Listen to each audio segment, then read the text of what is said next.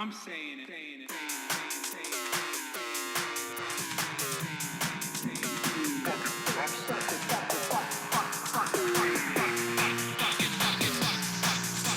America deserved 9/11.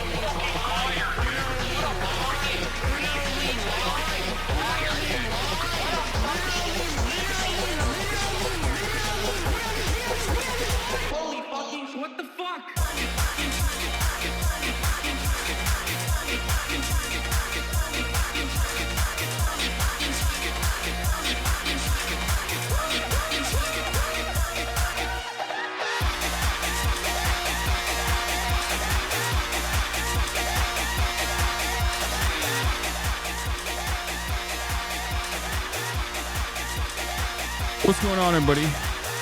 I hope everyone's having a fantastic evening, fantastic afternoon, fantastic pre-noon. No matter where you are in the world, I'm Hasan Piker. This is the Hasanabi broadcast coming to you live from gray and cloudy California, Los Angeles, folks. We're live and alive, and I hope all the boys, girls, and MBs are having a fantastic one because today's a beautiful day. Today's a wonderful day. Today is a very special day. It is 61 degrees and cloudy here in California, Los Angeles, folks. And it's one day after Cenksgiving.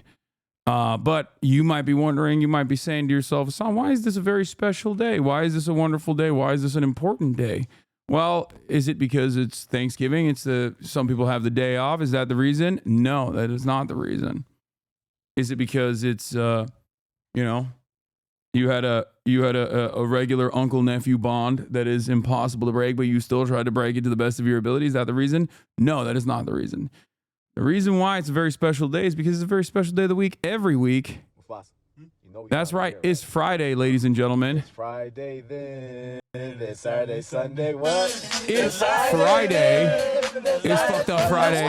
It's also Thanksgiving Friday, but every Friday is a celebration-worthy moment, an opportunity to thank our forefathers that came before us, that fought long and hard with blood, sweat, and tears to ensure that you have the freaking weekend so that you can feel a sense of autonomy, a sense of purpose, feel like a real human being again, take some time off, especially on this beautiful Thanksgiving Friday as well.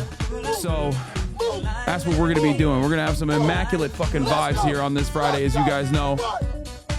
Ladies and gentlemen, boys, girls, and MBs, it is November 29, 2024, Friday, and I hope everyone's having a fantastic one. We have the LA Times in the building once again. That's right, Mufasa. He did do it. LA Times in the building again. They had the profile's going to be coming out soon. They unfortunately, corrupted the hard drive where the photos were on originally, but I think I put on an even cooler fit for this, so it's good. Yo, why is Shaky Gurga a moderate Republican now? I was watching Cenksgiving with my mom. I decided not to because I didn't want to make her sad. Does doing Cenksgiving help you two get out of your disagreements before dinner so you guys don't argue during the actual dinner in front of the whole family? Yes, that's unironically the case. I have found out that as long as we have all of our debates on camera here and we keep it to here in to the marketplace, then we don't actually end up debating on the Thanksgiving table, which is like somewhat of a cool and healthy way to approach it. And I suggest you guys do that with your reactionary uncles and and aunties as well, if that's what you want to do. You got to do a crash out early on and then get it out of the way. Get the crash out of the way and then move on to dinner, you know? I'm going to be honest, this was by far the worst, most adversarial Cenksgiving we've ever had. Yeah, it has literally gotten... It has got... Wait, what the fuck is this? Something I'm thankful for today. Hasan Piker, Spinnies, UAE. Wait, what? A grocery chain in the UAE is making thirst talks about me?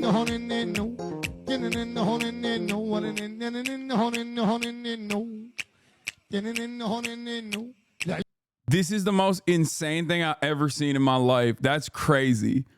Okay, that's actually very cool. I didn't even know that was a thing that happened. Yeah, I got a new sponsor. It's the United Arab Emirates Hasanabi Bingo. Oh, wow. There's a lot of TikToks y'all have lined up for me. Anyway, this is the part of the broadcast where I tell you about my personal news about what's going on in the world of Hasan, Hasanabi, Piker, in between the time period where I press the stop streaming button and press the start streaming button. And a lot has occurred in the world of Hasan, Hasanabi, Piker. As you guys know, we had Cenksgiving yesterday with Shaky Gurga. And that was one aspect of the day. But obviously, the day was a lot longer than that. Spent some time with family, had some wonderful food, ate some stuffing. God damn, the stuffing that I ate was so freaking good. Yeah, I dove into that. I didn't get enough protein yesterday, which is devastating for me, I'll be honest with you. And I definitely do have some hangups about that sort of thing. How the fuck you post 0 plate pics? Don't worry about it. What I eat is my business, okay? And not yours. I love that I eat in front of the camera every single fucking day. And the one day that I eat by myself without sharing with chat, there's still hella people in the chat going, why do you share no, plate pic? What the hell?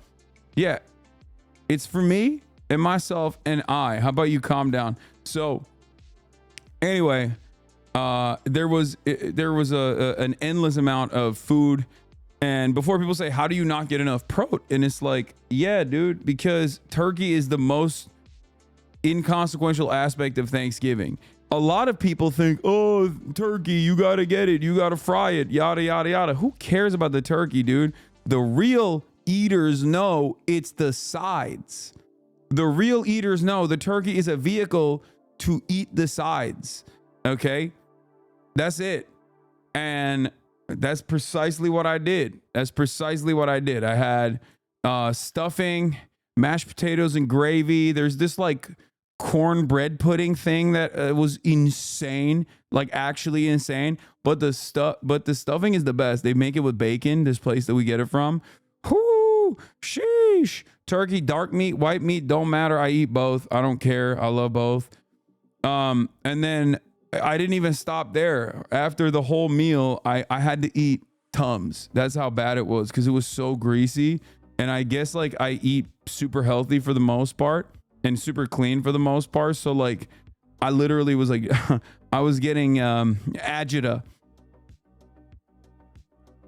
I was getting heartburn. Like, you know, when you burp and then the acid reflux kicks in, that's what was happening. And honestly, I had to take some Tums, but I also busted open that LeBron James like leg recovery thing that Mythic got of me like 2 birthdays ago. I finally busted that shit wide open and used it. I don't know if it helped with recovery. It feels like it might have, but yeah. I didn't really eat that much turkey, honestly. I didn't really eat that much turkey. I just ate mostly the sides. And then afterwards, as a digestif, I had a bunch of cheeses because my mom, you guys might know this already, Dr. Anne, loves making charcuterie plates. And she loves making those charcuterie plates, and I was just going to town on some sharp cheddar. Some Emmental. No desserts, big dog. Yeah, I had a little bit of dessert. Like, it's fine. It wasn't like that crazy. The dessert game wasn't that crazy, if I'm being real, if I'm being honest. They had apple pie. Someone brought flan, which wasn't that good, if we're being real. Take on pecan pie. It's the best one out of all the pies, I think. No pumpkin? Nah, we don't fuck with pumpkin. We're too not American to fuck with pumpkin.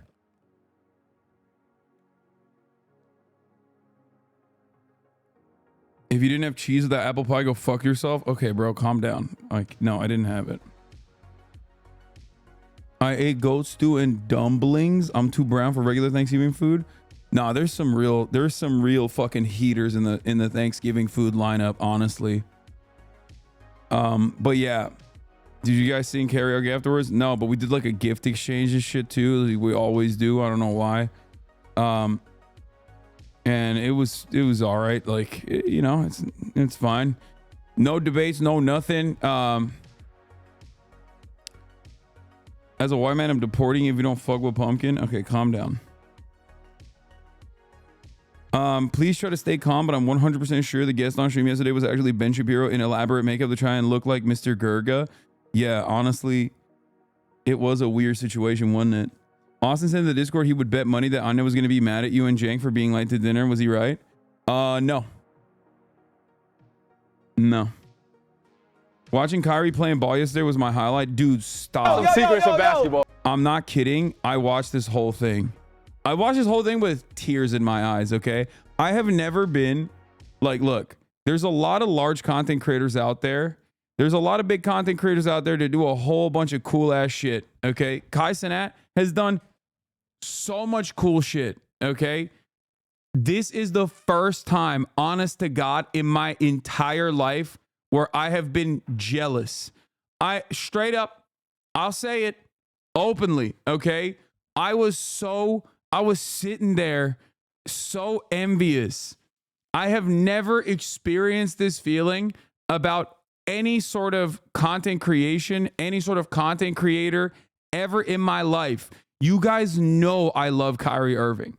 You know I have 11 pairs of his shoes. When he got canceled and his lost his shoe deal, I went and I bought 10 pairs of his Flat Earther 7s, okay?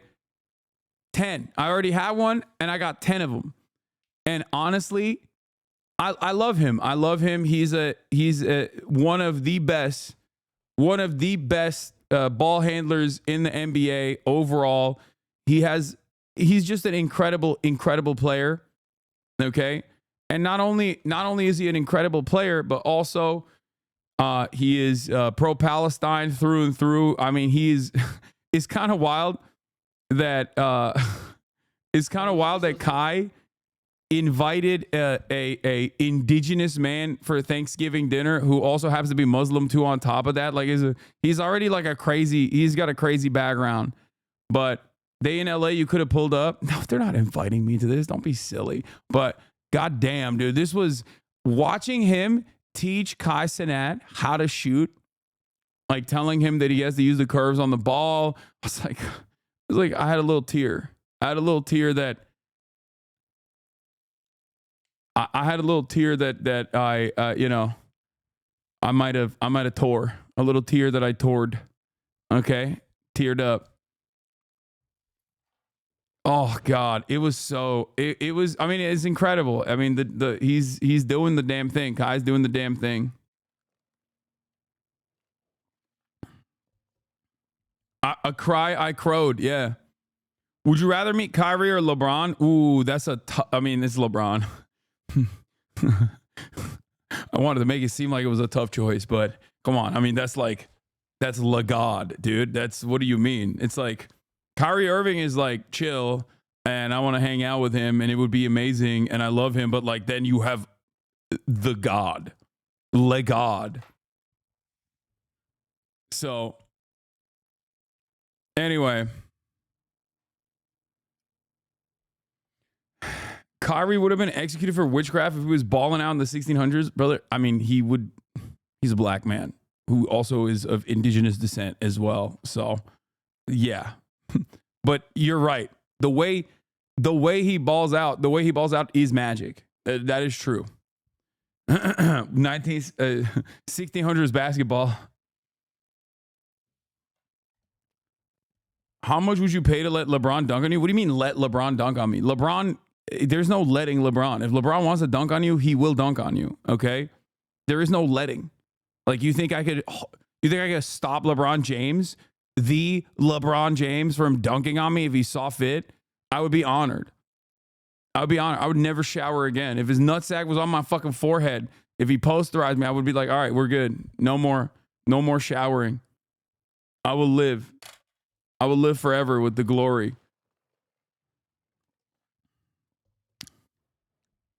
Bro, stop riding. That old man is 40. Yeah. All right. Anyway, but this was cool. On, man. Yo, school with Kyle. Because James Naismith isn't here anymore, man. And God rest his soul. One of my mentors, big brother Kobe's not here to be here because he did a great job of leaving a blueprint, like, for us to follow. Basketball, it's like dancing. It's like watching your favorite movie. You gotta really love it. You can't just be out on the court BSing, right? You can't come out here and disrespect. He's so wise. The legend. He's so fucking wise. Also, this is me. Okay? His face this entire time is me. Like, look at his eyes, bro. Look at him. Look at my man. Is it Ty Lil? Is that his name? He does the dance, right? On TikTok. It's just, I'm him. Okay? He is me. Look at the love that he has. It just, I mean, yeah. He's never even been the best player in the last 2 teams he played on. Oh, man, shut up. Shut up. That have come before you. So if you want to appreciate the game, you got to start where every legend has started, and that's underneath the basket, and then work your way out. Underneath the basket means that you don't shoot a shot yet. This is how Swifties are? Bro, okay, dude. The way Kyrie Irving, the way Kyrie Irving plays basketball is poetry in motion, okay? It's like, you say Swifties, but like, this is a valid person in terms of like his output, okay? That means we start underneath the basket. Everybody underneath the basket. Come on. Everybody get a ball underneath the basket. Hasanabi. Okay, man. I mean, shut up.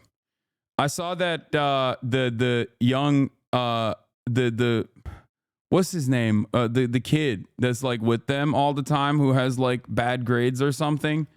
I've seen those TikToks. He was no, not Ray. Rakai. He actually shot a 3-point off of him. He banked it off of a contested 3-pointer off of Kyrie Irving. That is the most incredible thing. It's over at that point. You have peaked. Imagine getting one off. Imagine getting a contested 3 off of Kyrie Martin Luther King Irving. Okay? Get the fuck out of here. And he banked it too. That's peak. He got 1K for that? Yeah. Earth is like flat. You said what? You still think Earth is flat? I still think the earth is flat. That's just saying I believe the earth is flat rather than being a... But the thing about it is that in history, it's been said before. Wait, what? You still think Earth is like flat? You said what? You still think Earth is flat? I still think the earth is flat. That's just saying I believe the earth is flat rather than being a... But the thing about it is that in history, it's been said before.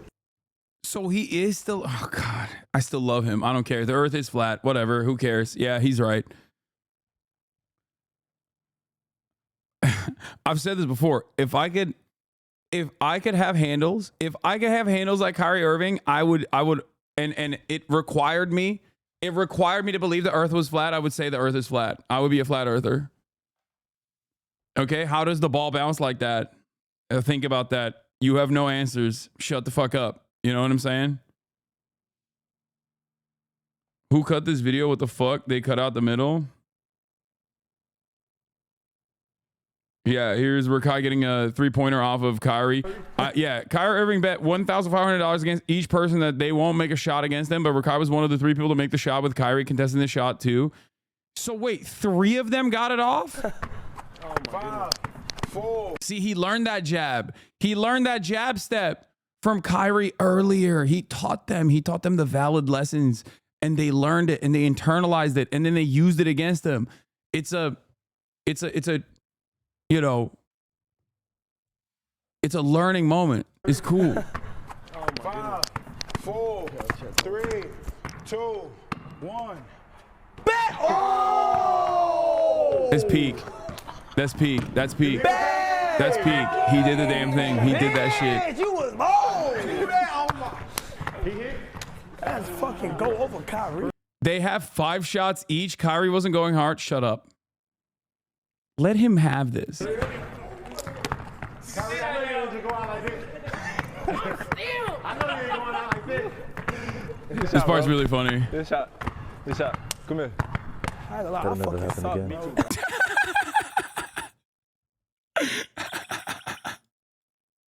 He pulls him in. Come here. That'll never happen again. He said, that'll never happen again. That's funny.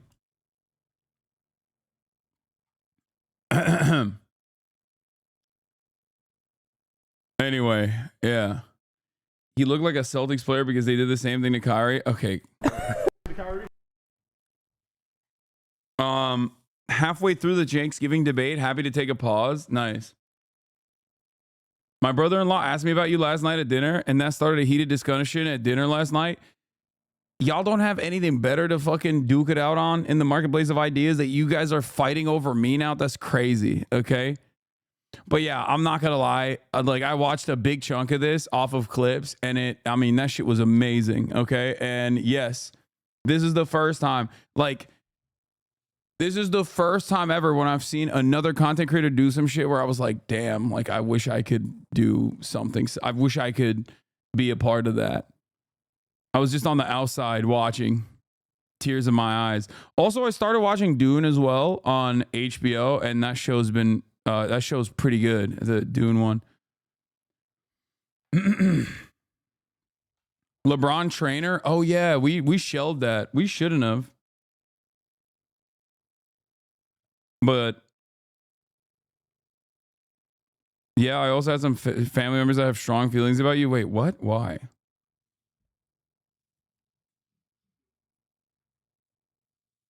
The Dune show is boring as hell. I like it. Dune show is heavy lore so far. Yeah, I like the Dune lore though. That's why I like it. Yeah, Kai gets to hang out with Unc Kyrie Irving. I get to hang out with my Unc. Bro, PSA is the #1 episode at the moment. Wait, what?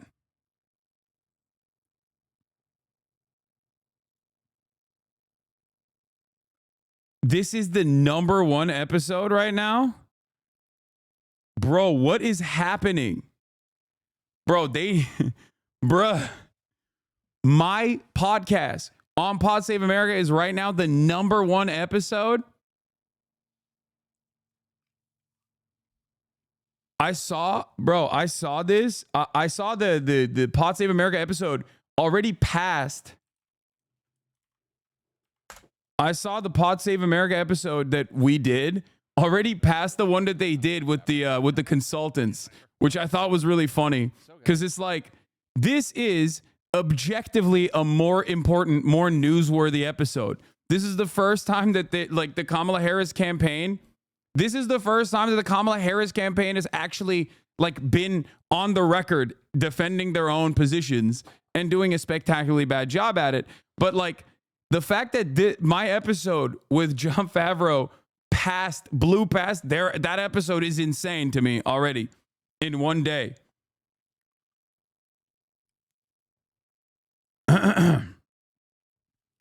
But yeah, honestly, like I said, this is like a perfect distillation.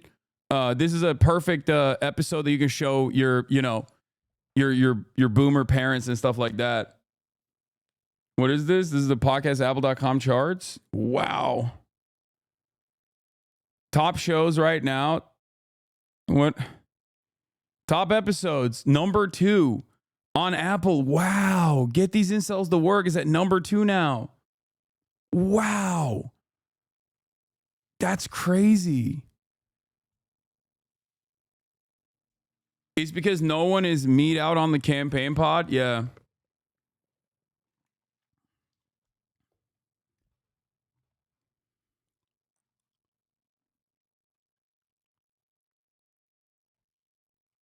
Wow. That's pretty cool, man. That's cool. I didn't even think that would be I didn't even realize it was like that. That's a W moment for sure.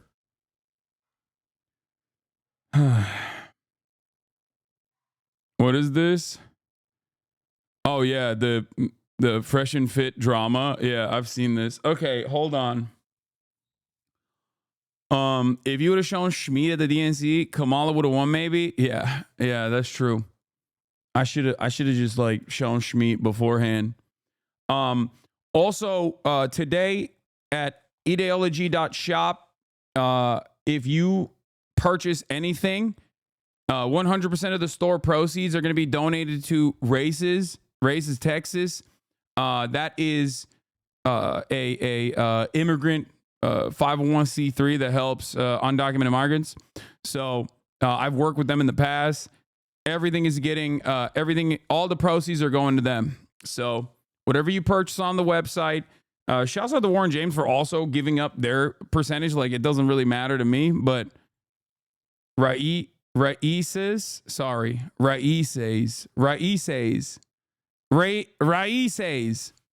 Okay, I'm sorry, but like it's also on top of that, we have a new thing. We have a new thing as well where we can you can also gift people in the chat. The discount code is insane. That is an insane discount code. Bro, it means roots. Raíces. It means roots in Spanish. Yeah. So there's that.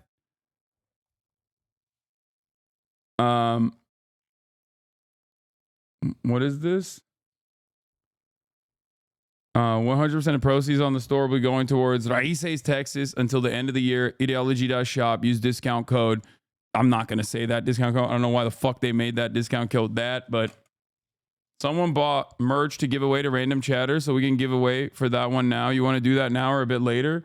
I don't know how to do that. Like, I don't know. You guys, can you guys handle it? I don't know. Like, I don't know how to do that. Okay, you got control over it? All right, you do it then. Yeah, people can also gift.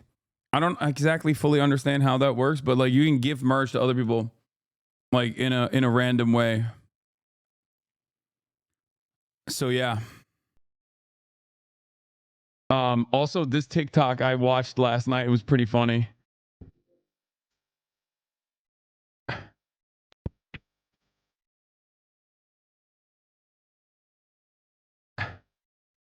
With the Twin Peaks sound.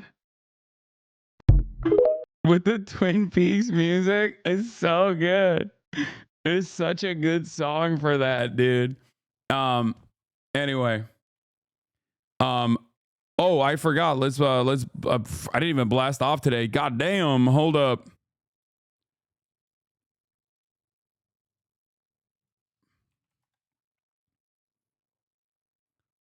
Hold up.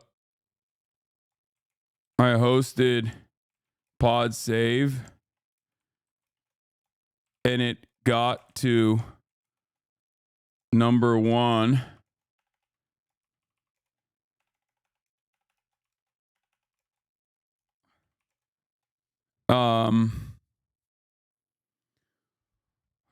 Hosted Pod Save and it got the number 1. Cenksgiving recap, fun reacts, and more. Also, we're fundraising for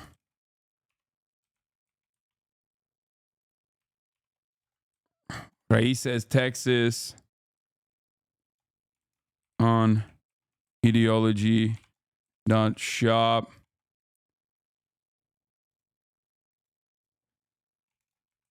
All to help migrants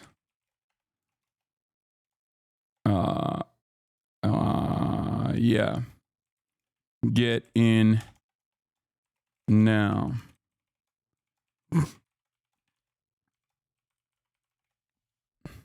The giveaway is done, chat. Lol. How does the gifting work? Like, will they be notified and can select their size? Yeah, I guess. What is this blast off meme? Looks like meat is back on the menu, boys. Okay, that's an insane thing that you just did to me. You sent me a Google Doc. And you know what? Fuck it. I'm using it.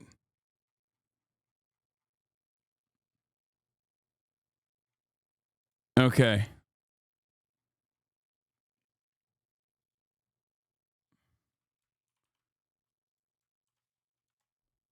Here it is. Here it is, ladies and gentlemen. Woo! Okay, a lot going on. I had a really good convo in civil with my Trumpy because he didn't realize all the anti-LGBT stuff going on. Thanks for helping me with radical empathy. Yeah, I hope you guys had a I hope you guys had a good Thanksgiving so far. I've heard that some people do Thanksgiving on Friday as well.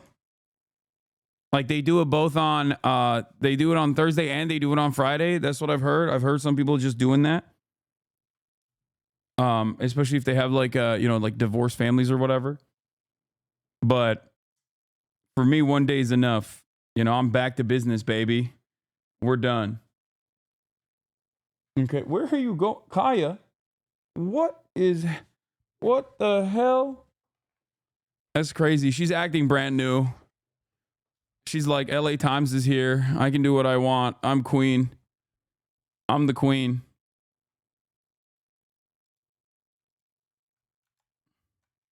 They're continuing to pump out your pod save clips. Keep up the good work. Yeah, hell yeah. For every single person, including the people that voted for Donald Trump. One of the funniest aspects of the tariffs conversation that's happening right now is that Donald Trump is going to implement broad tariffs on 45% of all trade that comes in and out of the United States of America. Mexico, Canada, and China comprise 45% of all trade. He wants to tariff every single one.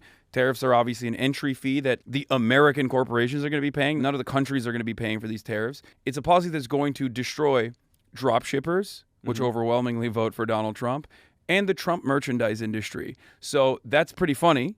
But having said that, it's going to be devastating for the economy. Now, what do I think Trump will do in the process? He'll obviously use tariffs to basically get corporations and industries and sector leaders on board with his agenda. So when he says jump, they say how high, or I'm going to slap you with tariffs and it's going to actually punish you. It's going to hurt your bottom line.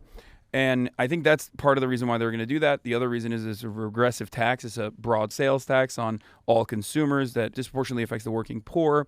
And Republicans love that shit. He also, at times, I think, will just institute the Defense Production Act or something. Like, we'll see it. We kind of saw it in COVID as well when it was a necessity. But that's the thing. The American government is powerful.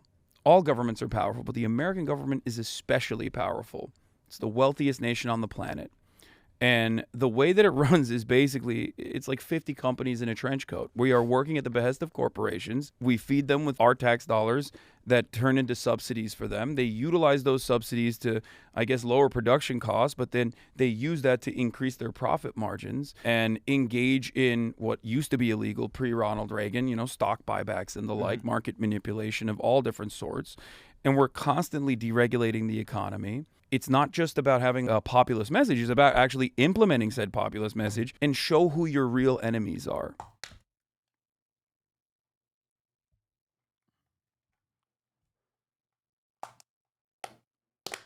Am I doing any podcasts while I'm in England? I don't know. I don't know if I have the time. A bunch of people have reached out to do stuff, but I'm in and out in England, and I'm going to be constantly moving. So there's a lot to figure out. Alex Connor, I would potentially do one with him. I just don't know how I would even reach out to him, honestly. I don't know. Like, what's his name? Cosmic Skeptic, right? Is that what it is? Yeah, I have no way of reaching him, so come to York, Hassan, please. Are you live streaming your talks in the UK? Yes. I'm planning on doing that. Yes. Too accurate? What is this? Grandma, you're looking lovely tonight. Look, you guys just... you guys, I just think healthcare is a universal right. Cousin John, you're a fascist and the revolution will not spare you. Yeah.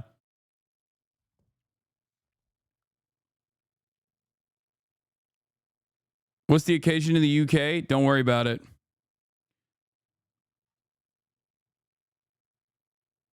Do you want to do giveaways at set time so it doesn't interrupt? Also, let chat know. Also, 0 DBP won the last giveaway. Congratulations to 0 DBP. Ne haber anne? Evet. Çektiler, evet. This is my mom.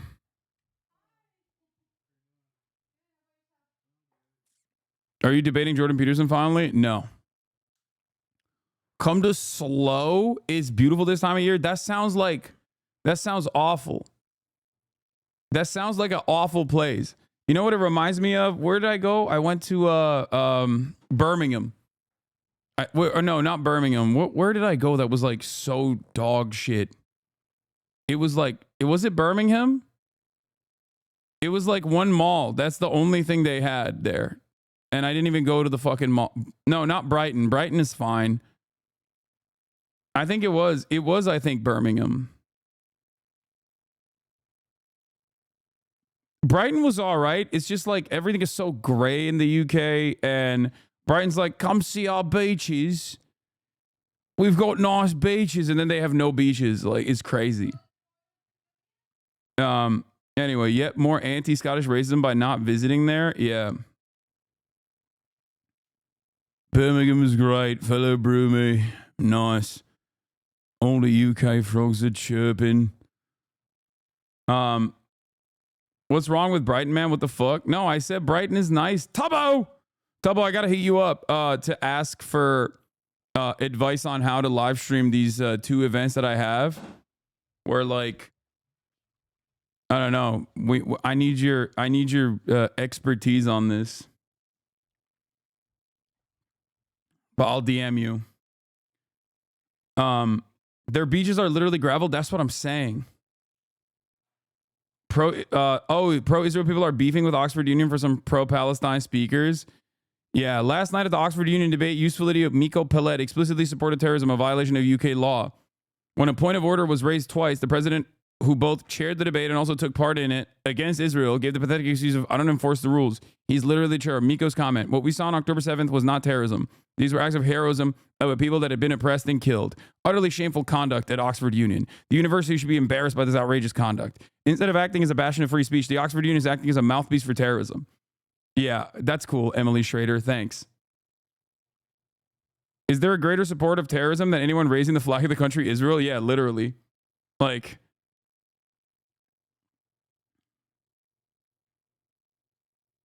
supporting Israel is an insurmountable support, like a support for an insurmountable amount of terrorism that you can't even comprehend. Trigonometry in UK, bro. They did Shirky Gurga. Show them the Unc nephew bond, sir. I don't think they would fuck with me like that.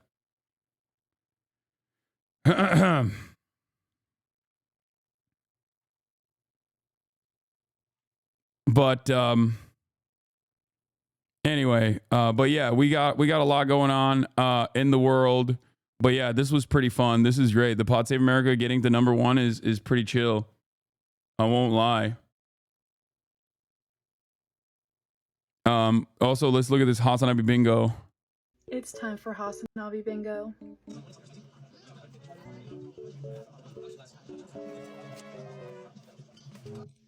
Please shut the fuck up. Normal.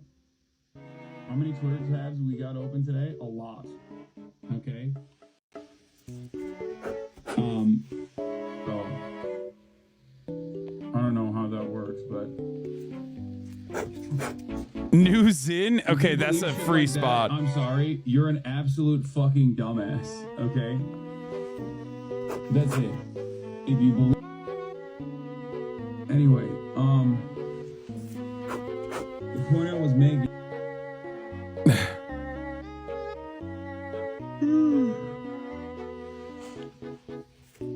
I get tired. That okay? What Let are me you live. saying? Stop, I'm banning you. I'm done. I can't do this. No, I'm not. We are so cooked. America as a nation is so cooked. I will always keep repeating this. I hate that I have to give it to Brian fucking Kill Myself of all people. Okay? Makes me want to say, get the fuck over here, dude. What's wrong with you? What the fuck is They called me a fucking idiot in the chat. What the fuck is wrong with you, dude? He said America deserved 9/11. Stop crying, bitch. Anyway,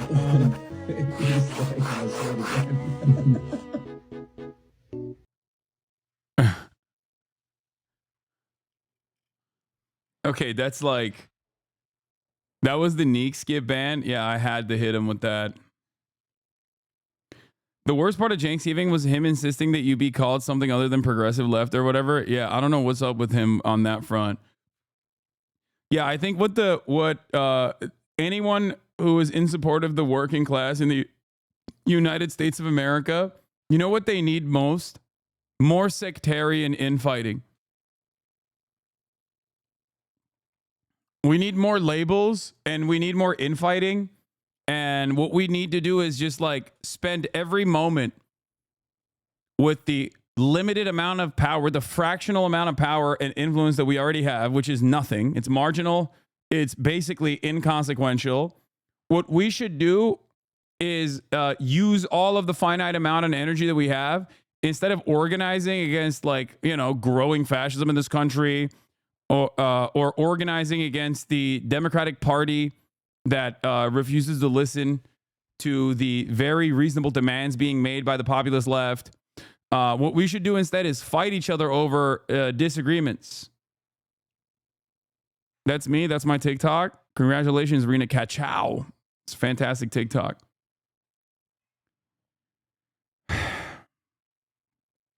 Him screaming, I'm the left. They're not the left. Yeah. It's just, you know, I don't know how I don't know how much more I can talk about this. It's like, I think it's like wholly unproductive and completely silly. Okay. I hate to see unk on unk violence like that. You know, unk Shaky Gurga coming after unk Sam Cedar. Not good. Didn't like that. It seems so unproductive to talk about this. I don't know how Cenk does it. Yeah, I think he's just like really upset. I like so much of his anger and resentment would go away if he simply stopped being on Twitter, I think, or stopped listening to any criticisms coming from, you know, Majority Report or anywhere else. Uh-oh. No more Z word to harass people. What's the next word to harass people? Wait, what? What is this person saying? Are you implying that like Zionism as an ideology being banned is a good thing because people were just like using it as a substitute to harass people? I think the real word is still fascist, you know, or Nazi. Fascist or Nazi. But, you know, we'll don't worry. You'll probably get that banned too. He's like, excuse me, fascism as a movement is simply just a political disagreement, and it's really messed up that people are using that as a substitute term for fascism.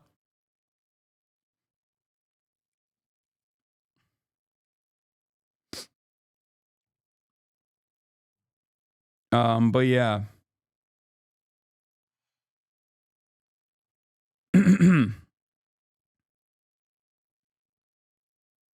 One more giveaway for good measure? Sure. I like that chatter also is implying that like people use Zionist as a word to substitute for, you know, Jewish person, and he wants to harass, like in this hypothetical, he basically is saying he wants to be anti-Semitic. So thank you for openly admitting that you want to be anti-Semitic, you fucking loser. Like, that's cool. The word capitulation will be in my bingo card. It's the one you're most used, Lamau. It's because, it's pretty big. What is this? Jank is 100% cooked, bruh. Majority Report jumped in, and Lance from the Serfs, and all the other little dirtbags jumped in, and they were like, no, Jank and Anna are turning right. The 13 dudes. Ay, ay, ay.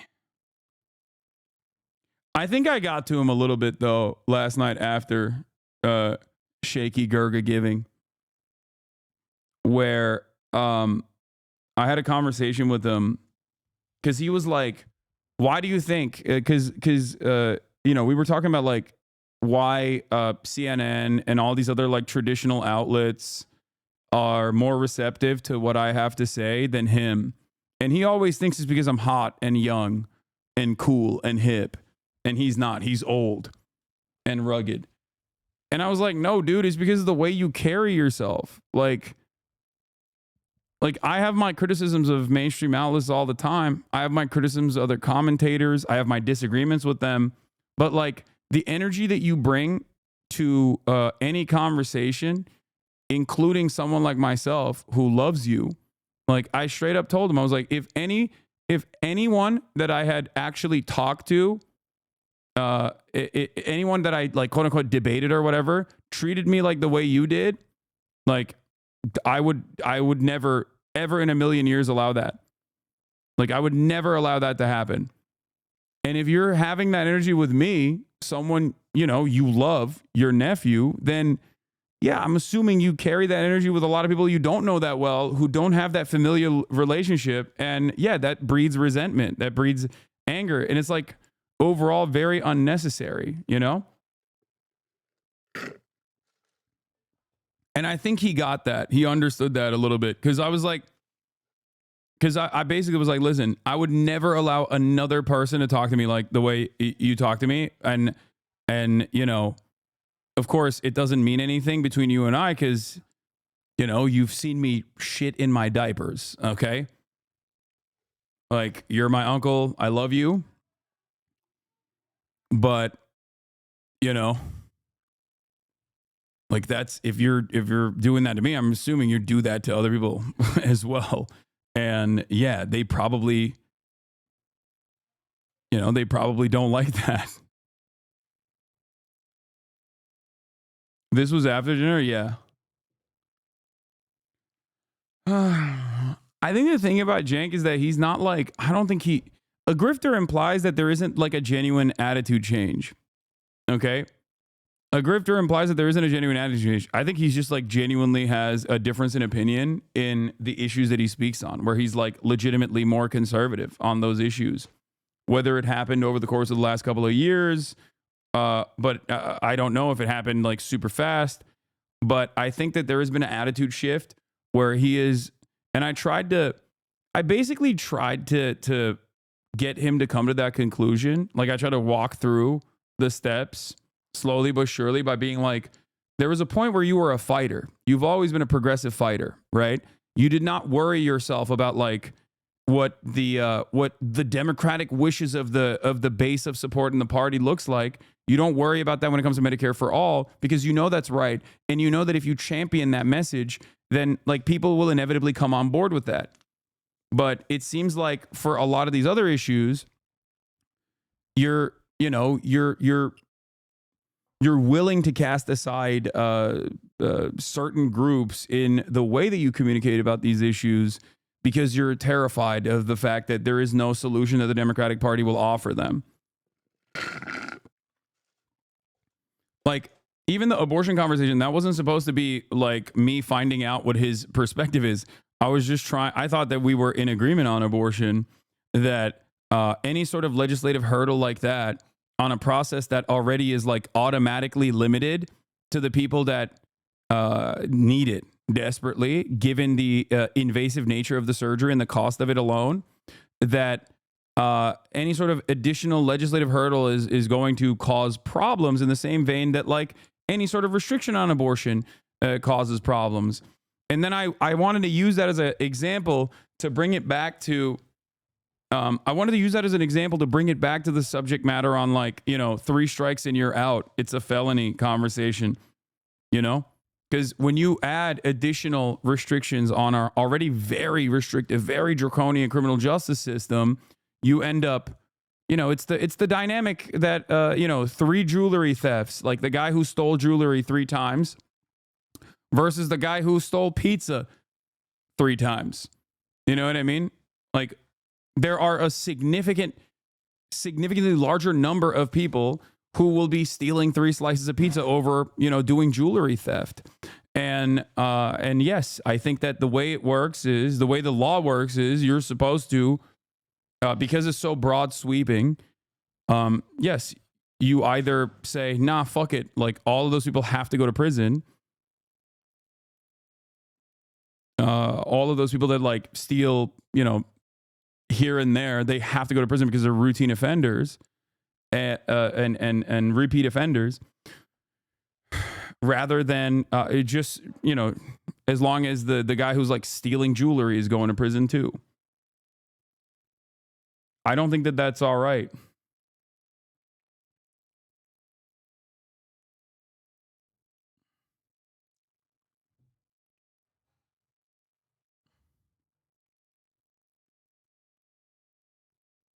Anyway,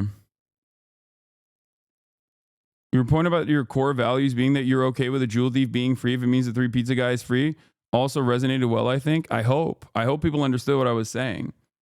Like, that doesn't mean that, you know, we shouldn't prosecute rape or whatever. And that doesn't even mean we shouldn't prosecute grand larceny or theft of all these different varieties. It's just that, like, when it comes to criminal justice reform, you either have the opinion of, like, we need more deterrence, we need more violence in the criminal justice system that will operate as a deterrent to stop people and make people think twice before they do engage in crime, or we need to dramatically move in the opposite direction, where we focus on rehabilitation in an effort to lower recidivism rates, as other countries have successfully done. And we need to address the root causes in which crime manifests. And I think there is a crisis here born out of nihilism, born out of being a progressive champion for 25 plus years, as Cenk has been, where he is basically throughout time recognized that, like, no solutions are coming, no broad sweeping solutions that will tackle the issue exactly at the root cause. You know, fixing the housing market, adding additional social safety nets, after school programs and the like. So he's like, we have to stop the bleeding. And the only way to stop the bleeding is by being even more aggressive and being even more violent in our penalties.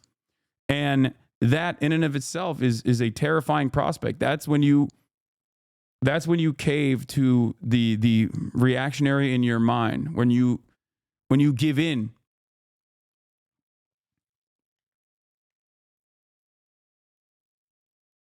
And it's kind of terrifying. It's you know, it's something that I've noticed, that we are at the you know, we're at the precipice of Weimar Germany style governance here. We have like the hyper nationalist, hyper right wing Republican Party, and we have the liberals that are also caving on those fears that they very effectively communicate to. And not only is it, but those fears are also coming out of, like, you know, real societal problems. And you know, I fear that if there isn't a massive base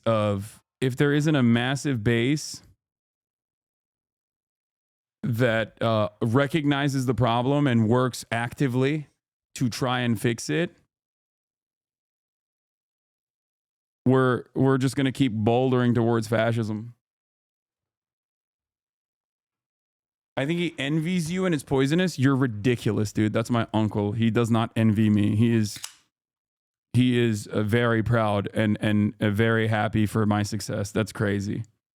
douchebags are right. Can we need to protect every trans person should get free Listen, surgery. we got, even in China, okay, even though we hold- have nothing to do with China, You gotta we stop. hate them. They're Nazis. You got to, okay. I mean, I'm 100% right. Every dirtbag show did it. You got to calm Every down. dirtbag show did it. Tell me I'm wrong.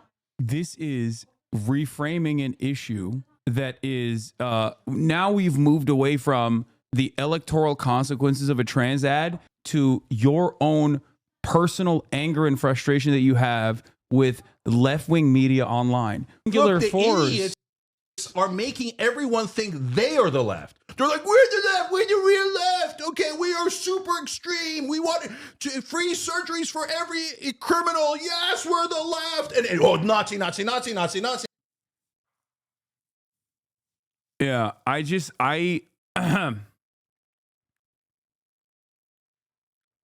just don't think that this is like, I think no one in this no one that was mentioned in this conversation has any real motion whatsoever in moving the needle.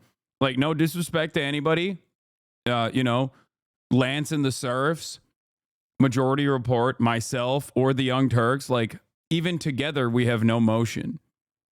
The most motion that Jag ever had was with the Justice Democrats, right, alongside Kyle Kalinske, and that wasn't because of the massive audiences that they had. That was because they were actually, like the Working Families Party or the DSA in certain instances, like successfully moving the Democratic Party in the correct direction. That's what brought us the squad, right? And it came only because of, I mean, that progressive swing also happened because of Bernie Sanders too, which opened up the floodgates for that kind of communication. So, yeah, Sunrise Movement too. And I think like getting lost in the minutia of you know, online commentary stuff is silly. I don't know. It's just not good. It's not good. It's not smart.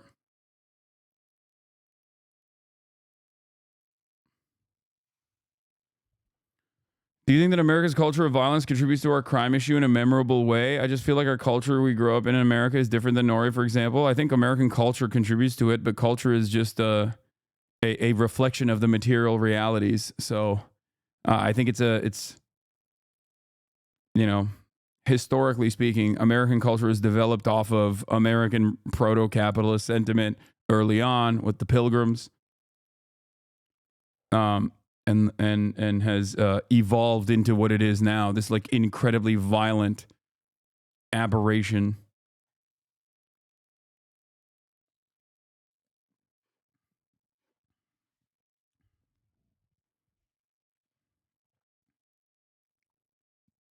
So, American culture was far more left during FDR and earlier. Yeah, on certain aspects, you're right. On like adjusted to its time, on economic improvements, yes. But obviously, socially speaking, fuck no. You know what I mean? Like, we had the Jim Crow South at that point. The New Deal also specifically carved out black people. Like, this is not, you know, this is pre-civil rights. We had internment camps for Japanese people. There were a lot of progressive policies that were implemented in terms of economic policies, but there was also a shit ton of regressive, a shit ton of reactionary policies that were also implemented for marginalized populations. And I don't think that it's appropriate to cast these people aside. I don't think it's appropriate to write them out. You know what I mean? So I disagree with that. Friend of the show on Friend of the Show Violence. Yeah. I have seen this and I love Ested. And now that I'm one of the pod Johns, I feel conflicted here. You know what I mean? I love Ested. He's smart and you know, I always got his back. You know what I mean? I mean, he cooked here too. You okay? Have you not gotten enough credit for breaking the news that Joe Biden is old? You think you'd have more shame, but I understand that this is just like a game of Sims for you, he said. A good ad for the importance of independent media. I think Ested should go on the Pod Johns. I think the Pod Johns should have him on.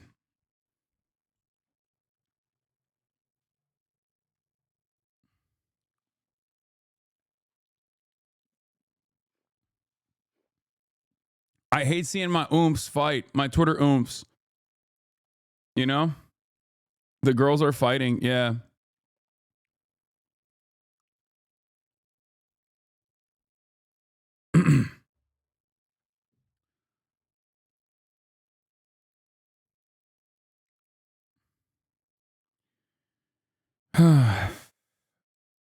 I grew up watching Jake in high school, and he was a major influence on me politically, but I became totally disillusioned in 2016 and disengaged until I found your commentary. It feels like I outgrew TYT. I mean, maybe. I think that these guys also think that like there is a real amount of like audience capture that like those who are on the hyper left, woke left, whatever the fuck you want to call it, people like myself engage in. Like they can't comprehend that like I genuinely don't give a shit about trans people participating with cis people in athletic competition. Like I just don't care. And not only do I not care, but I also understand exactly where that fucking anger and resentment comes from. And it's weird because like they also understand where that anger and resentment comes from. This is a deliberate mechanism to create a permission structure to shit on trans people. Like, yeah, so I'm not going to play along with that, you know? And I think every time you even have that conversation, whether in defense of it or whether you are there to like showcase how rational you are as opposed to these like crazies on the left or whatever, you're basically giving it more legitimacy. You're giving it more air. And I don't think that it's necessary other than talk about how fucking silly and insidious and ridiculous these bills are, these anti-trans bills are, by pointing to the madness of it all. I think that in and of itself is a much more successful strategy, like of deflection. And I don't know why. I just don't understand why people can't see it the way that I do. And it's my fault. I should be able to communicate this a little bit better than I have. And I don't think I've done a good enough job. You know? Granting a permission of persecution because some people don't like it. They said that for desegregation. Exactly. Exactly. Every step of the way, there is going to be, every step of the way, there is going to be people that are, you know, not going to agree with whatever progress that you want to implement, right? People don't like change. That much that's a stable thing, okay? People love stability and hate change. I think it's our job as progressives to communicate. It's our job as progressives to basically communicate why these things are, these attacks are silly, or why these things are not a bad thing at all. Why these policy measures are not bad at all. If they are making it easier for people to be themselves in public, and it doesn't hurt a single fucking person. So it's very frustrating. People don't hate change, they fear change. Our job is to educate people so they don't fear. Yeah, exactly.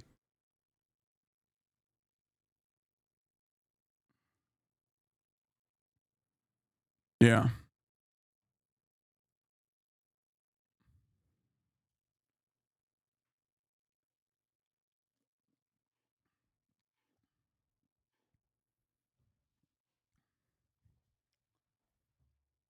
Anyway.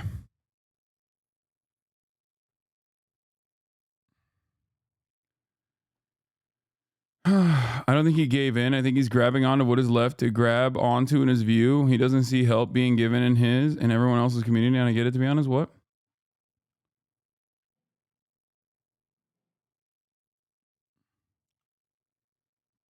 Do you think you can see yourself going even further beyond the Super Saiyan left? No, this is the maximum left position that I will be on board with. Who knows?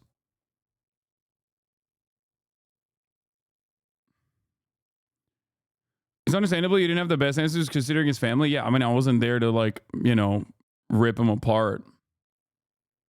I think one of my biggest I think going forward, if I'm going to debate people, I'm just going to like debate people that I hate instead of trying to have like a normal, polite conversation where I try to reason with them.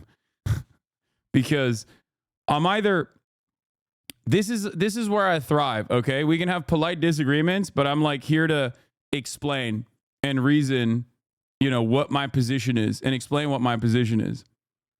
But if I go into a conversation with this kind of energy, but the other side is basically there to just like yell and shit, yeah, it's just not, you know, like I can't match the energy with my uncle. I love him. It's not going to happen. You know, I'm not going to be combative.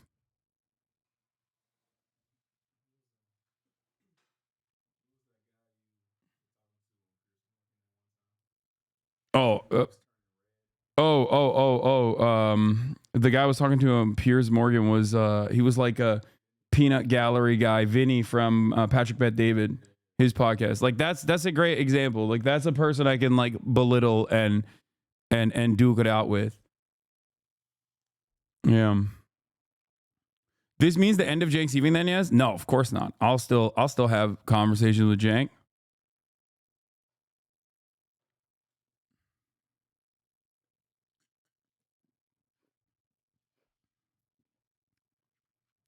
No, no, we're going to keep doing Cenksgiving, chat.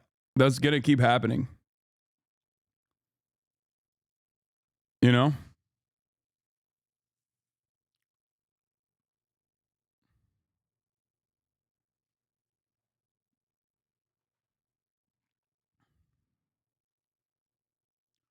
I'm sure you've had heated comments with James before and it was barely heated from your end, but fair play going through in front of 30K. Please never say, I am the left. Yeah, no, I don't.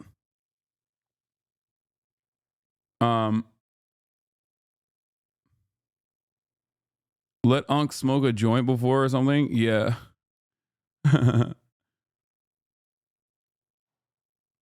What is this? The epidemic of white and lonely, right? I don't think I'm going to watch that. But Unc thought it was on Piers Morgan. You could tell how much of the community is new. Yeah. I think Cenk is the perfect person to have these sorts of conversations with, though, because like he can say anything and everything he wants. I will never not love him. You know what I mean? He's my uncle. So like it doesn't change that dynamic at all for me, even a little bit. Like it's not like it's not ever going to turn into it's never going to sour my relationship with him. You know? What if you call LeBron overrated? Okay, then I have all the smoke. What is this? Jimmy the Giant, the real foreign invasion of Britain. I think you two need a moderator next year since there were several points you brought up that just never got addressed. Yeah.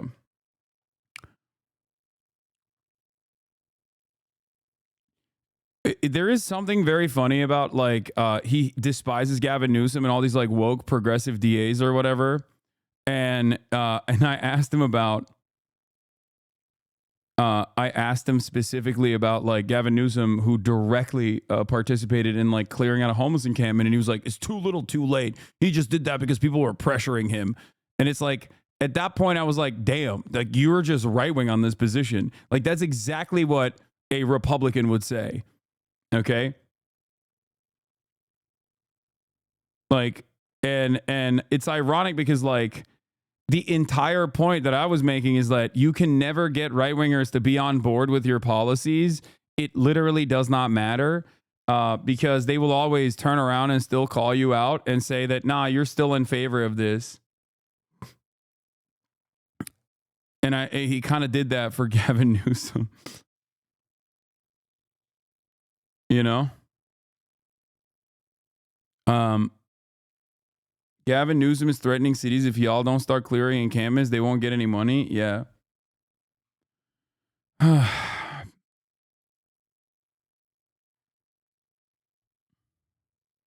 one point, he said he was conservative on laws or judges or something. Yeah, he used that not as a pejorative. That's the thing. He used that as a positive. But yeah, do we have a playlist from Themasis? I don't know if he sent one or not. Because if not, I'm gonna move into some other stuff. How are you starting up hardcore? When are you starting up hardcore WoW? Right now. Just kidding. Have you heard about the mass automation / layoffs / automation implementation at NBC and CBS? No. Yeah. I did want to watch Ordinary Things: The End of England. Now that I'm going to England. Are you upset about Cenksgiving? No. I thought it was decent content. I wish he wasn't. I always get sad when I see, my uncle basically come out and yell so much. And there's a reason.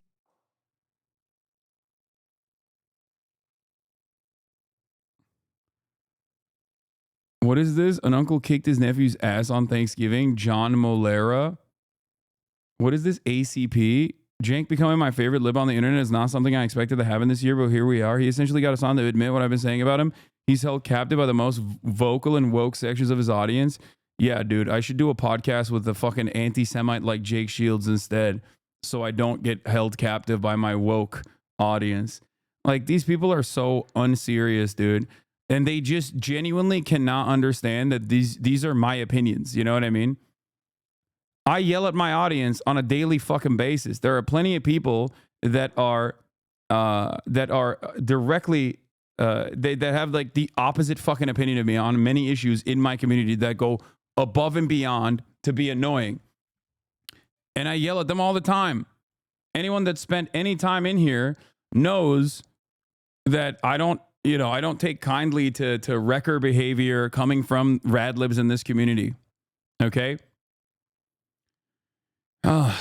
And yet people don't understand where I'm coming from because I try to offer a little bit more nuance.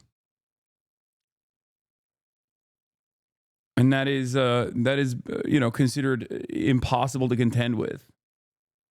No, I'm so captive to my audience. I'm actually secretly right-wing on a bunch of shit, but I just maintain this position for no reason. Even though, being openly right-wing is very beneficial for me. Why the fuck would I not do that if I had that opinion?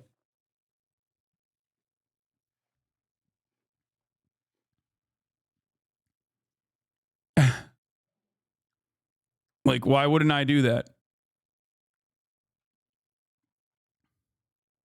It literally does not make sense. Another agency has recorded at least 18 Israeli violations of the ceasefire since it came into effect at dawn on Wednesday and until Thursday night. Oh, yeah, the ceasefire is like... Oh, the Macy's did send a playlist? Okay. We'll do that. 13 of these violations occurred on Wednesday, the first of which was an Israeli drone attack on a car in Markaba. The violations were tallied from statements by the Israeli army itself and news reports from the national news agency. The Lebanese army confirmed yesterday on Twitter that on November 27th and 28th, the Israeli enemy violated the agreement several times and that the army command is following up on the matter in coordination with the relevant authorities.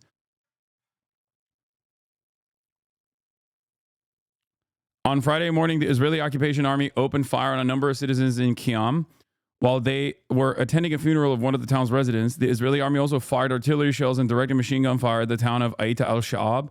I've heard that they also fired on journalists as well.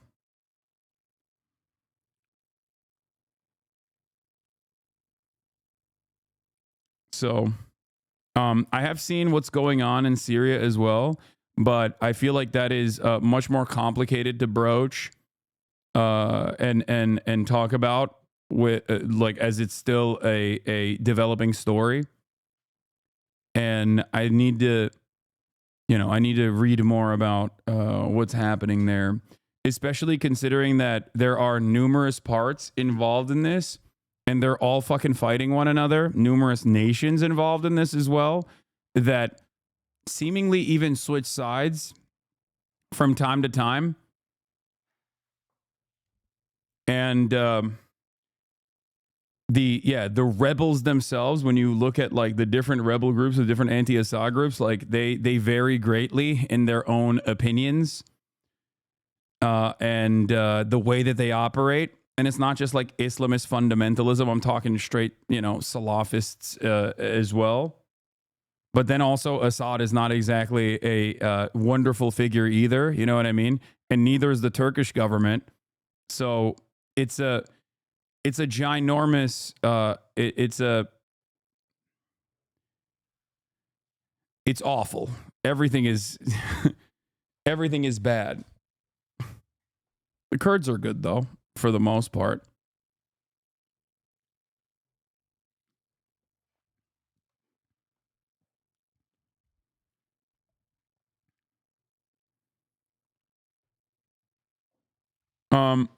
Israel's Ynet published more details on the side letter the Biden administration provided Israel as a part of its effort to rig the ceasefire to ensure that Israel does not actually have to cease its fire.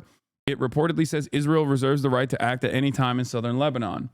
So I guess America cut a side deal with them.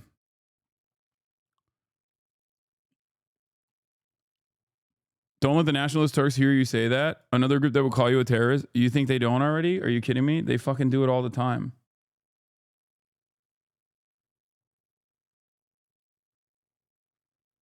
X Salem, thank you for the 20 gifted subs. Nice. The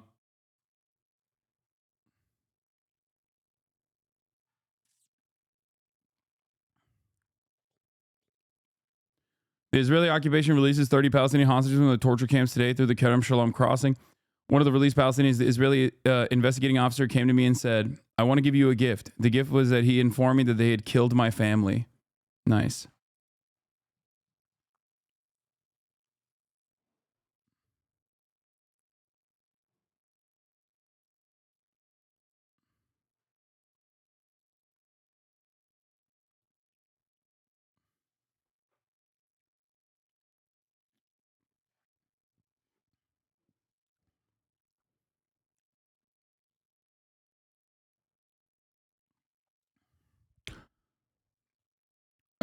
Okay, the U.S. may share information provided with Israel with the Lebanese government or the committee to allow them to address the violation.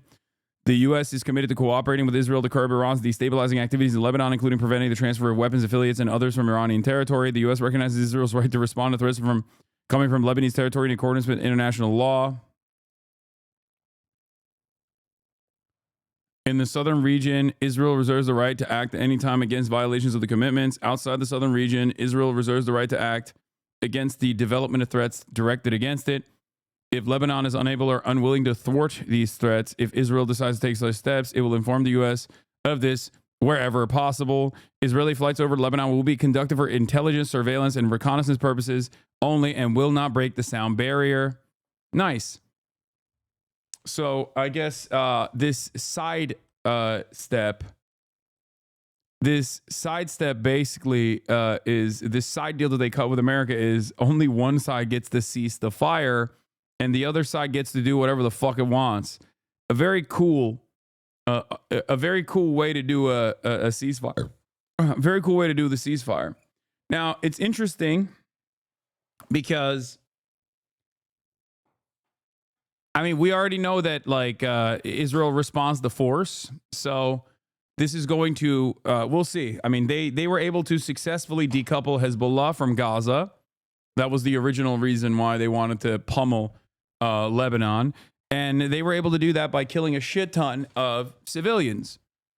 You know, that's the one speed that Israel has, which is we will keep killing your civilians over and over and over again. And there's nothing you can say about it. And there's nothing you can do about it.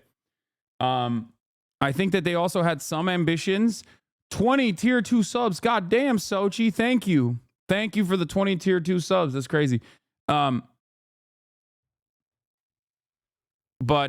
you know, they apply the Dahiyya doctrine and Hezbollah, given that they have you know, civil governance and civil governance interests in the regions that they control, were like, yeah, we can't deal with you guys killing all of our fucking civilians, all of our family members relentlessly, seemingly without end. That they were forced to the table to engage in a ceasefire, but the proposal itself had some extensions that America, I guess, some assurances that America offered to Israel.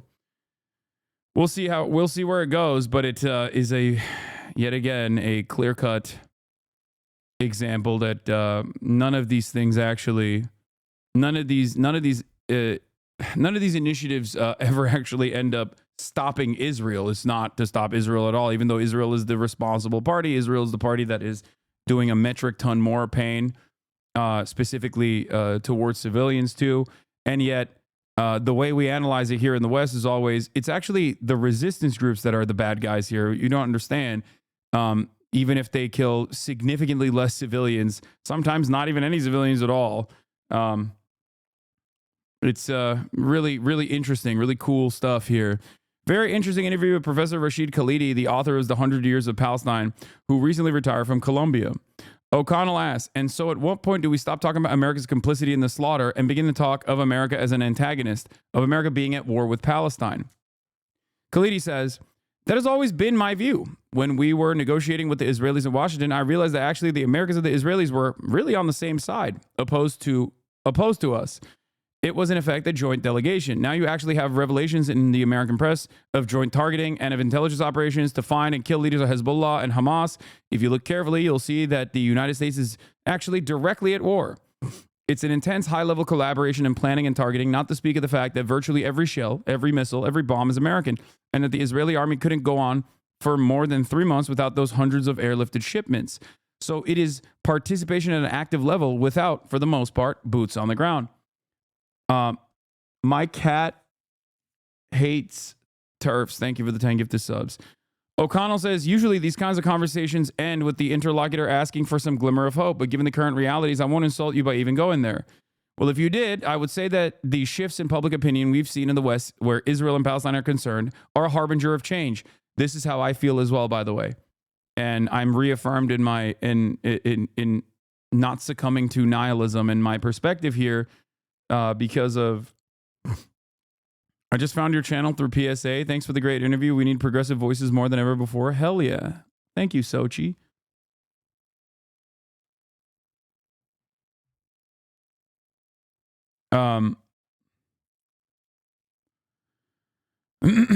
But yeah, this is why I'm also optimistic as well, in spite of the metric ton of violence that we have seen. It's because I match the public sentiment overall to what I have known my whole life and how different it is. So it's important to remember that. That won't be quick. It'll be harder than Vietnam, harder than Iraq, harder than the change around the apartheid in South Africa. The elites will fight tooth and nail to not change anything. But I think that this ongoing change offers a little bit of hope for the future. If you understand how the Israeli project is intimately and integrally linked to the West, then a shift in Western public opinion sooner or later is going to have an impact on Israel. Israel has always benefited from wall-to-wall support in every Western country with very few exceptions. It had never lost public opinion. It has now lost public opinion. That may change, and evolution is not inevitable. But if that trend continues, things will have to change for the better. However fiercely the pro-Israel elites resist, Israel cannot go on without the complete support of the West. It's not possible. The project doesn't work. We're in a different world than the world we've been in for over a century. And that might be a source of optimism. And that is precisely what I say all the time as well. This is Rashid Khalidi, obviously. The 100 Years War on Palestine is one of his books. He was an Edward Said Fellow at Columbia University, right? Am I saying? Was he an Edward Said Fellow? Well, I mean, he was friends as well with Edward Said, obviously, understandably. Another very important author and an academic for Palestinians. But the book is really good too, and I highly recommend you read it. So,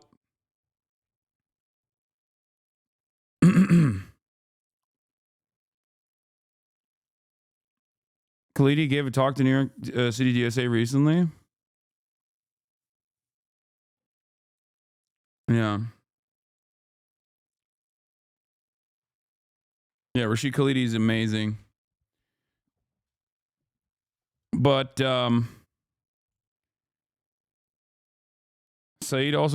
Said mentioned also read Orientalism by Edward Said Chatters. Yeah, I mean, Orientalism is a little bit denser of a read, in my opinion, than 100 Years of Palestine. 100 Years War on Palestine. So, 10 Myths is the easiest one to read, but if you want Palestinian authors and Palestinian history, 100 Years War in Palestine is pretty good. Fantastic. Anyway,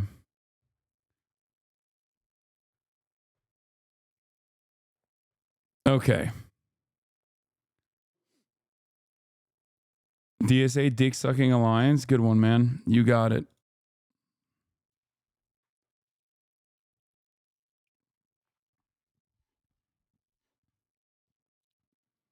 Are you going to cover the shit show in European elections? Georgia and Romania? Brother, European elections and then you said Georgia? What's going on? I mean, Georgia and Romania are experiencing the exact same problems right now in their elections, but I wouldn't say Georgia is Europe at this point. Like, come on. Elect Trump spent Thanksgiving at Mar-a-Lago, where he table danced to YMCA with his self-proclaimed best buddy, Elon Musk. One thing not on the menu, though, the fallout over his threat to impose tariffs on Canada and Mexico. ABC's Perry Ressam joins us live from Washington with those details. Good morning, Perry. Lionel, good morning to you. There appears to be a disconnect over what was said on the call and what both leaders agreed to. Trump has been putting pressure on both Mexico and Canada with these tariffs, all tied to immigration. This morning, President-elect Trump and the president of Mexico at odds over a phone call about immigration. Trump says Mexican President Claudia Sheinbaum agreed to stop migration through Mexico and into the United States, effectively closing our southern border. Sheinbaum says she told Trump migrant caravans are being stopped before reaching the U.S., saying, "We reiterate that Mexico's position is not to close borders. We're going to fix our borders." Immigration, a key issue for Trump on the campaign trail. He is threatening to impose a 25% tariff on goods coming from Mexico and Canada on his first day back in office. Trump blaming both countries for the way. What do you mean Georgia is not in Europe? I don't know, man. Open up a fucking map. What are you talking about? Like, what are you talking about? Like, saying Georgia's in Europe is like saying Armenia is a European country. The only reason why you think that is because they're Christian, I guess.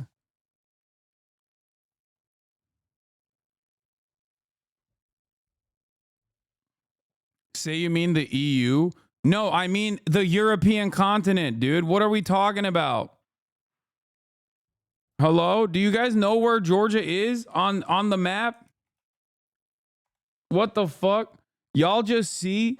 Bro, I swear to God, y'all just see like Christian nation. You see crosses on their flag and you go, oh, they're, you know, that's a European country. Must be. Do you know where Georgia is, chat? Wait, hold on. I don't want to like leak anything.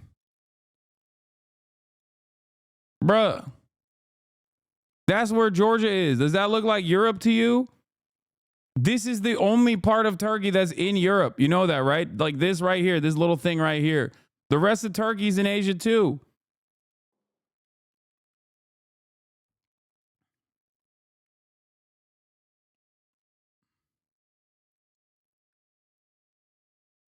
No, Azerbaijan would not be a European country because it's not Christian. That's the whole point. The reason why people say European country is because they're Christian. That's why.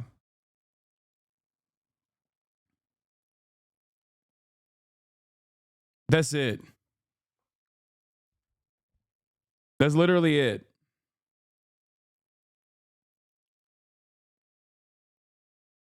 Anyway. All right.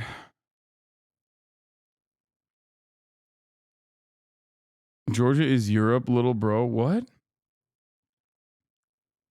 Okay, we're done. Wave of undocumented immigrants and illegal drugs in the U.S. He says the tariffs will stay in effect until Canada and Mexico solve what he calls a long simmering problem. So I guess Bosnia and Albania aren't European because they Muslim. First of all, I mean, kind of, yeah. Go ask people in Europe if they think that Bosnia and Albania are European or not. But also, secondly, at least it's on the fucking continent, dude. Like, what do you mean? Yes. It is on the European continent. Having said that, however, because of the fact that they're Muslim, many European nations do actually do wish that they weren't in Europe.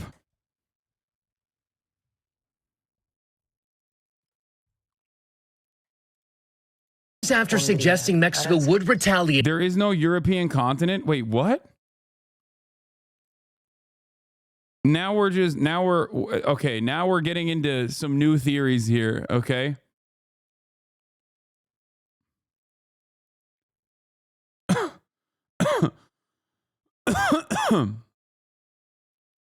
Against U.S. tariffs with tariffs of their own. Pues potencial guerra arancelaria, la revisión del tema. No va a haber potencial guerra arancelaria. No. Scheinbaum yesterday interrupting a reporter asking about a potential tariff war, saying there will be no potential tariff war.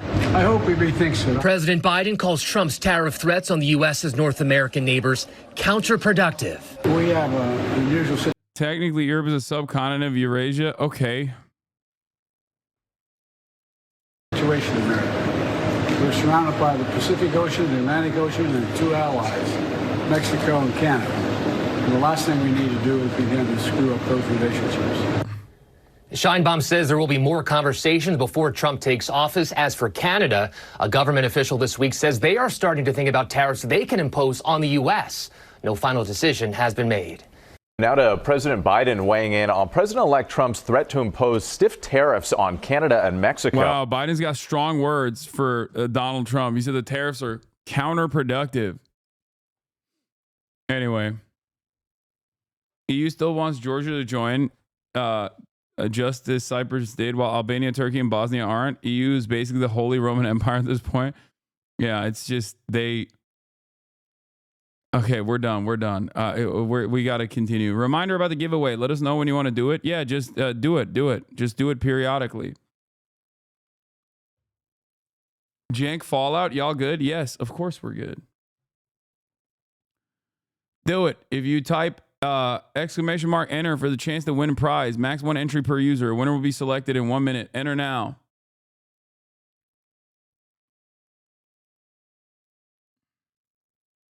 Biden called it counterproductive, while Trump insists the move is critical to his border plan. Jay O'Brien is at Mar-a-Lago with the latest. Jay, good morning.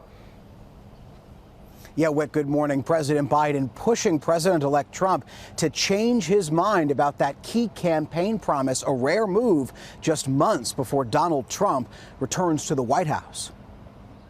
President-elect Donald Trump spending his Thanksgiving at Mar-a-Lago with close confidant Elon Musk. The two seen here in this video dancing along to the YMCA with Melania and Barron both at the dinner table. It comes as President Biden has strong words for Trump, calling on him to rethink his threatened sweeping tariffs on goods from Mexico and Canada, calling them counterproductive. We're surrounded by the Pacific Ocean, the Atlantic Ocean, and two allies, Mexico and Canada. And the last thing we need to do is begin to screw up those relationships. The rare critique, a lame duck president criticizing his successor just months out from Inauguration Day, coming on Thanksgiving, where Biden also told reporters he was thankful for a peaceful transition of power. Tariff threats, a central theme of Trump's campaign. Trump recently promising on day one of his new administration he will enact sweeping 25% across-the-board tariffs on imports from Mexico and Canada until both countries stop what Trump claims is a flow of drugs and illegal migrants. Accounting for more than $1 trillion in trade every year, Mexico and Canada are the two largest trading partners of the U.S. The tariffs likely to fall back on U.S. consumers who could see rising costs on goods from cars to electronics to fruits and vegetables. Giveaway alert. Wait, okay. Who won it? Who won the giveaway? Did we choose a winner? Earlier this week, Canadian Prime Minister Justin Trudeau speaking with Trump over the phone, saying it was a good call with the president-elect, but adding this is a relationship that we know takes a certain amount of working on, and that's what we'll do. And Mexican President Claudia Sheinbaum, who's promised her own tariffs on American imports if Trump follows through with his threat. Now, overnight. Babe Femet won. And there's a second giveaway happening as well. There's apparently a bunch of giveaways, so keep writing. Congratulations to Babe Femet. Downplaying the possibility of a trade war between the U.S. and Mexico. And just days ago, Trump and Mexican President Claudia Sheinbaum speaking by phone about immigration. Trump claiming that Sheinbaum agreed to stop migrants in Mexico before they reach the border. Effectively, he says, closing the border. But the Mexican president appearing to contradict that, saying that Mexico's position is not to close borders. Whit. And Jay, as we stand by to see how that plays out, we're also learning more about multiple bomb threats made against Democratic lawmakers from Connecticut. That's right, Whit. At least 5 Democratic lawmakers from Connecticut, including Senator Chris Murphy, had their homes targeted with hoax bomb threats on Thanksgiving. No explosive devices were found. And this morning, the FBI, as well as state and local law enforcement agencies, conducting multiple investigations. It's so sick that at this point, it's just like, oh, you don't like someone? Bomb threat. You don't like someone? You disagree with them? Time's up, and the winner is Untouched Galaxy. Congratulations. Go to ideology.shop/pages/redeem to claim your prize, Untouched Galaxy. Yeah, at this point, Republicans have one fucking speed, like, or it's just American political discourse is basically turned into like, who's gonna do more bomb threats over the other? Okay, it's a pretty wild state of affairs. Like, how the fuck did we get here, man? How do we get here? Chat, we're done. Wait another hour or so. Yeah, okay, stop typing enter. We're done for now.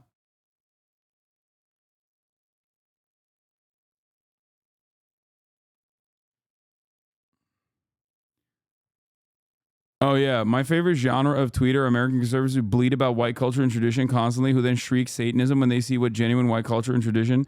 It's all aesthetics to these people. Yeah. This is Austria. What's going on? What's going on? What are they doing? What's happening here? What has happened to my beautiful white culture? Americans are such fat little pigs that the only white culture and even their understanding of white culture is basically just an ad from the 50s. Okay. That's it. We have one speed, and that speed is hamburger. Okay. They literally don't even do fascism correctly because of how fucking like brain broken they are by commodities. Okay. America's white culture still is another demonstration of capitalism. Straight up. They literally just look at ads from the 50s and go, oh, where my country gone? Why can't I get back to this? Why can't we get back to this? Yeah, none of this like weird gay satanic shit that they're doing over in fucking Europe. What? Did you mean to embarrass me last night? What are you saying, bro? Please. Oh God. The holiday crowd is always, the holiday crowd goes crazy. Just like a lot of people that forget to take their medication.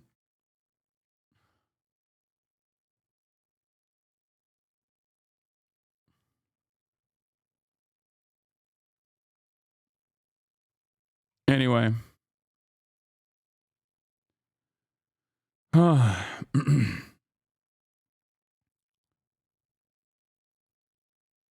Everyone's drunk. Everyone refuses to take their meds. People are in their fucking fields. Investigations into those threats and others made against several of Donald Trump's cabinet picks this week. Whit. All right, Jay O'Brien for us. Thank you. Now to Syria, where opposition. Oh, also, yeah, we have a new country. Dutch PM Dick Schoof says there may be options for Israeli Prime Minister Benjamin Netanyahu to visit the Netherlands without being arrested despite an international criminal court arrest warrant against them. I'm hoping that they're just like baiting him to be like, yeah, please come visit The Hague. Okay. Yeah, it's got to be a trap. Please tell me it's a trap. Please tell me these people did not immediately cave after like a couple phone calls from Big Daddy Biden to be like, no, he can go wherever he wants. Fuck your international laws. Come visit. We ain't going to jump you. Yeah, that'd be sick. There is something so crazy about this, though. Like the fact that France also, after having one phone convo with Joe Biden, was like, yeah, we've actually decided Benjamin Netanyahu can come to France as well. Like they caved. It's just like, what are we doing here?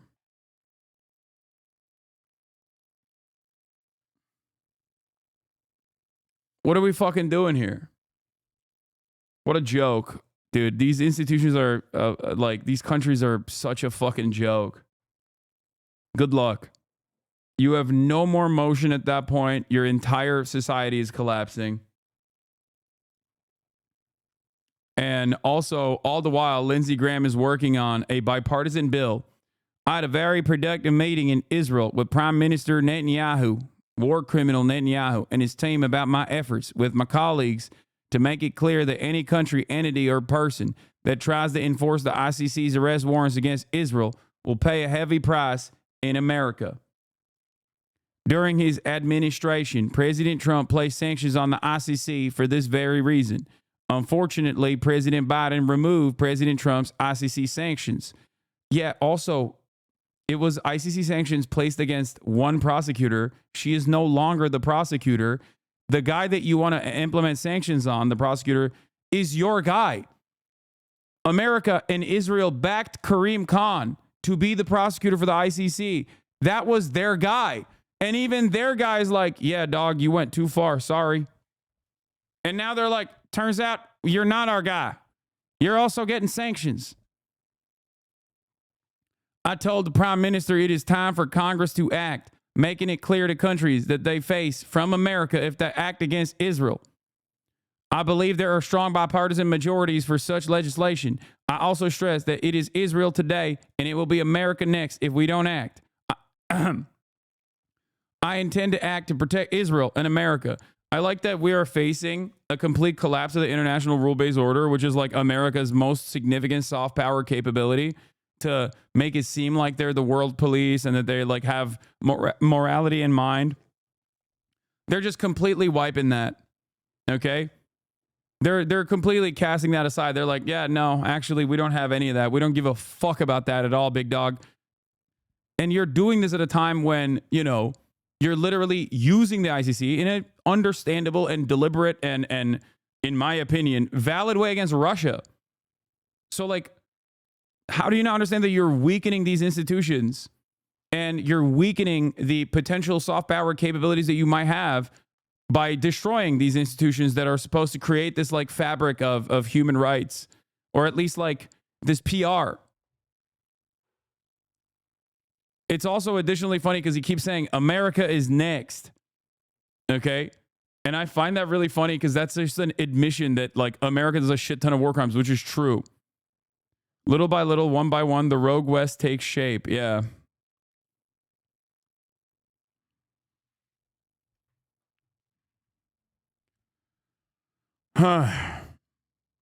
Like, you don't understand. Are you leaving?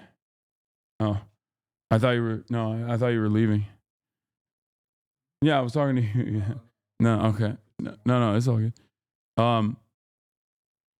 Then it's just, I keep repeating this over and over again. I don't think people understand. Like, we have 800 military bases all around the planet, okay?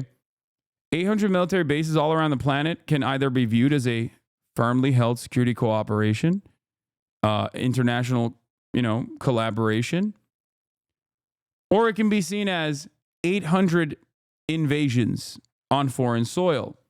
The thing that the fabric that holds all this together is the consensus, is the notion that America is the obviously I know that that's not the case, but like the idea that America presents as the moral police of the planet, the arbiter of truth and justice and a care and consideration for human rights. That's why they do all this propaganda. So when that falls apart in the eyes of many of these countries, okay, in the eyes of these many different countries all around the world, they're eventually going to be like, okay, well, I'm re-examining my relationship with the United States of America. No one in the rest of the world actually believes that, though. It doesn't matter. It doesn't matter. Why do you think that people do PR? Why, like, if it didn't matter and people didn't care about this, why the fuck would America ever do PR in the first place to try to claim that they care about these things? To try to operate within the bounds of international human rights? You care about it so you can use it against, the likes that violate it, foreign adversaries that are not in the sphere of influence of the West. Okay. And these guys surely do violate it, Assad and Vladimir Putin alike. Okay. So you can use it against them. But you can't use it against them if your guy and yourself are also undermining the very same court that you're using against foreign adversaries. That's it. Like the veil, the mask slips at that point. And it doesn't just slip at that point for the global South. The global South is aware of what the fuck's going on. They're ultimately powerless to do anything about it. But when the mask slips in the Western world, when the populations of the Western world start reckoning with American imperialism, American intervention, and how all of these like important organs of international justice that are tasked with upholding some kind of international rule-based order, when they recognize, oh my God, none of this shit actually is working, none of this shit is real at all, that's going to cause complications. That's going to cause instability.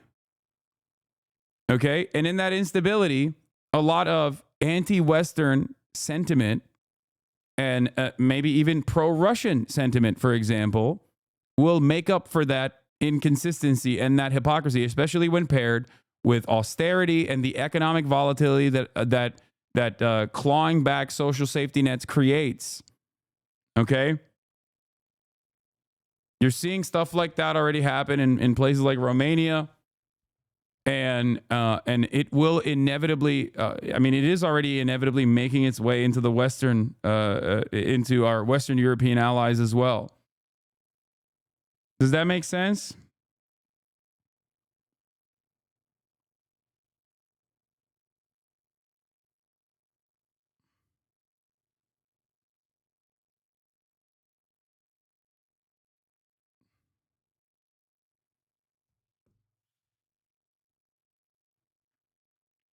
Anyway.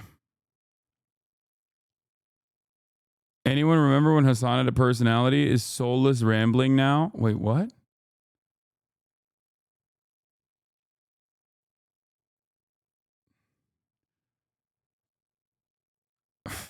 Two hours in and you still haven't covered any real news?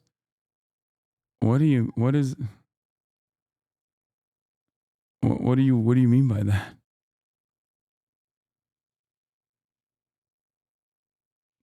I think, once again, it's holiday season, baby. You know how it is. All right. Rebels claim to have entered Syria's second largest city. Forces say they have entered Aleppo after rebels launch a surprise offensive in the government-controlled city for the first time in years. A statement by... Apparently, some of these dudes were like trained by Ukrainian special forces too, newly right? formed rebel umbrella coalition says clashes with Syrian forces intensified overnight into Friday morning.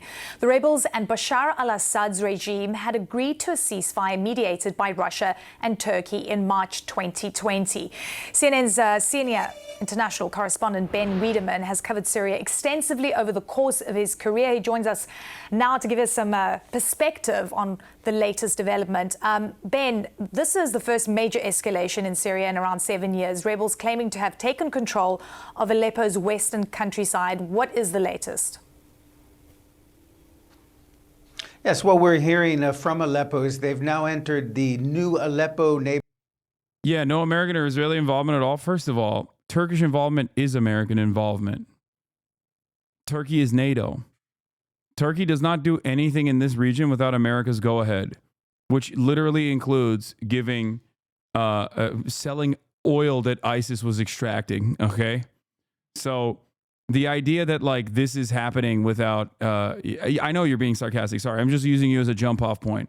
But the idea that, like, all of this stuff happens without, like, once again, there are very valid reasons for Syrians to fight back against Assad. Okay, it's just true. Having said that, the some of the groups, at least, like the Turkish-backed groups, are not exactly great either. Okay, like when they say rebels, it comprises of a group of people that includes, American-trained Kurdish militias that are secular or communist, all the way to it depends. It depends on which group you're talking about and what you're talking about, all the way to Al-Qaeda adjacent Salafists. Okay. Now, a lot of the Islamist rebel groups are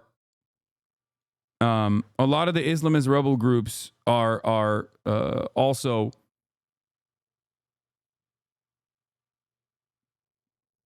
no, it doesn't include rebels. The rebels are the FSA. Kurds are another thing. Yes, but I'm saying that there's opposition forces on every side of this that ranges in ideology for different parts of Syria. Neighborhood, as well as the Hamdaniya neighborhood on the western side of the city. This comes after they launched this sort of coalition of rebel groups led by Hayat Tahrir al-Sham, which is a rebel group that at one point was affiliated with Al-Qaeda, but they launched this lightning offensive on Wednesday, and since then they've taken, according to them, 63 villages to the west of Aleppo, which of course is a I do think it's kind of funny when, listen, all I'm going to say is when you see people with guns going Allahu Akbar with Arabic lettering bands that they're wearing, and the American government is on board with them and showing them as a good thing, it's just kind of funny to think about that from the perspective of how they interpret and analyze the very similar images with genuinely different goals and genuinely different ambitions, mind you. But I never thought that it would be the 90s again, where I would see big bearded militia guys getting positive coverage on American mainstream news, is Syria's second largest city, and they say they have now entered the western edge. How are these guys immediately identifiable as freedom fighters with the PFLP and PLO weren't? Yeah, no, they're not, because they're bad. Of the city. This is an offensive that comes after keeping in mind, of course, that the rebels lost control of most of Aleppo back in 2016. And there's been basically a stalemate since March of 2020, when Russia and Turkey worked out a ceasefire agreement for the northern part of of Syria. Now, there have been clashes among the rebel groups themselves, but it appears that they've put their differences behind, perhaps to exploit the fact that, for instance, Hezbollah, which was a major backer of the regime of Bashar al-Assad, essentially pulled out of Syria starting in October of last year, when they focused their fire on Israel. And of course, other backers of the Syrian regime, for instance, Iran, has been distracted by its involvement in hostile activities with Israel, and Russia has been distracted by its war in Ukraine. And therefore, perhaps these rebel groups are seeing this as a golden opportunity to target a weakened Syrian regime, a regime that doesn't have the kind of backing that it enjoyed going back to, for instance, 2015, when the Russians became directly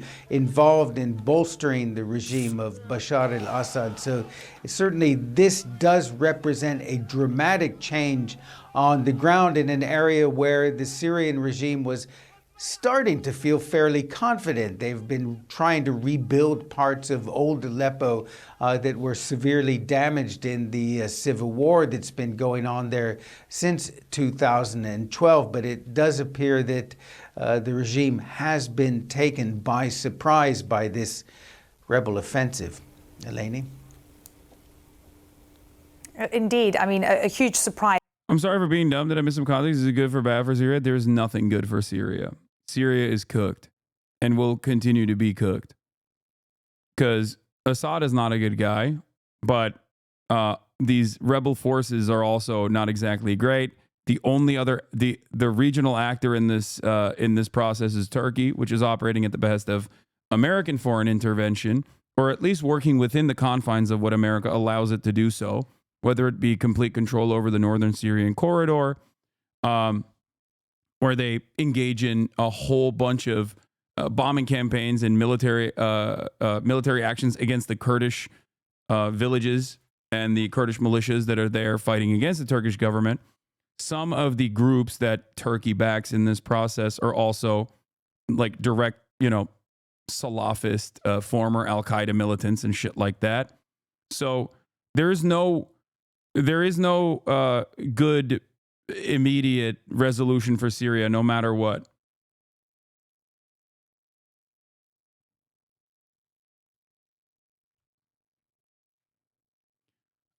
Also, people will interpret this as like, Hezbollah has been aligned with Assad, and so is Russia aligned with Assad as well.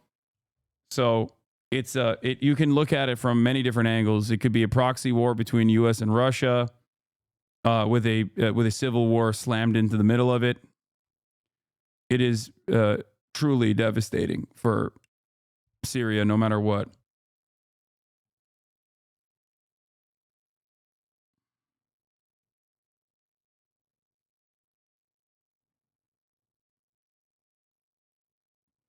Amına koyayım, bunlar PKK olsa chat yarrağı bir şükür ABD bu sefer iyi yeri fonlamış diye bağıracaktı. Hiçbir bokunuza güvenmiyorum, kusura bakmayın.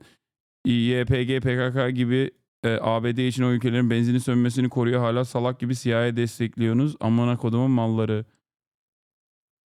Ben kimseyi desteklemiyorum. And they're calling it a shock offensive. What is their aim, Ben? And as you say, they're feeling emboldened now that Hezbollah and Iran are distracted with their own worries, specifically in what we're seeing in Lebanon. So what is their aim right now? Well, what they've said, this Military Operations Command, which is the name of this umbrella for this coalition of rebel groups, they said that their aim was to stop Russian and Syrian regime forces. What? POTUS today bought Rashid Khalidi's The 100 Years War on Palestine?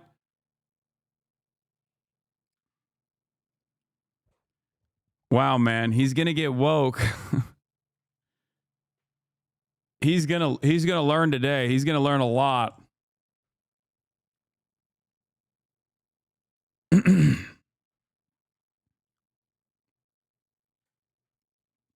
Yeah, little late for that, don't you think, Biden? Is from targeting. Oh yeah, look at this map. You got the Syrian regime, you have the Syrian rebels, you have Kurdish forces, and then you have Turkey-backed forces. And then you have the U.S. partner forces, and you have Islamic State fighters. Look at this map and tell me this is a good situation.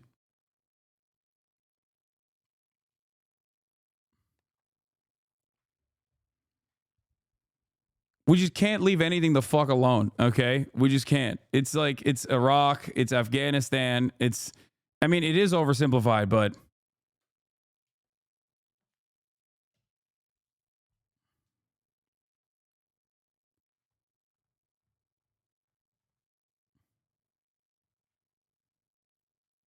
Why is our ally Turkey fighting the other ally, the Kurds? Because America doesn't give a shit about the Kurds that much. Because Turkey is a established state and the second largest military in NATO. So America will always use the Kurds. They will arm them. We will give them weapons. We will give them training. And we'll use them as a tool. We'll use them as a militia to sick on everyone in the region if we want to, if we choose to. And the Kurds are like, we're 35 million displaced. We do not have a nation state for ourselves in this entire region. Parts of the Kurds live in, Syria. Parts of the Kurds live in Iraq. Parts of the Kurds live in Turkey. So they don't have like a nation state, and understand, and Iran as well. So for them, for them, it's like, okay, yeah, we'll take yeah, sure. We'll take the weapons. Thank you. Like, it doesn't even matter. That's why America was working with, Kurds in Rojava that were doing an international communist call to arms and training them. America doesn't give a fuck as long as it aids and abets the destabilization until it becomes a large problem, until it becomes like a real, real problem for them. In which case they will then fund the Islamists, which they are, by way of Turkey, and sick them on the Kurdish militias that they previously were funding and offering logistical support to.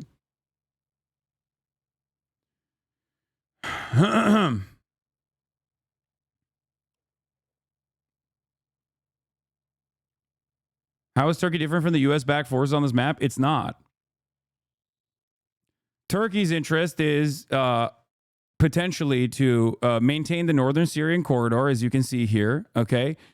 And then inevitably overtake more and more of that territory, and then potentially engage in a population transfer.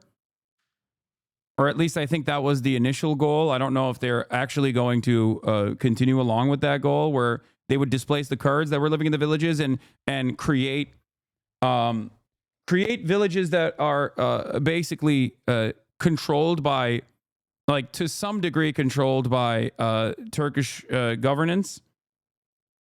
Like put muhtars in positions of power in local governments, and repopulate the area with repopulate the area not with Turks, of course, but with Syrian Arab Syrians that have been displaced that now live in Turkey.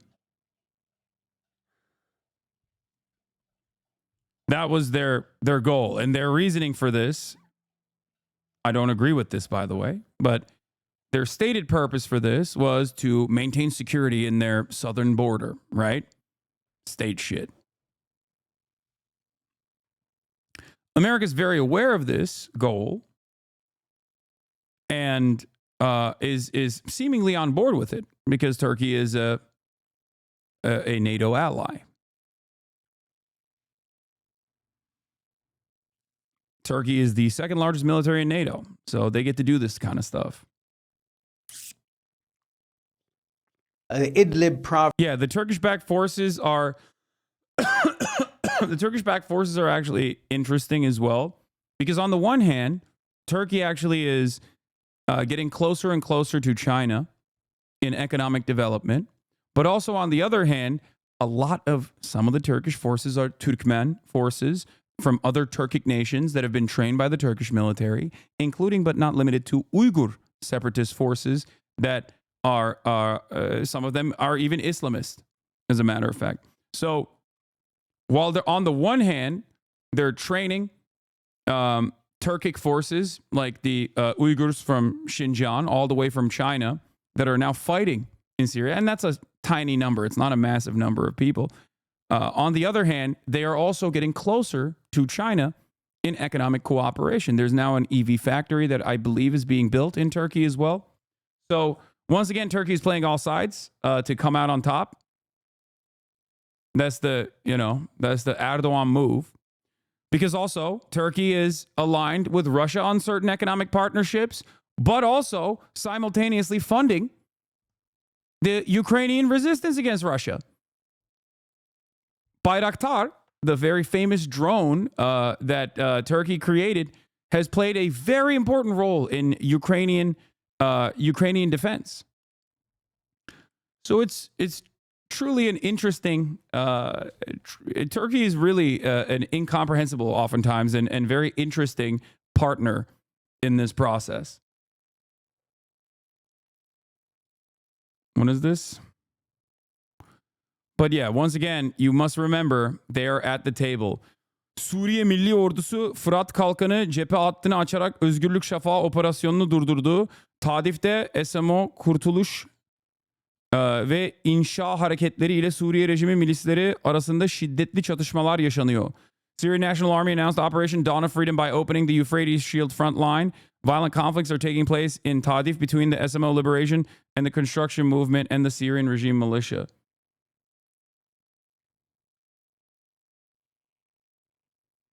How is Turkey able to do that? Mexico starts building Chinese factories and everyone loses their minds. I mean, I don't think America likes that Mexico is building Chinese factories either. But also, Turkey is really far away from the United States of America.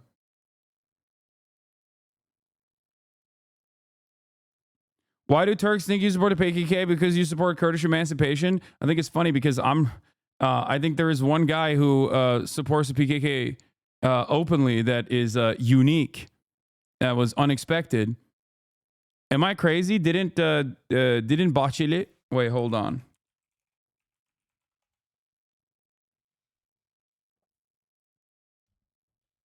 Yeah.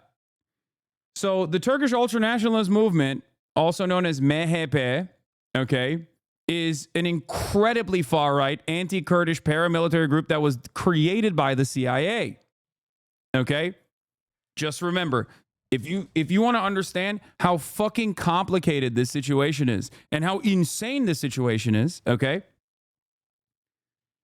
That guy on the right is Devlet Bahçeli, okay? His entire political movement was designed by NATO as a Turkish Gladio, okay? Basically, the ultranationalist movement in Turkey is a complete American project. These are the Grey Wolves. These are the guys that do this, okay? So he is the last guy that you would expect to say something like this. PKK's leader, Öcalan, Abdullah Öcalan, who is in perma-jail in Turkey, recently, Erdogan's ally, the ultranationalist, Devlet Bahçeli, came out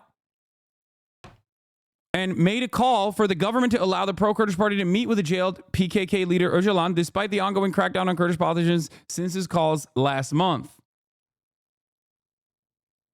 Your streams make me realize how much my education failed me. No, you don't need to know all this shit, dude. Come on. This is like... This is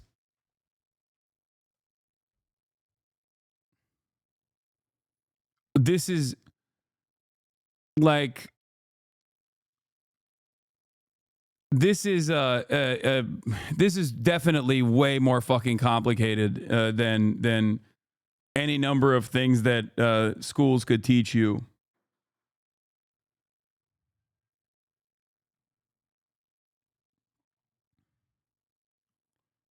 Okay.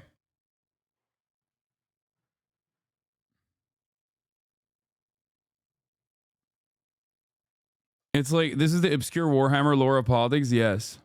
Province and parts of western Aleppo province that are under the rebel control, that they've been targeted by Russian and regime artillery and airstrikes. So they say that the purpose was to put an end to those strikes, but clearly they see that the regime is feeling exposed, that it doesn't have the kind of backing that it had until quite recently. And clearly they're seeing that this is an opportunity to go after, to try to retake Aleppo, which of course, keep in mind, it's not only the second largest city in Syria, it really is the industrial heartland rather the industrial sort of center of Syria. And it would be Oh no, I didn't leave that out. I brought that up too, sorry. You leave out Russia and IRGC directly helping SAA and fighting for the regime. No. That's why I said it could be determined as a proxy war as well.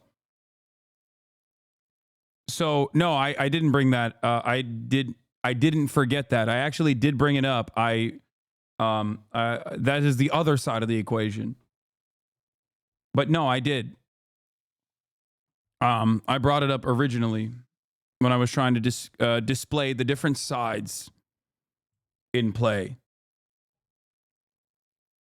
A major achievement for them to retake that city, and after a period when it was thought that the opposition was essentially isolated in Idlib province, and the regime was slowly regaining control of some of the country. Keep in mind, of course, that Syria Yeah, we'll refer to Charles Lister's analysis on this. He's the director of the Middle East Institute Syria program.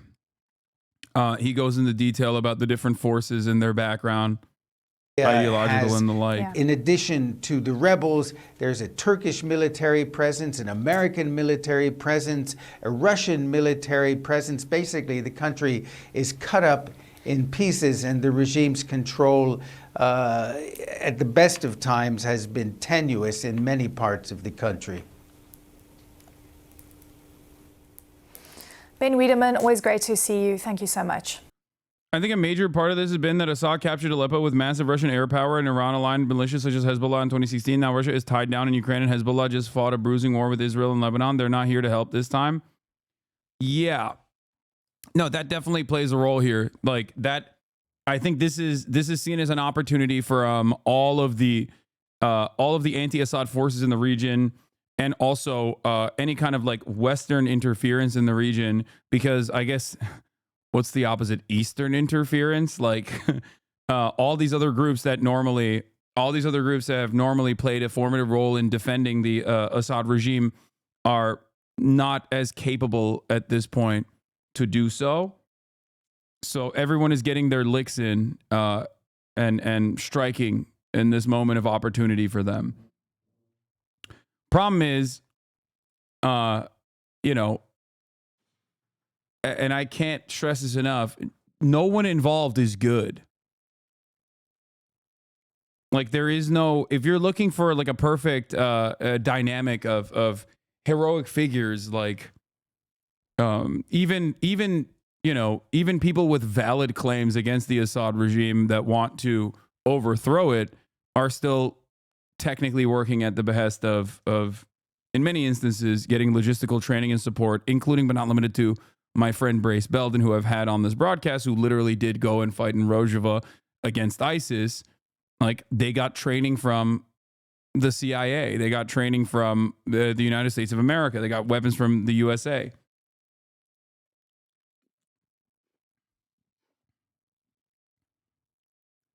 Whoops. The ceasefire between Israel and Hezbollah is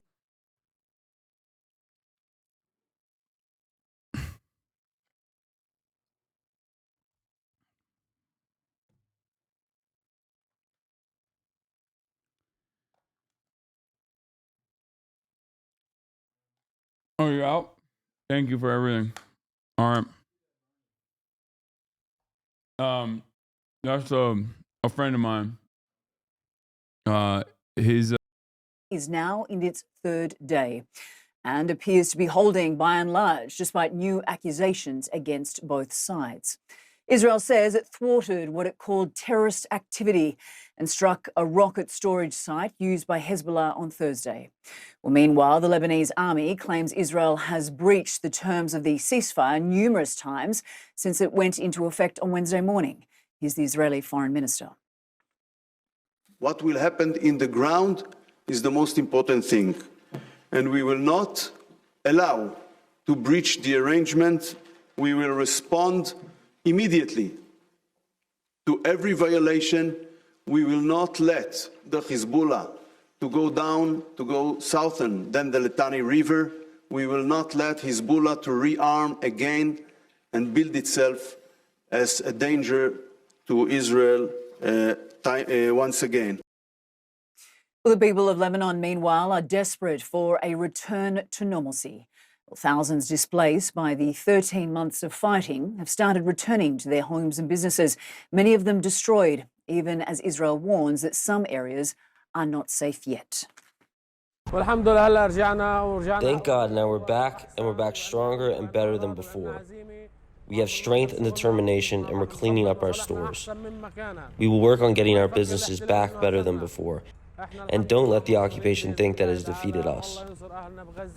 Israeli Prime Minister Benjamin Netanyahu is sounding more optimistic about a ceasefire in Gaza, but he insists on achieving one of his major goals. Here's what he told Israel's Channel 14.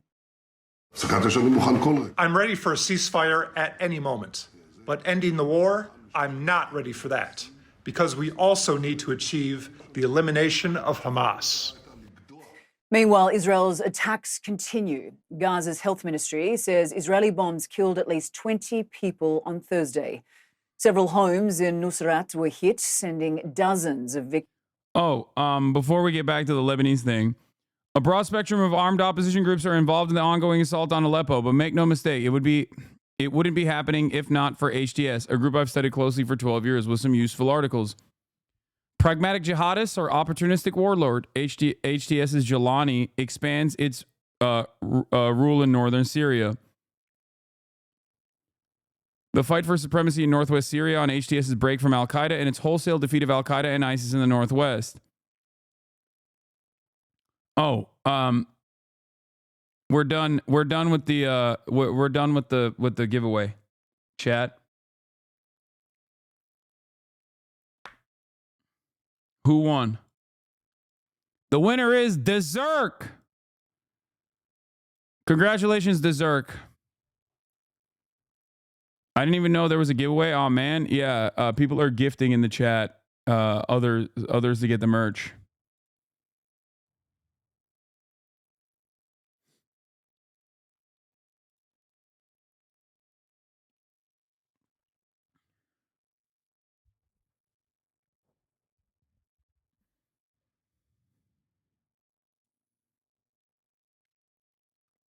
How Al-Qaeda lost control over Syrian affiliate, the inside story, a lengthy paper revealing exclusive details on HTS's break up from Al-Qaeda. So these guys are former Al-Qaeda. In recent years, HTS has built a semi-technocratic government, the Syrian Salvation Government, with a trained police force, service provision, and an aid sector, health programming, and more. The SSG works directly with the UN aid programming for 2 million IDPs. Beyond governance, HTS has invested heavily in military development since the 2020 ceasefire in northwestern Syria. With intense fighter development and training, multiple SOF-type units were developed for covert ops, lightning raids, nighttime ops, and more. HTS's Asaib al-Hamra force has led daytime advances in recent days, where Saraya al-Harari assumed front lines at night. Every fighter equipped with thermal scopes on assault rifles, sniper rifles, and RPGs, plus night vision equipped ISR drones. HTS and several aligned factions surged money into indigenous weapons development since 2020, into drone tech, Israel or ISR, and armed rocketry and cruise missile type systems, all of which have been revealed in use over the past 3 days. It's been game changing. While it's yet to be revealed, I'm told multiple deep tunnels were used to infiltrate regime-held areas of rural western Aleppo in the first stage of the offensive, and covert sleeper cells were activated to attack from the inside Assad-held areas simultaneously. These are the former. They're former Al-Qaeda.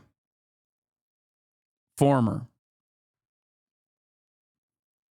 While the opposition offenses of years past might have demonstrated some success, they were affected by leaks and terrible OPSEC. Past 72 hours have demonstrated a remarkable improvement in control coordinated comms practice that makes a big difference. When COVID first entered Syria in 2020, HTS led the fastest and most efficient health response mask mandate mobile and field clinics through their emergency response committee. The ERC is already clearing up newly captured areas of Aleppo and combing for explosives. For 2 years, HTS's leadership has been trying to rebuild trust with northwestern Syrian minorities, especially the Christian and the Druze. Churches have reopened in Kunaya and Yakubiya in Idlib after rebuilding and repairs by HTS companies.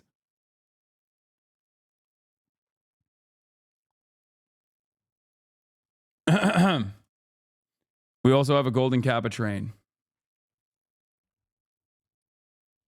Oh, Channel 4 did a piece on it as well. On the move, at pace. For years, the front lines of Syria's civil war have seemed frozen. This week, they've shattered. These are the insurgent fighters of Hayat Tahrir al-Sham, listed a terror group by the UN Security Council. Since Wednesday, they've made lightning gains from the forces of the Syrian regime of Bashar al-Assad and his Russian and Iranian allies, seizing dozens of villages, closing in on the big prize, Aleppo. These are areas where the Iranian militia and the Assad militia were stationed and were bombing civilians. And now, praise be to God, after their expulsion from these areas, God willing, the civilians will return to their homeland.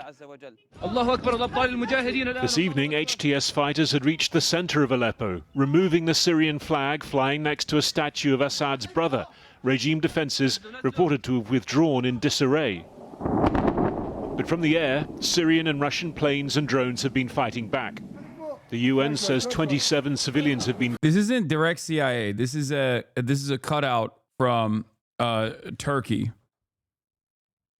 I mean, it is still CIA, but it's CIA and Turkey. By way of Turkey. Killed in the renewed fighting, aid agencies say 14,000 people have been displaced. If the speed of this assault has surprised, it hasn't come from nowhere. Last month, the UN Special Envoy to Syria warned of the risk of a military, economic and humanitarian storm breaking there. While Bashar al-Assad has been readmitted to the Arab Leaders Club here in Riyadh this month, his key military allies have been distracted. I'm laughing because seeing Western media look at former Al-Qaeda guys, okay, and being like, look at these brave rebels is once again a somber reminder that it just doesn't matter. Like these, I just spent the last 12 months trying to explain to people how Islamist fundamentalism is not a key factor in Hamas's development. Okay. And how, they have a singular goal of ending the siege, ending the apartheid, and ending the occupation, and liberating Palestinians from the Israeli apartheid. And regardless of their tactics, or regardless of how my disagreements that I might have with some of the leadership or whatever the fuck, that goal still remains.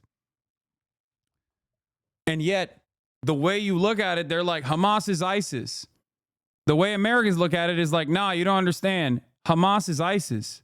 Hamas is ISIS. And then now we look at actual ISIS style guys and we're like, no, these are the brave rebels. Something doesn't add up in the way that the media is messaging.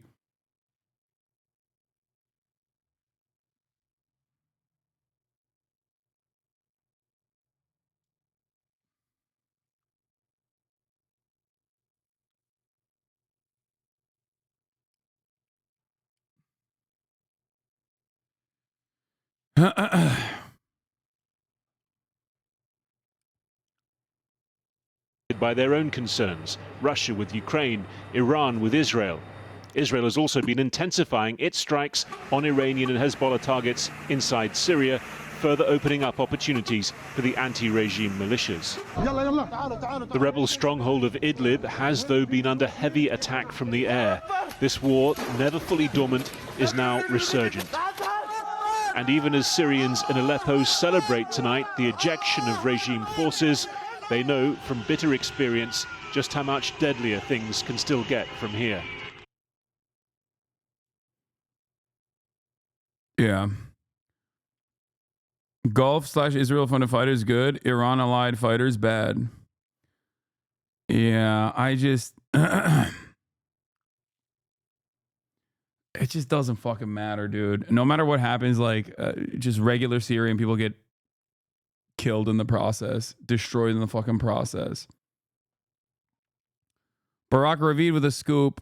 Trump wants a deal to release the hostages and ceasefire in Gaza before he takes office. A close associate of President-elect Republican Senator Lindsey Graham told me. All my details in the article on Walla News. Interesting.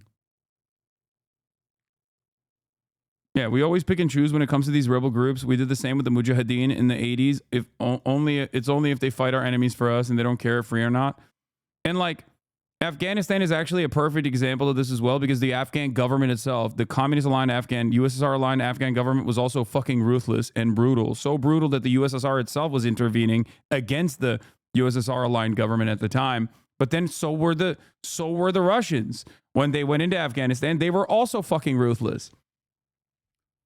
And then America, that had already primed and radicalized and funded and given training and weapons to these mujahideen groups, then inevitably played a major role in the creation of the Taliban, which then, succeeded as the Afghan government.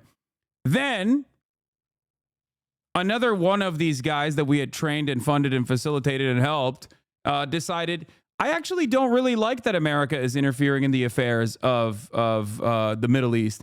So I'm going to go and do 9/11. And that's precisely what happened.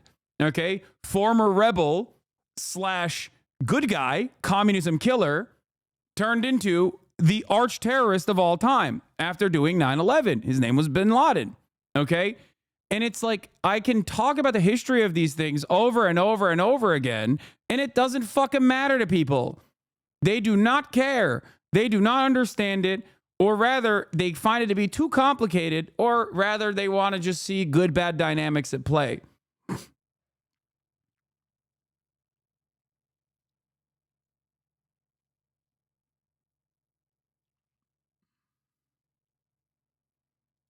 Quick PBS report, an interview with Jelani, the head of HTS in Idlib. I came to this story. Like, if I was playing this on mute with no subtitles, you'd be like, oh, these are bad guys. Like, that's what Americans are primed into thinking. Okay? And in some respects, they're not good guys either. Okay?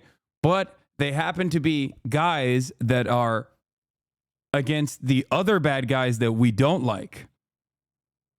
Fully aware of the controversy it would generate, I would be speaking to a designated terrorist.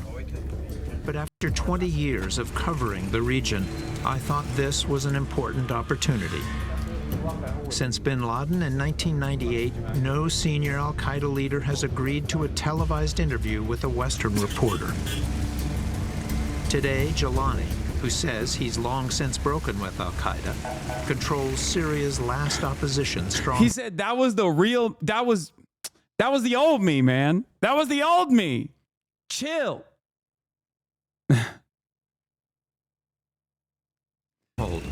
A safe haven for refugees from around the country. If he falls, many more migrants could flood north.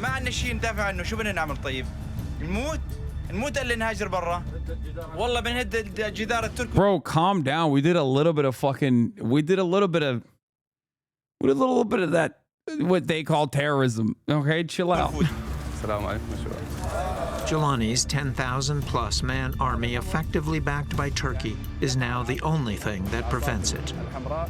There are some people in Washington who think it may be wise to work with Jelani, including a top American diplomat. Yeah, that's so funny. Yeah. Interesting. So they're backed by Turkey, but then they're like, well, some in the Washington consider it to be wise to actually back those guys. Okay, you already said that America is backing those guys. Turkey's backing those guys. That's it. In the region during the Bush, Obama, and Trump administrations. James Jeffrey. Look, he's the least bad option of the various options on Idlib, which is one of the most important places in Syria, which is one of the most important places right now in the Middle East.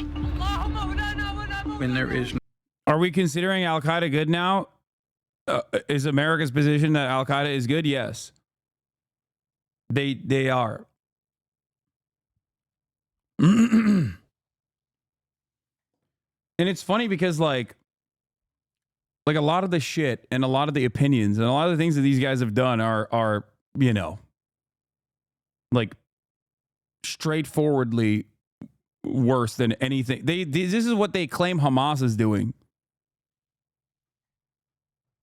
But they don't have any kind of fucking similar nuance in the way that they interpret Hamas's actions or any number of different like Palestinian resistance groups. They're all terrorists. Their family members also terrorists. They all need to die. That's it.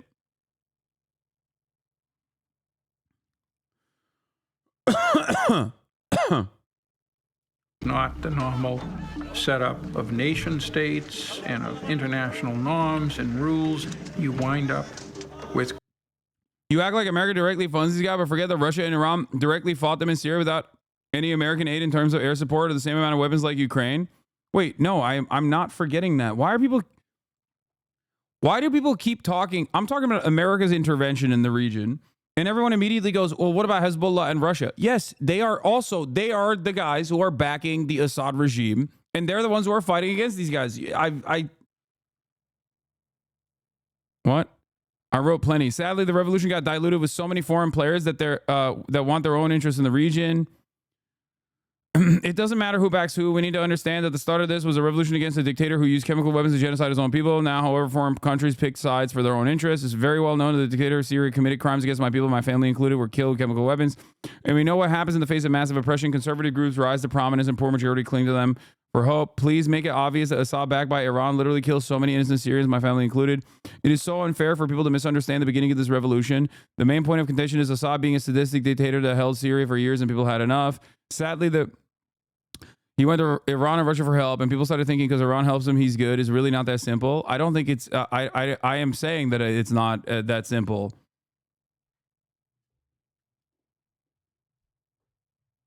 We're not in disagreement as far as the analysis. Like, I'm not one of these like Assad is the lion of Syria. Assad is a good guy. Like, I mean, I meme about that shit. Allah Surya Bashar, but no, I'm not like I'm not a pro Assad person, but I'm also not pro Turkey in this situation either. So, like, the way I interpret Assad is not dissimilar to the way I look to Saddam Hussein or even late stage Gaddafi. All of these guys have done a bunch of fucked up things, but they were in the crosshairs of America. They were in the crosshairs of Western interest. And in their absence, I mean, you can look to Iraq and what happened in Iraq. You can look to what happened in Libya. Like, the efforts should be to. The efforts always should be not to interfere and or intervene with direct military involvement, beef up and radicalize different militant factions, because ultimately it always turns into instability and more violence and a significantly worse outcome for the populations overall.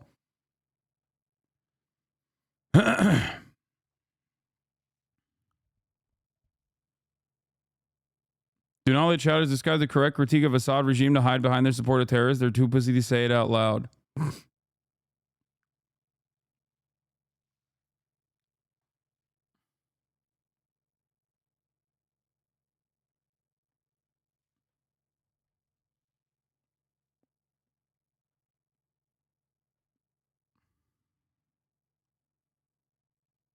Anyway.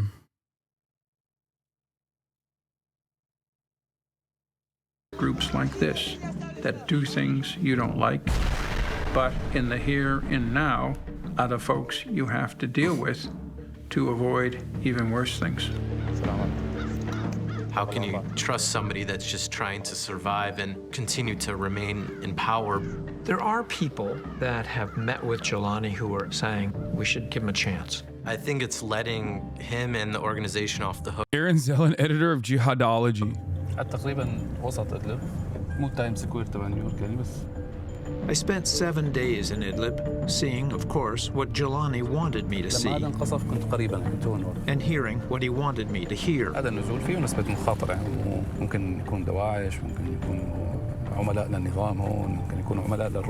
I also spoke to his critics and his victims. Jelani told me that we don't torture. There is no torture in our prisons. That's a difficult one to believe.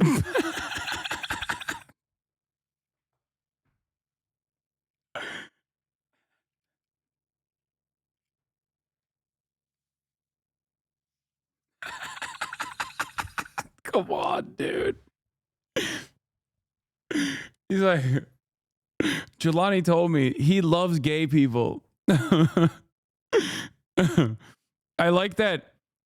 Given the normative violence that exists in the area, you change the standards a little bit. Like they're one step removed from pink washing, which is no torture washing.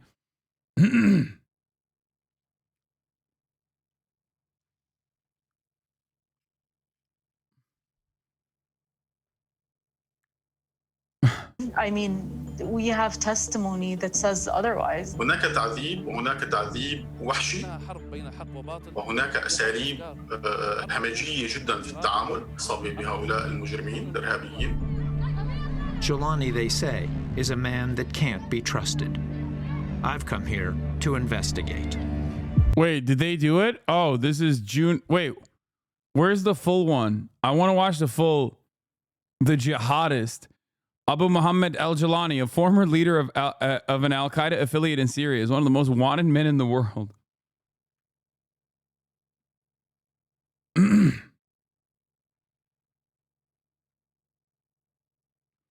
I mean, there's journalistic value here. Oh yeah, no, I'll never discount people going and interviewing literally, leaders of al-Qaeda. Even I've talked about like the importance of even interviewing someone like Osama bin Laden.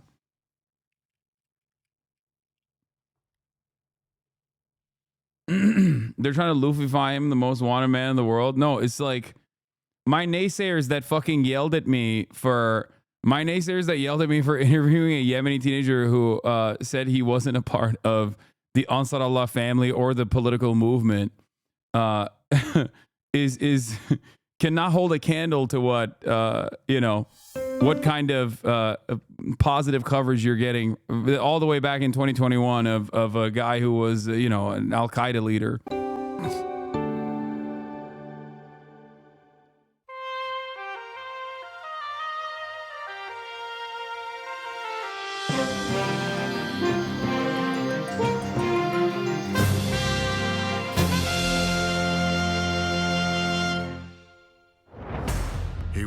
Jihad in Iraq and Syria, accused of terror and torture. You're a wanted man. There's a $10 million price tag on your head.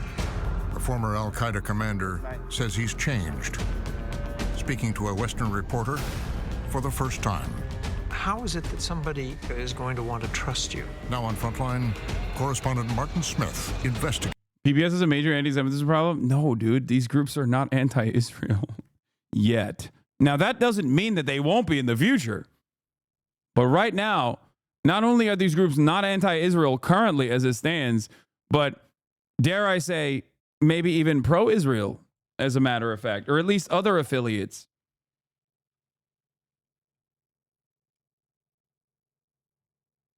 Gates, the jihadist.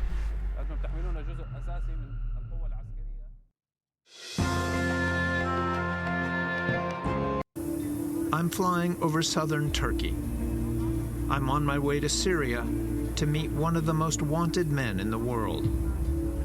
You have not spoken to an American reporter in the past. So why have you chosen now to speak to the United States? ليس هناك سبب محدد أنتم طلبتم منا ونحن وافقنا على هذه المقابلة ليس أكثر. His name is Abu Muhammad al-Jelani. As a former al-Qaeda leader, the U.S. has a $10 million reward for information leading to his capture. He heads the Organization for the Liberation of the Levant, Hayat Tahrir al-Sham, the most powerful. Yeah, his name is Jelani, means Golani. His family are from occupied Syria and Golan Heights. Powerful Islamist faction in Syria. He has agreed to meet because he is trying to overhaul his image. Not much is known about its leader, Abu Muhammad al-Julani. He joined al-Qaeda. In the past, he's battled Americans in Iraq. He's deployed suicide bombers in Syria. And to this day, he stands accused of imprisoning and torturing his critics. You're recognized, you're designated as a terrorist by the United States, by the United Nations, by many governments. What do you say to them? هذا تصنيف جائر وهو تصنيف سياسي يعني. This dude gave up $10 million to not give him up to the U.S. Remember that. Brother, what are you talking about?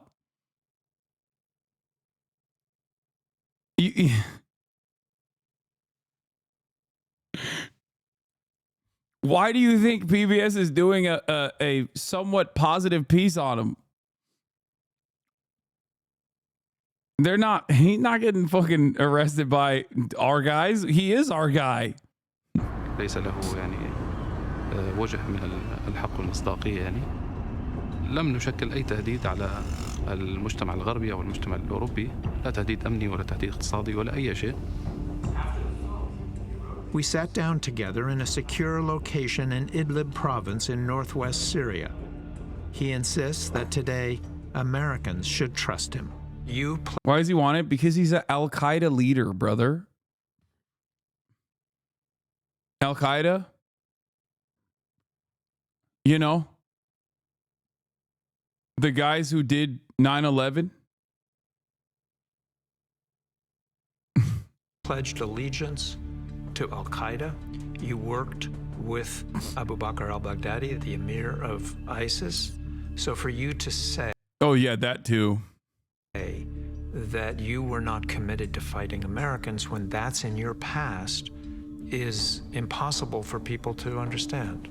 هذه لديها يعني تحتاج إلى تحليل موضوعي وعلمي هذه القضية يعني يجب أن يؤخذ بعين الاعتبار تاريخ المنطقة وما مر بها خلال 20 سنة الماضية أو خلال 30 سنة الماضية.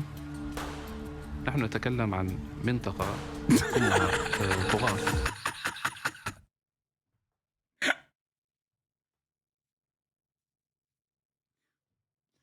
I'm not gonna say anything. يحكمها طغاة يحكمون الناس بالحديد والنار. وفي نفس الوقت يحيط بهذه المنطقة صراعات وحروب كثيرة جدا. هناك آلاف الناس انتموا إلى تنظيم Do they show blood on this? I don't know. They might. لكن دعنا نسأل ما هو السبب لانتماء هؤلاء الناس But لتنظيم why did they join Al-Qaeda? That's the question. Bro's about to be like, listen, the material circumstances are what radicalized these people into joining.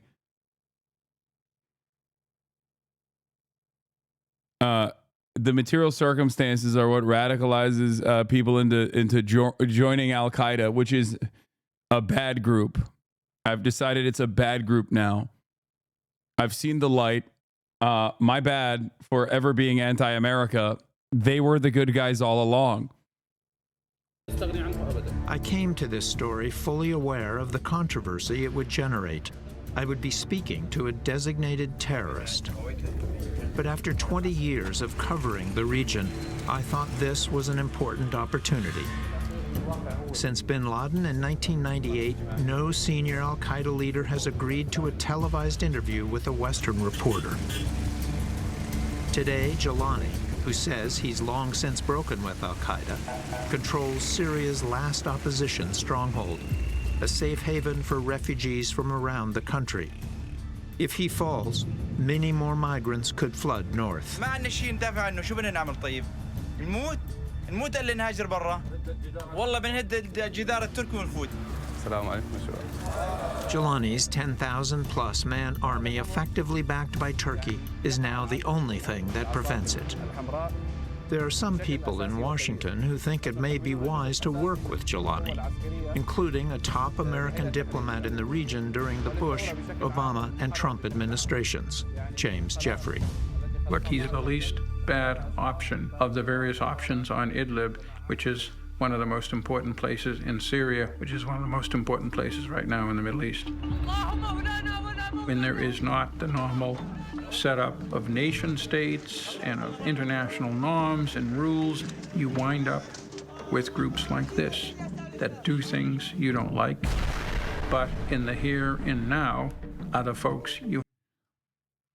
I just want to point out once again that you would never hear an American person, like an American in a leadership position, say this about Hezbollah or Hamas or any number of different groups that are within the axis of resistance against America and Israel.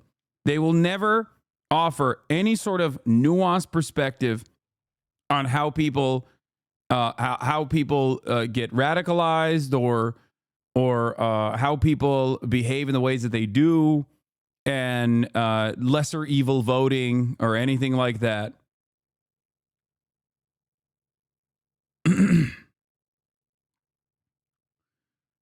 Is this like Azov Battalion fighting Russia, or is it different? It's I think it's closer to, I mean, it's early Azov Battalion. It's back when America used to criticize the Azov Battalion, and now it's different. Now the dynamic is different. It's more, it's if you want to point to something that is like that existed in history, it's closer to the Mujahideen. Some of the groups were literally, I mean, they weren't secular, but they were way more progressive, and others were not. Others turned into the Taliban.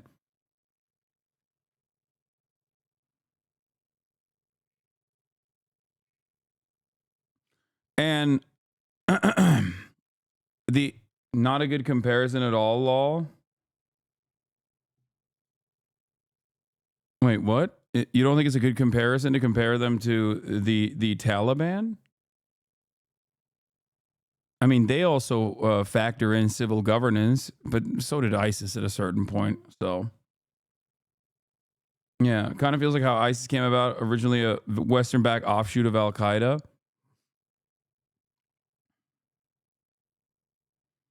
Hutch is trashing you on his channel right now. Your interview with Pod Save America is triggering him so bad. Who cares, man? What the fuck? That interview literally got to the #1 podcast.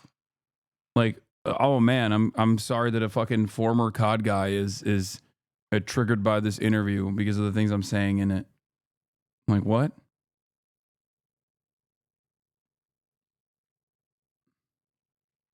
You have to deal with to avoid even worse things. How can you trust somebody that's just trying to survive and continue to remain in power? There are people that have met with Jelani who are saying we should give him a chance. I think it's letting him and the organization off the hook. I spent 7 days in Idlib, seeing, of course, what Jelani wanted me to see, and hearing what he wanted me to hear.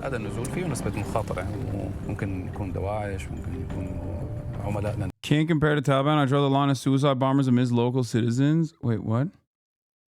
Material circumstances cause a bloody day every week in Iraq for 10 years. I can't compare to Taliban. I draw the line of suicide bombers amidst local citizens. It's not fighting back. It's just terrorism. Yeah, I mean, you do realize that there are other resistance groups that have done similar things, right? They have. It's all a matter of no way, the Jester video came out? Oh my God. I brought 6. Oh my God. Finally. Oh my God.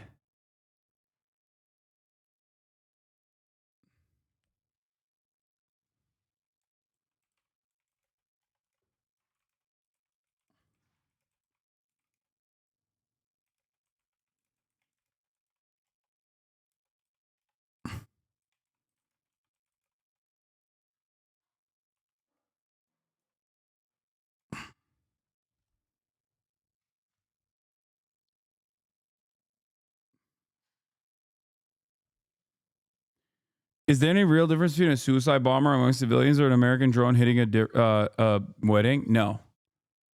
Both are acts of terror to create fear amongst the population. Yes.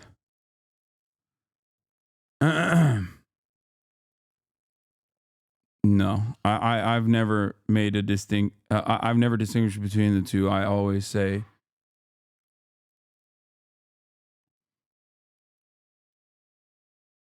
If the Taliban have Reaper drones, they'd be striking weddings too. Yeah. Or, I mean, dude, states engage in acts of terror all the fucking time, you know? When states do it and there are foreign adversaries, we call it Bashar al-Assad. When states do it and there are foreign allies, we call it Benjamin Netanyahu. That's the difference. When we do it as the state, we call it liberation. Yeah, we call it shock and awe. Democratizing Iraq. Do you understand? It's all terror.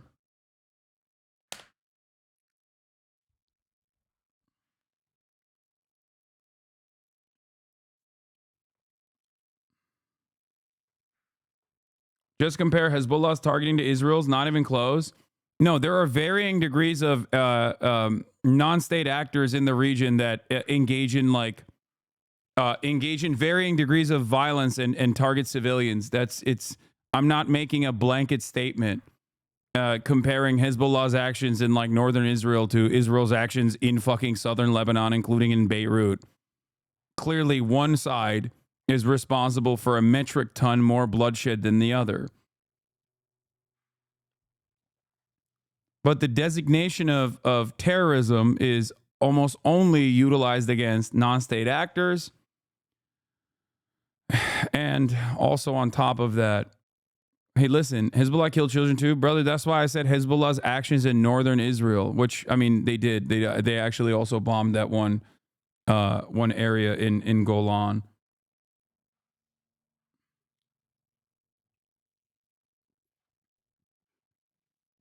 Some background on HTS. Coincidentally, my work during my master focus on the group. Jelani joined ISIS and was sent by Abu Bakr al-Baghdadi to lead their offshoot al-Nusra front in Syria, which is, the guys that Israel does not mind and actually likes. Al-Nusra broke from ISIS and pledged allegiance to Al-Qaeda. Al-Nusra then broke from Al-Qaeda and absorbed many other Syrian rebel groups to form Hayat Tahrir al-Sham, HTS, which now governs Idlib.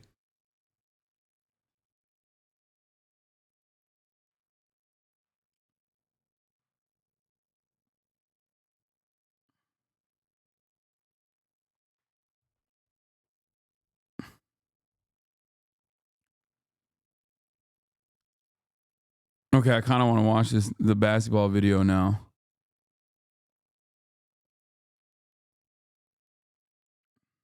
More than I care about watching this Jelani guy. Wait, you got British backup against your naysayers? Oh yeah, I didn't even watch this full video, but I liked it and reposted it. But I didn't even watch this video. Here, let's see what he had to is say. Consistently smeared as a radical anti-Semitic extremist because he dares to humanize the Palestinian people and their politics, and also because he criticizes Israel in a way that is consistent with the ICC. You're a deeply unserious person? Yeah, I am.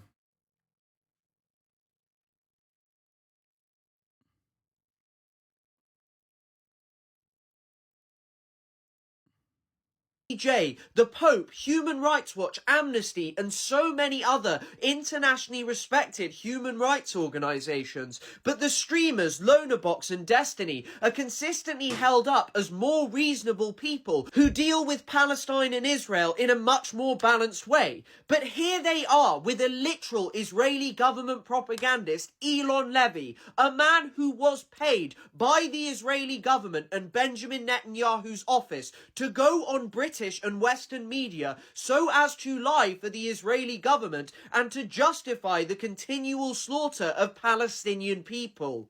And then, of course, I'm sure as many of you will know, one of the key figures crusading against Hasan has been his former co-host Ethan Klein. And just watch Lonerbox yesterday, the man who was brought on by Ethan to give reasonable opinions about Palestine. You can get in. I think the American government, I don't know if you know, recently there was like a measure that was taken in October for 2 weeks where Israel basically, the IDF, I think without getting approval from Central Command, basically decided that they were going to surround the north of Gaza, and to do that operation they weren't going to let anything in. Okay, so they did that for about 2 weeks, and I think that was when Kamala Harris came out and said, okay, damn, bro, he fucking speed fried this. I can't even understand what he's trying to say. you've got 30 days to fix this, otherwise we're going to reconsider selling arms to Israel. We're going to reconsider our position on aid, and that's a pretty unprecedented thing for America to do. America doesn't talk about reconsidering arms to Israel very often, and then on the very next day, COGAT, the Israeli aid distributor agency, basically posted a bunch of videos saying, look, there's a bunch of trucks going into North Gaza, we all have trucks going in. So I think getting government... God damn.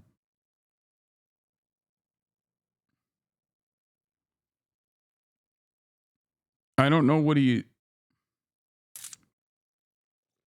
Can you slow down the TikTok? I don't think I can. I just genuinely can't even hear what he's saying. Clip in the description? Where? It's not.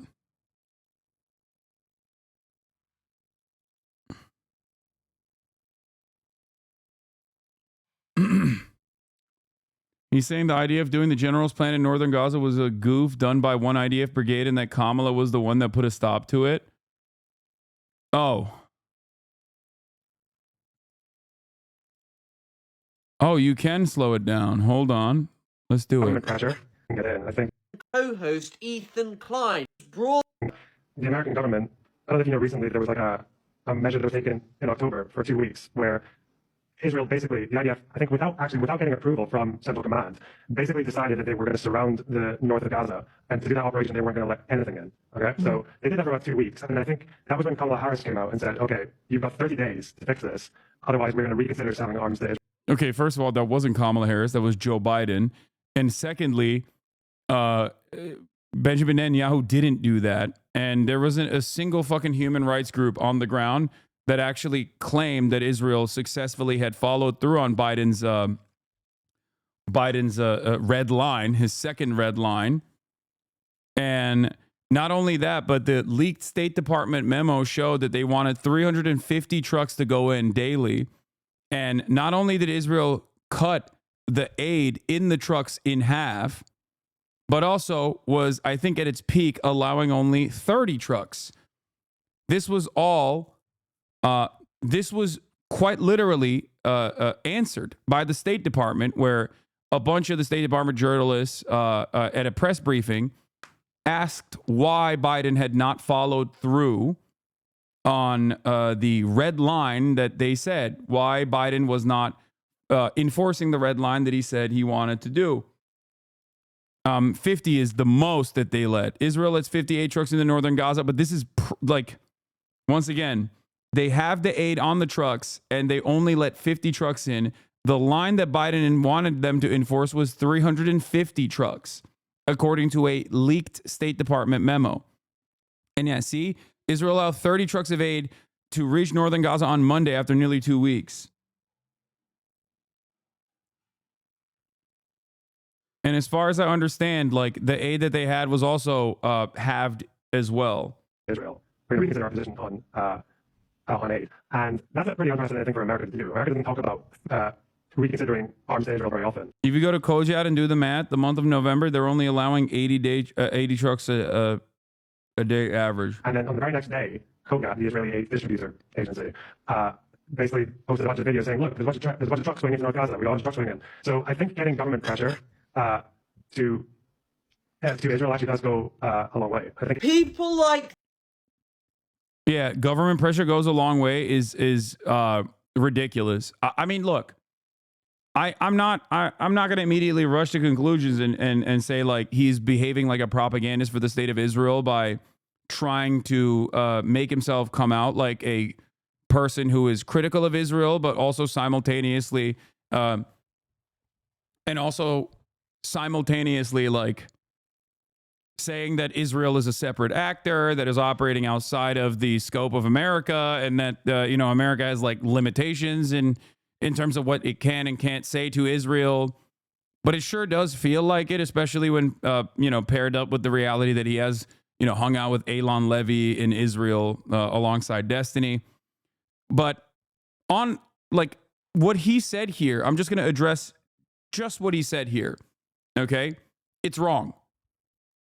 Not only did America make serious demands and even said that they would actually deny weapons transfers if Israel didn't follow through on it, because Israel decided they're going to do the final solution in northern Gaza, as you guys know.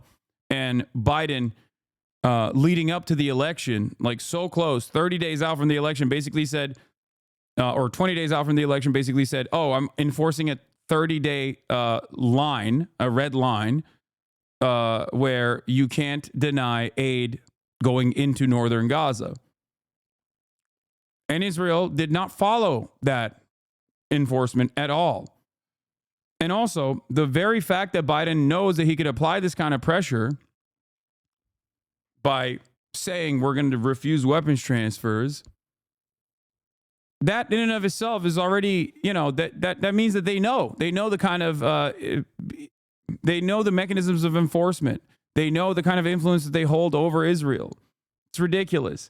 It's all just aesthetic posturing from the Biden campaign, from the Biden administration, sorry, to make it seem like they're trying to do something. It's no different than the fucking Gaza pier.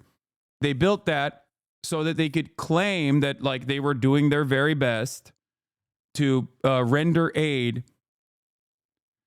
to the Palestinian population, because everybody understands that it is a clear-cut direct violation of human rights law to refuse to render aid and allow humanitarian aid to go to a civilian area.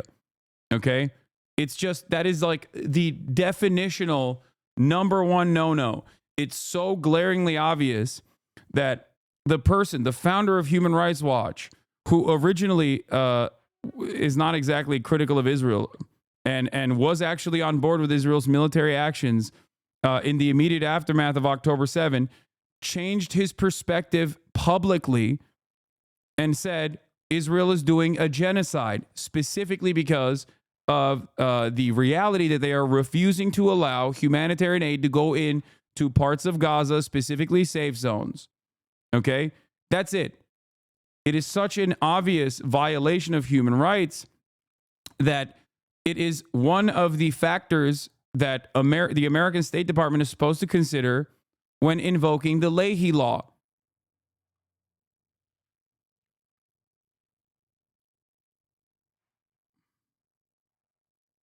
What is this?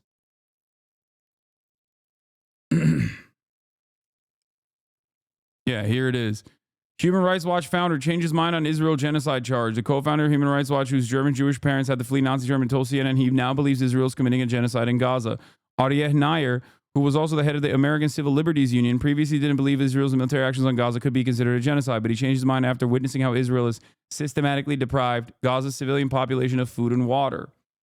So it's, it's not something that you can... Not exactly something you can argue against. At best, you can be like, oh, America's trying their best, but they're just failing to do so. But I think adults understand. Like, if you're even remotely reasonable, you understand that America wants Israel to do these things, even if they are, even if they're incurring severe penalties for it in the form of losing social capital.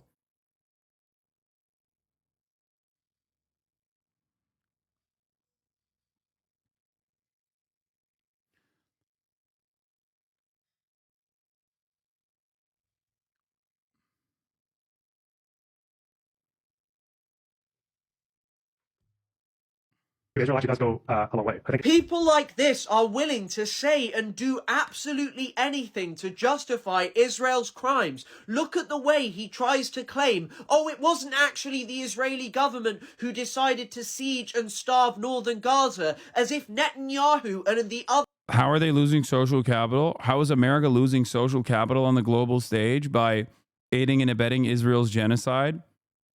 What do you mean? You have tens of thousands of people fucking protesting in the streets in the Western world. That is like unheard of against Israel. That's, that kind of pressure inevitably creates a fraction in Western governance between what their politicians are saying and doing and what the public wants and demands. Okay? When you sit there and you undermine the UN and you undermine ICC and you undermine the ICJ, you are withering away at your soft power capabilities. You're withering away your diplomatic capabilities. Ironically enough, this is something that Joe Biden actually said he was never going to do, and actually was going to do the exact opposite. He was saying that America was headed down a dangerous path with Donald Trump, which I did agree with to a certain degree.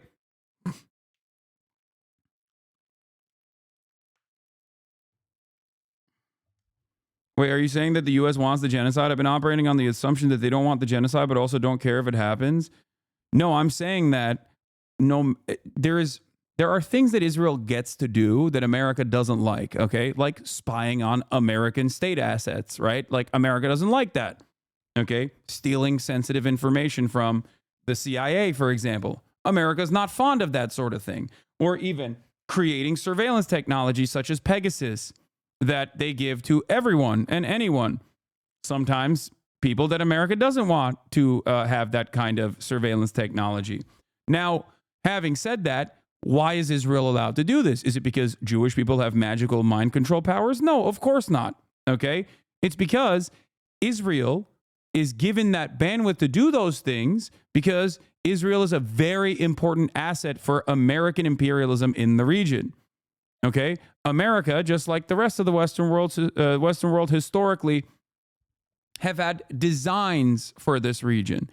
All of the nation states that you see in the region were directly drawn by Western imperialist forces. Okay? They were. And they were designed in a way where there was always supposed to be sectarian infighting. Okay? Whether it be Lebanon, whether it be Syria, whether it be Jordan. Okay? These states were designed specifically so there was always ethnic strife, always ethnic tension, always religious sectarian differences that would cause destabilization, because destabilization ultimately is very beneficial for Western states in this resource-rich region, Western states that want to control this resource-rich region. Okay?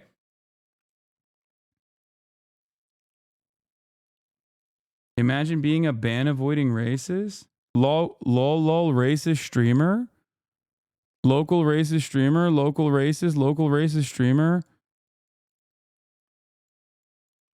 Oh, fuck me. I didn't mean local. What?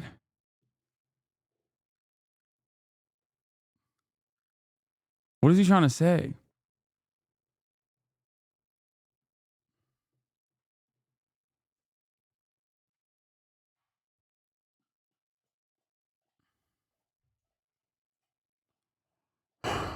Why do I read the most unhinged chatters? Because I like it.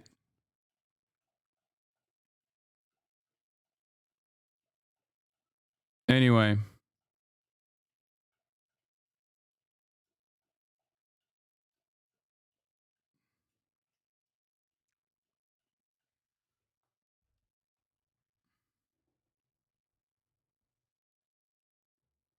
He's saying I'm loco. Anyway. Where was I? What was I talking about? I'm forgetting. Others at the top don't know what's going on, and it's just being carried out by a few rogue commanders. And when you listen to what he's saying about how Israel approved aid and that US government pressure worked, no it didn't. Israel did not meet the deadlines that the US government set. And what you should be focusing on in this conversation are the actual... Oh, Israel's bandwidth to do what it wants. Yes.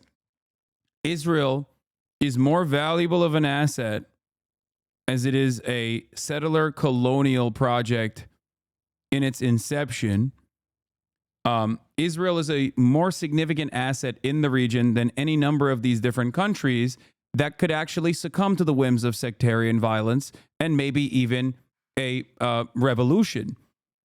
Historically speaking, some of these Arab countries have even tried to align with the USSR, for example. Big no-no. Okay? Israel, on the other hand, has always been loyal to Western interests. And Israel, especially in the aftermath of the dissolution of the apartheid state of South Africa, has learned very important lessons, such as making themselves so entangled with Western enterprise that it is impossible to divest. Israel has also spent a good deal of money in that time frame to do a shit ton of positive PR. So It is an invaluable ally in the eyes of the United States' State Department. Okay?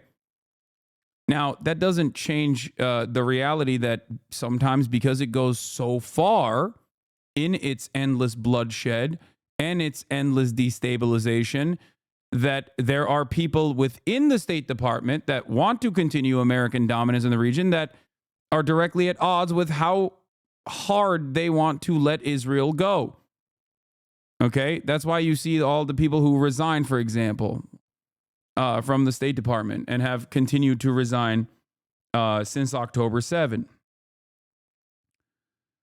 Israel also is a testing ground for all of the most nefarious and insidious forms of dominance against a civilian public.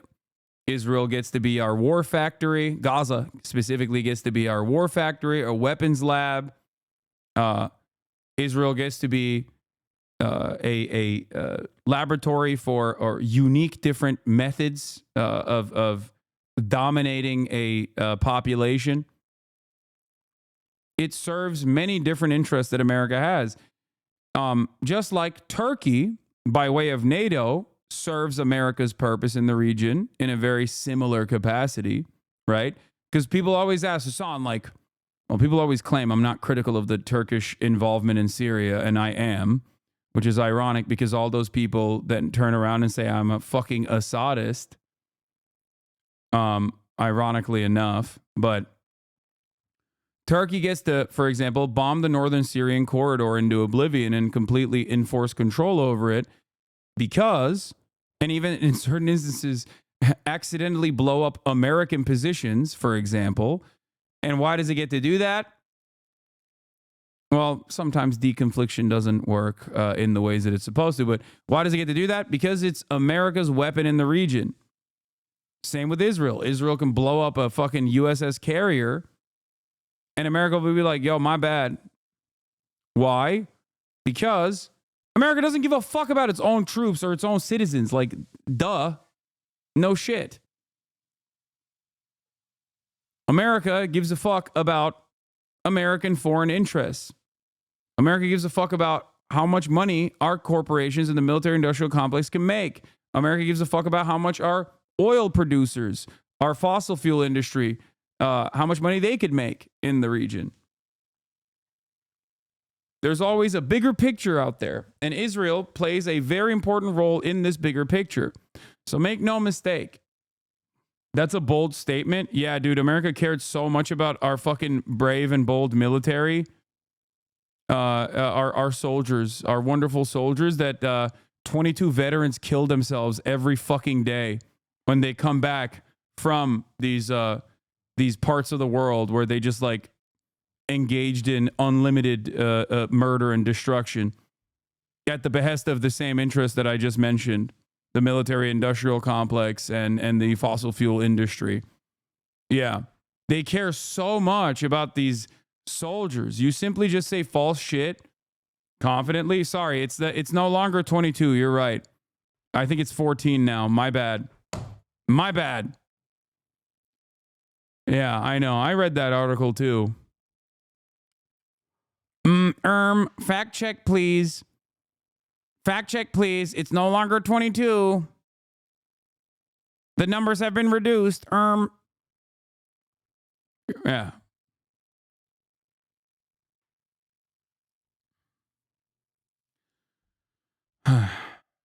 Hasan, how good does Dan Clancy's dick taste?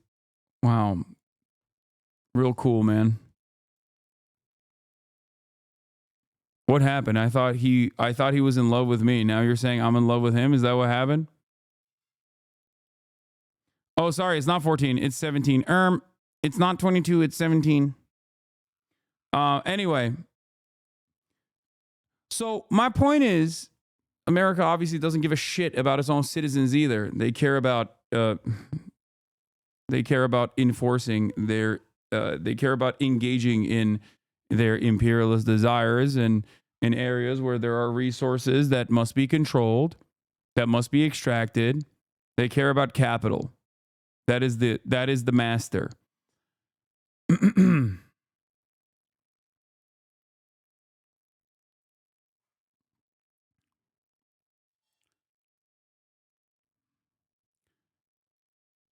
So yeah, that's why America lets Israel do whatever the fuck it wants in the area.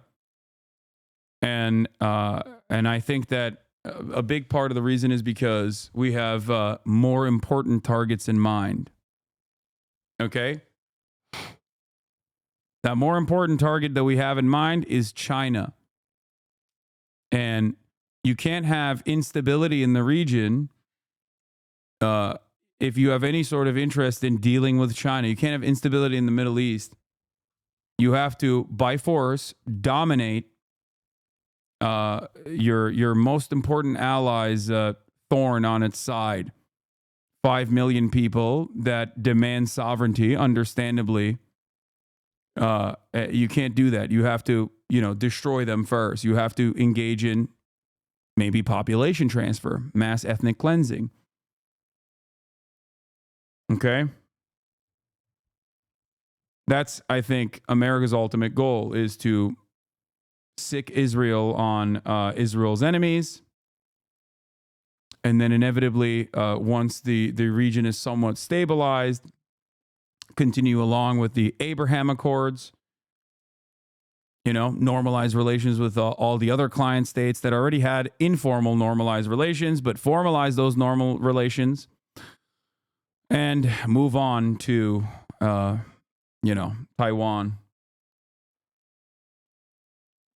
Aid organizations who are saying that almost no aid is reaching northern Gaza, and that last week Israel denied 82 out of 91 attempts to bring aid to that area. But of course, for Lonabox, he needs to tell you the Israeli government narrative because he's balanced and two-sided. And if you ever wonder why I'm so dismissive of liberal Zionists and people who say, oh, why can't you give the Israeli side? This is the Israeli side. It's just lies to justify the extermination of Palestinian people, or in times where they're not waging a brutal assault on Gaza, it is done to justify keeping Palestinians under an apartheid regime and taking their land constantly. Yep. I, on the other hand, believe that Palestinians deserve dignity and the right to live in the land that they have continually been marginalized in and ethnically cleansed from by the Zionist project. And of course, that means that people like me and Hasan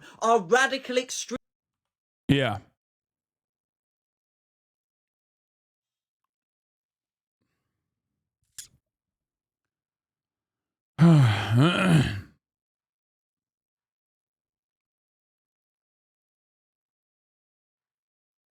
Anyway, good stuff all around. We'll do a little basketball break. God, it's so foreign policy dense today.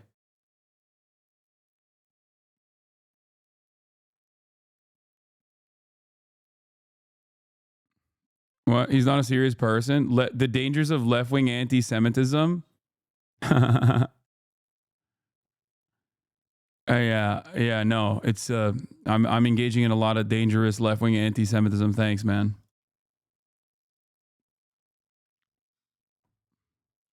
One note, dude. No matter what, one note is always the same shit.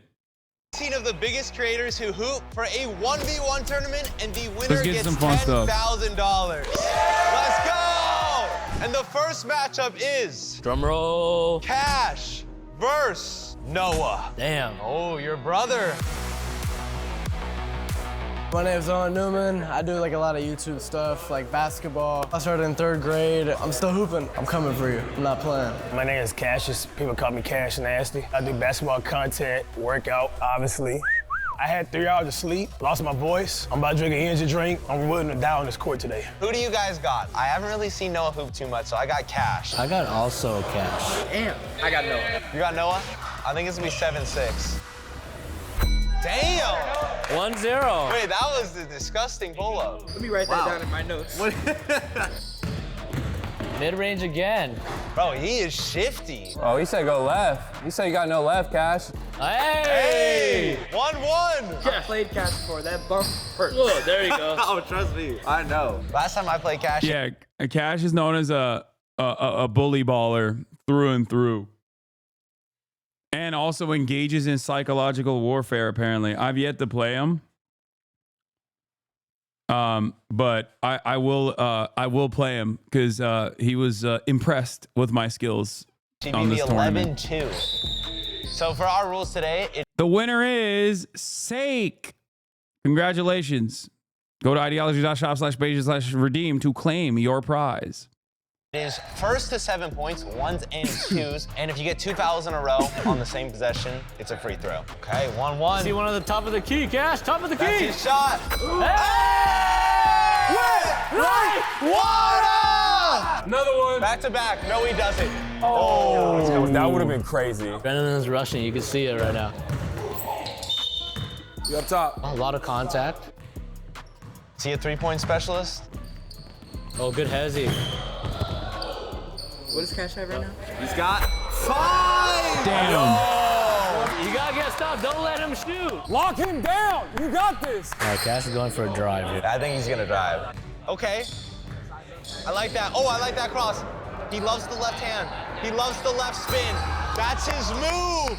Oh, I don't know what that was. Yeah, that was kind of Have weird. you seen that one? He lost He said he's little and he's jumping over. more from that. Oh. You cheering for the white boy? I'm always cheering for the underdog. You'll see. I don't care. I don't care who it is. I'm always. You have to understand the mindset that I had when I was coming into this. Okay, you have to understand the mindset that I had coming into this. I was chosen as like one of the people that's gonna get dominated, right? Because there are content creators on here that are basketball content creators that are very good, and then content creators that are on here that are just not very good. And you'll see who they are. One of them is Jason. Okay. And I was one of the content creators that is not very good. That we were supposed to be, I think we were supposed to get destroyed, which we did. That's a his bucket. shot. That's his shot. Mid-range game. The comeback. Noah could heat up with a 3 right here. Mid-range. He goes to his hot spot. Wow. Yo, Cash, stay up. This game is straight up, so. Same spot. Oh. Yo, Cash, I got 50 on this game. You get the other 25 if you end it right here. I like that parlay. Let's go. Lock him up. Oh, spin move. That's his move. Travel, yeah. Travel. Good call, ref. Good call. That's a solid call. He took 3 steps. I didn't even notice. Can't get away with that, Mr. Nasty. That is Cash's weakness, is the ref. Oh, good move. Oh, good move. Finish. And 6-4. That's tough, Noah. That was a super tough move. Cash is locked in now. He cannot afford a 2-pointer. Oh my God. Oh my God. 6. Hold on. 6. Straight up, next point wins. You could take down Mr. Cash Nasty right here. That's his for the spot. Oh my God, he went to his hot spot again. Oh my God. Is Cash clutch. Spin move, left hand, finish. Right hand. He's in the spot. Ah! Cash is moving on. I called it. You called it. 6 to 7. Damn. Jesse knows basketball, I'm telling you that. I know ball. Bro, how are you feeling right now? Close game. Exhausted. One formidable opponent, bro. He making a mid-range consistently, bro. Now for the next matchup, Jason the Ween versus Sean Does Magic. That's a good matchup. That's a good matchup. Okay. My name is Sean Sataridana, also known as Sean Does Magic, and I do magic. I have no basketball experience, but I have been training for the last 2 weeks. I've been making about 26% of my threes, so I'm about to win. My name is Jason the Ween. I'm a streamer on Twitch, FaZe Clan. I'm ready to dominate today. Have you ever done a 1v1 on YouTube before? No, I've never done a 1v1 on YouTube, never. Okay, so your recent one-on-one, you beat Flight in this building. Oh, you beat Flight? Made him, he broke his hand. You caused property damage. You got a score prediction. I think it's gonna be close, I'm not gonna lie. I'm gonna be honest, if I lose, bro, I'm quitting. This is before Kai put a ban on all magicians, chat. This was filmed before Kai decided no more dark arts, no more magic.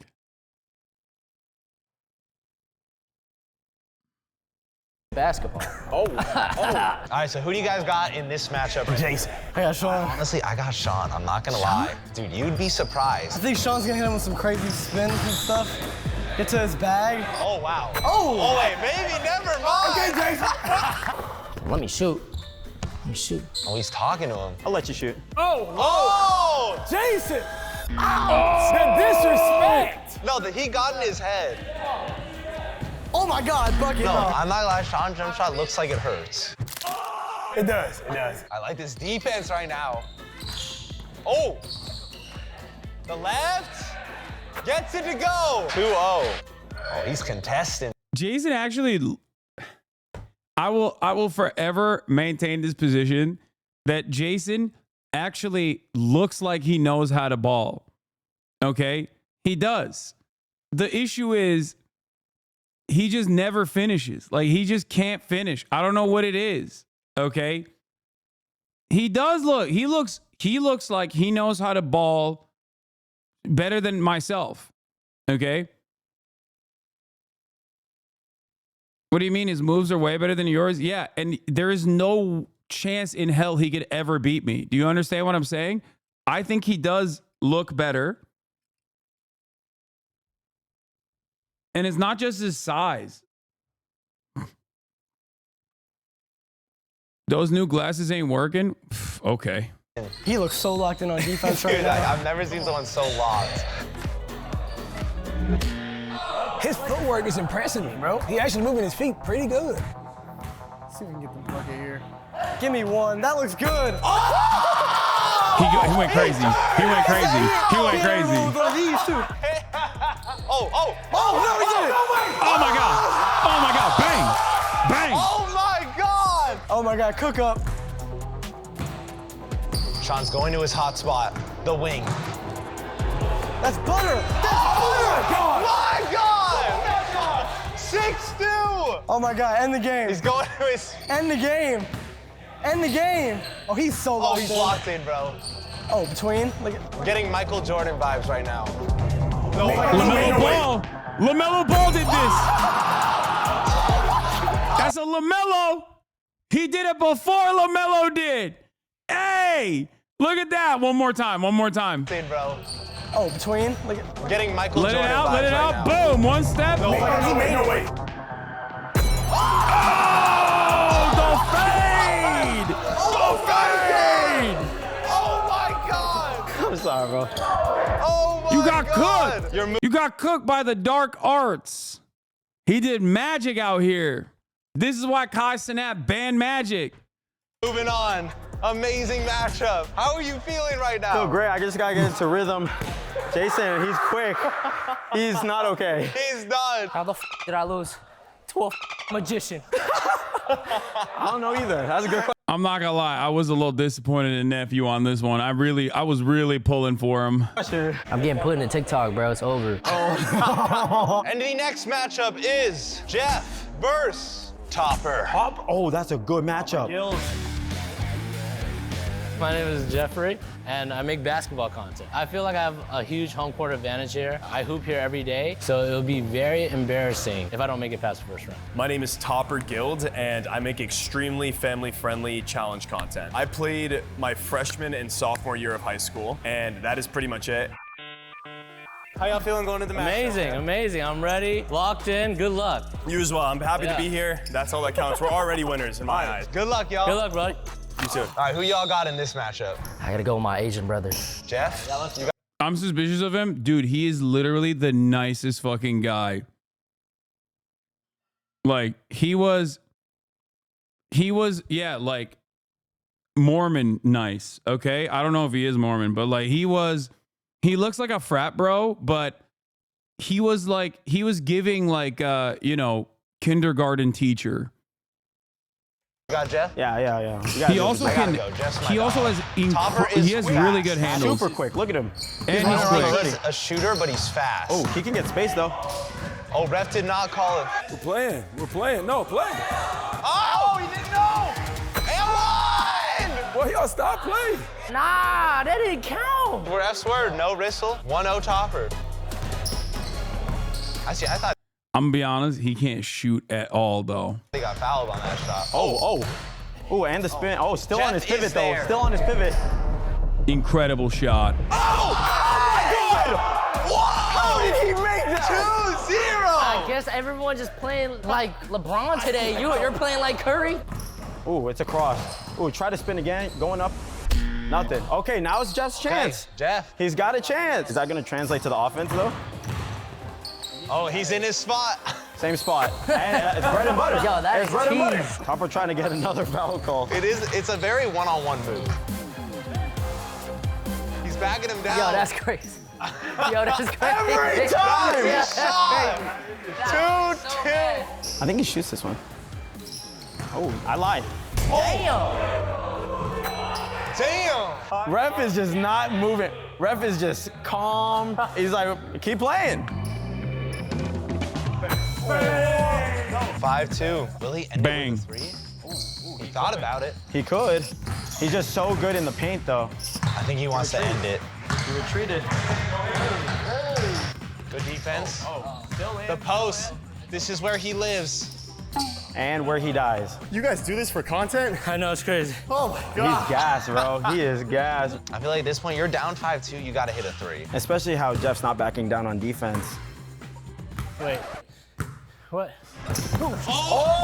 He tried to finesse! He tried it. Oh, he beat him. Damn! One possession. Every time Topper scores, though, it is a tough bucket. He needs to hit a 3.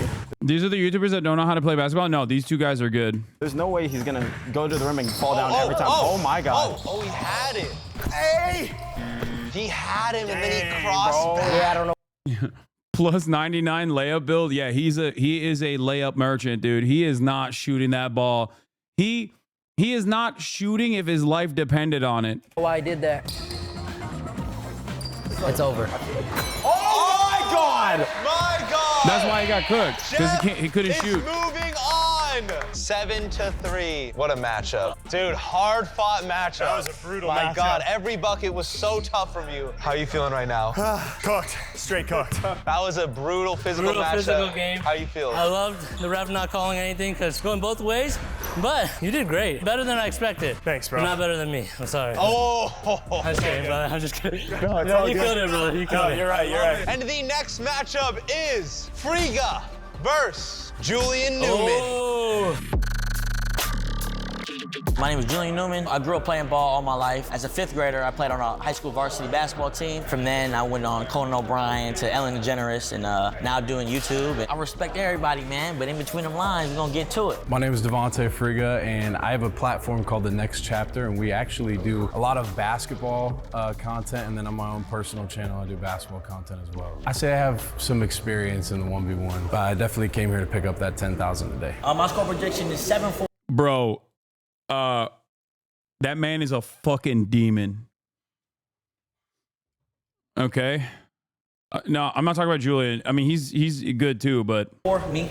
Okay, I like it. 7-5. Okay. Anybody's game. This is it, man. I'm excited. Obviously, Friga's got a big height advantage. It is unlimited dribble, though. So Julian can just... Julian can do his crazy dribble package. Bro, it looks like he's like double his size. Who do you got winning? Probably the taller guy. You got Friga. But, oh. Wait a minute. Julian. Wait a minute. Julian up 2. Who do you got winning? I got Friga as well. I got Friga as well. He might be my favorite to win it all. Yes.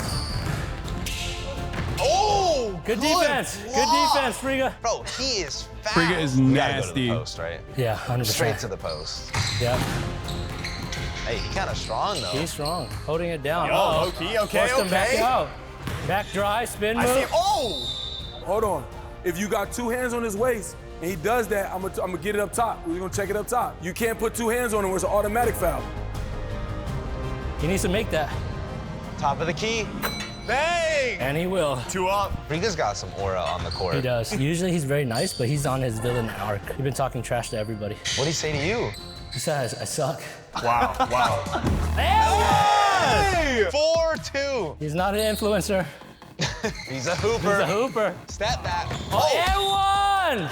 Gets the foul on the 3. Bro, you calling it one way. This is crazy. You should keep your leg out as far as you can. Hey, listen, play basketball. I'm not that guy. Just play ball. Uh-oh, Julian's known to talk trash to the ref. This didn't go bad for him. Yeah, he need to be getting the ball, standing in the court doing nothing. Hey. He's cool. I got you, CJ. And one. And he played through your foul. And you played through your foul. You're grabbing him every possession. Yeah, this shit, it got heated. Playing through it. You want to blame it on the ref because you ripped my man's shirt. And I did that? That's crazy, bro. The next chapter and the next hole has happened. Oh my God! You're a clown, bro. You a clown. You better watch your mouth. I don't care. Watch your mouth. Point count? Yes, Bucky good. 5-2. That's bull. See you later. Uh-oh. Oh my God. It's a 2v1. And that's a foul. Why you didn't call it then? For what? He gonna win on his own. I don't even call nothing for him. Dude, he gonna win on his own. I love it. Oh. Oh my gosh. What was that? I thought this was YouTube, not bloopers. No, you don't want to. Okay. I'll just say it like this.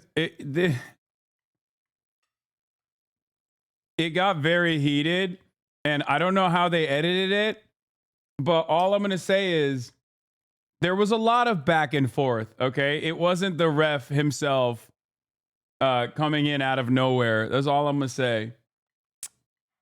Also, they did cook Julian by putting him up next to Friga in the first round. Like, that's, you know, that's not going to be nobody's going to have a good day in that process. I mean, he's a fucking demon. Get the ref on your bad side. Bro, the ref is heated. You a clown, like I said. Nah, he calls you a clown. You've complained since you stepped on the court. I don't understand. This is basketball. Yeah, and of course, someone was instigating on the sidelines.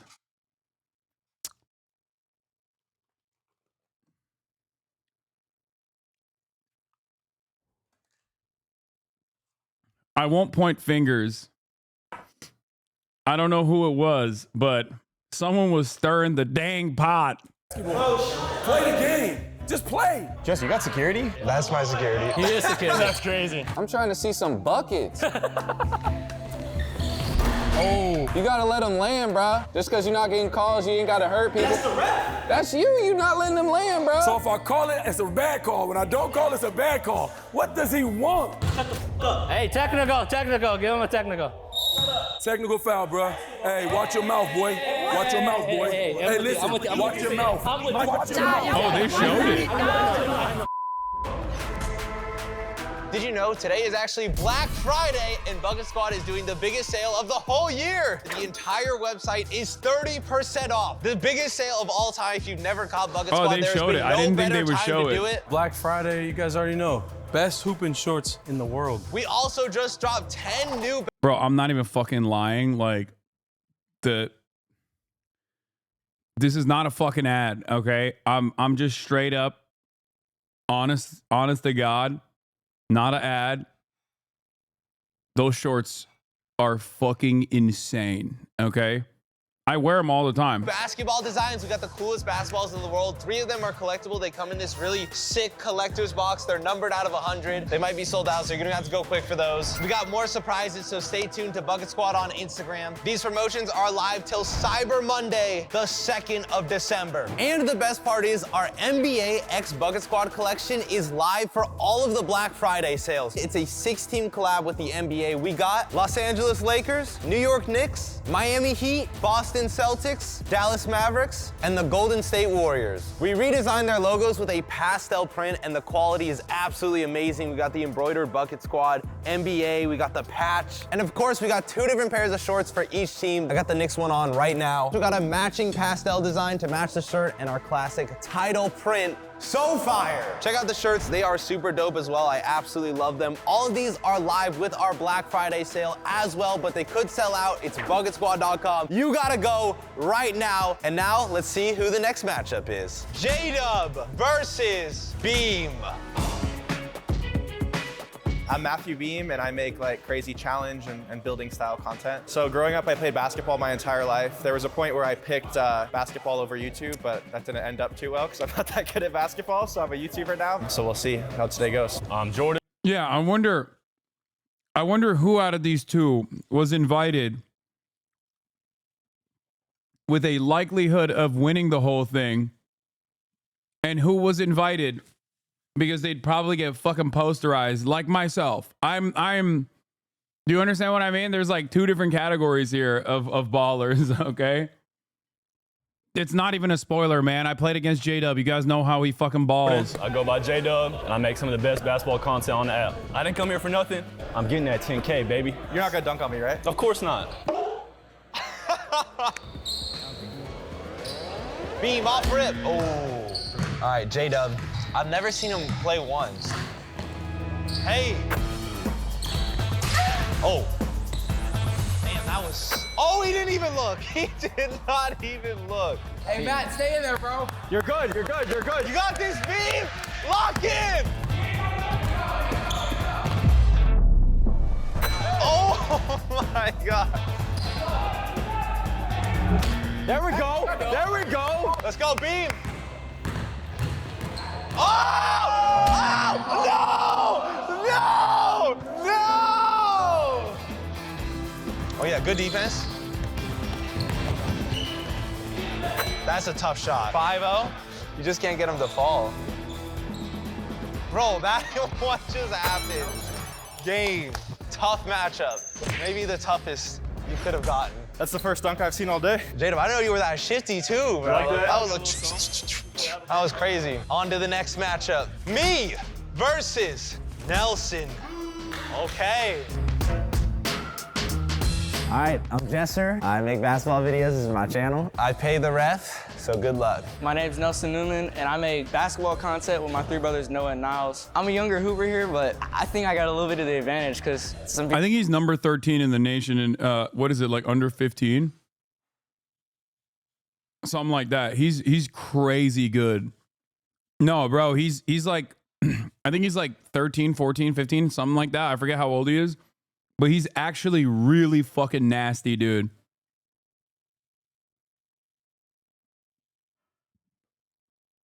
He is really, really good. People are, old as so I got some more energy. Okay, have you guys ever played each other before? No, never. First time meeting this week. Yep. I'm ready. I'm ready to hoop. I found out he was ranked, so that scared me a little bit, I'm not gonna lie, but I feel like I should win this. What score prediction? I'm gonna win 7-0. Ooh. Guess we gotta see. Ball up top, Jesse with it. Starting off, nutmeg him right off the rip, spin move, and a fadeaway. Wow, $100 move, a 0 finish. Oh, got him in the air, step through, got him dancing. Ooh. You gotta knock those down. If Jesse takes him to the post, it's game over. Oh yeah, 100%.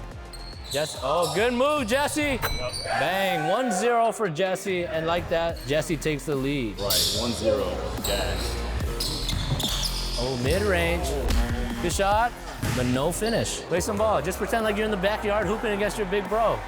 Damn, 2-1, like Nelson. Okay. Ah! Lay, ooh, 3-1. He's 15.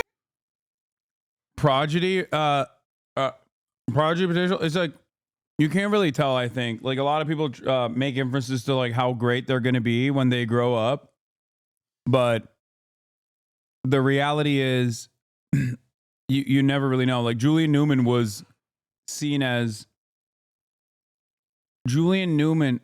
Prodigy. Sorry, not Prodigy. Prodigy. Julian Newman was seen as like a top NBA prospect at the time. But he never like grew. You know what I mean? Size wise.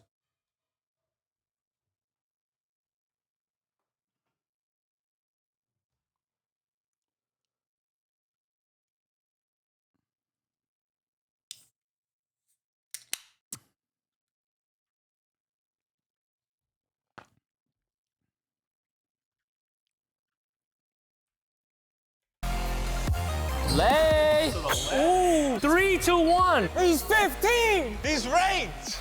To be fair, this is a very respectful game. No foul calls yet, no arguments yet, just hoops. Mid-range. Ooh. Jesse needs a bucket here. He is getting tired. Let's go, Jess, lock in. He said that's not you. There it is. You can't stop that. Good take, Jess. I think he could do that every single drive. Oh, 100%. But it's about to be 3-3.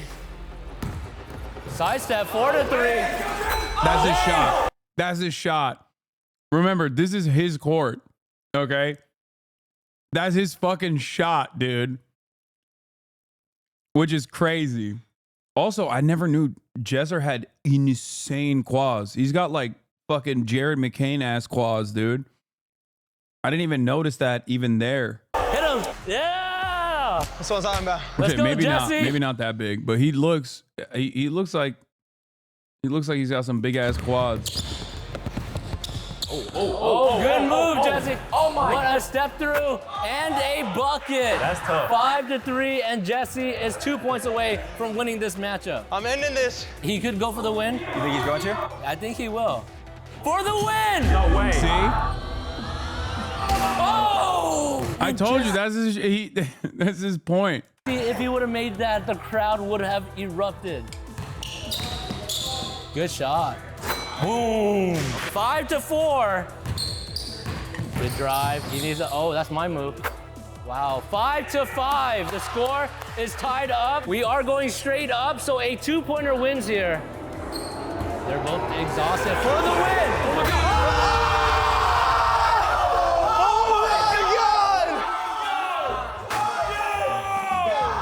Nelson with the dub, 7-5. We did it! We did it!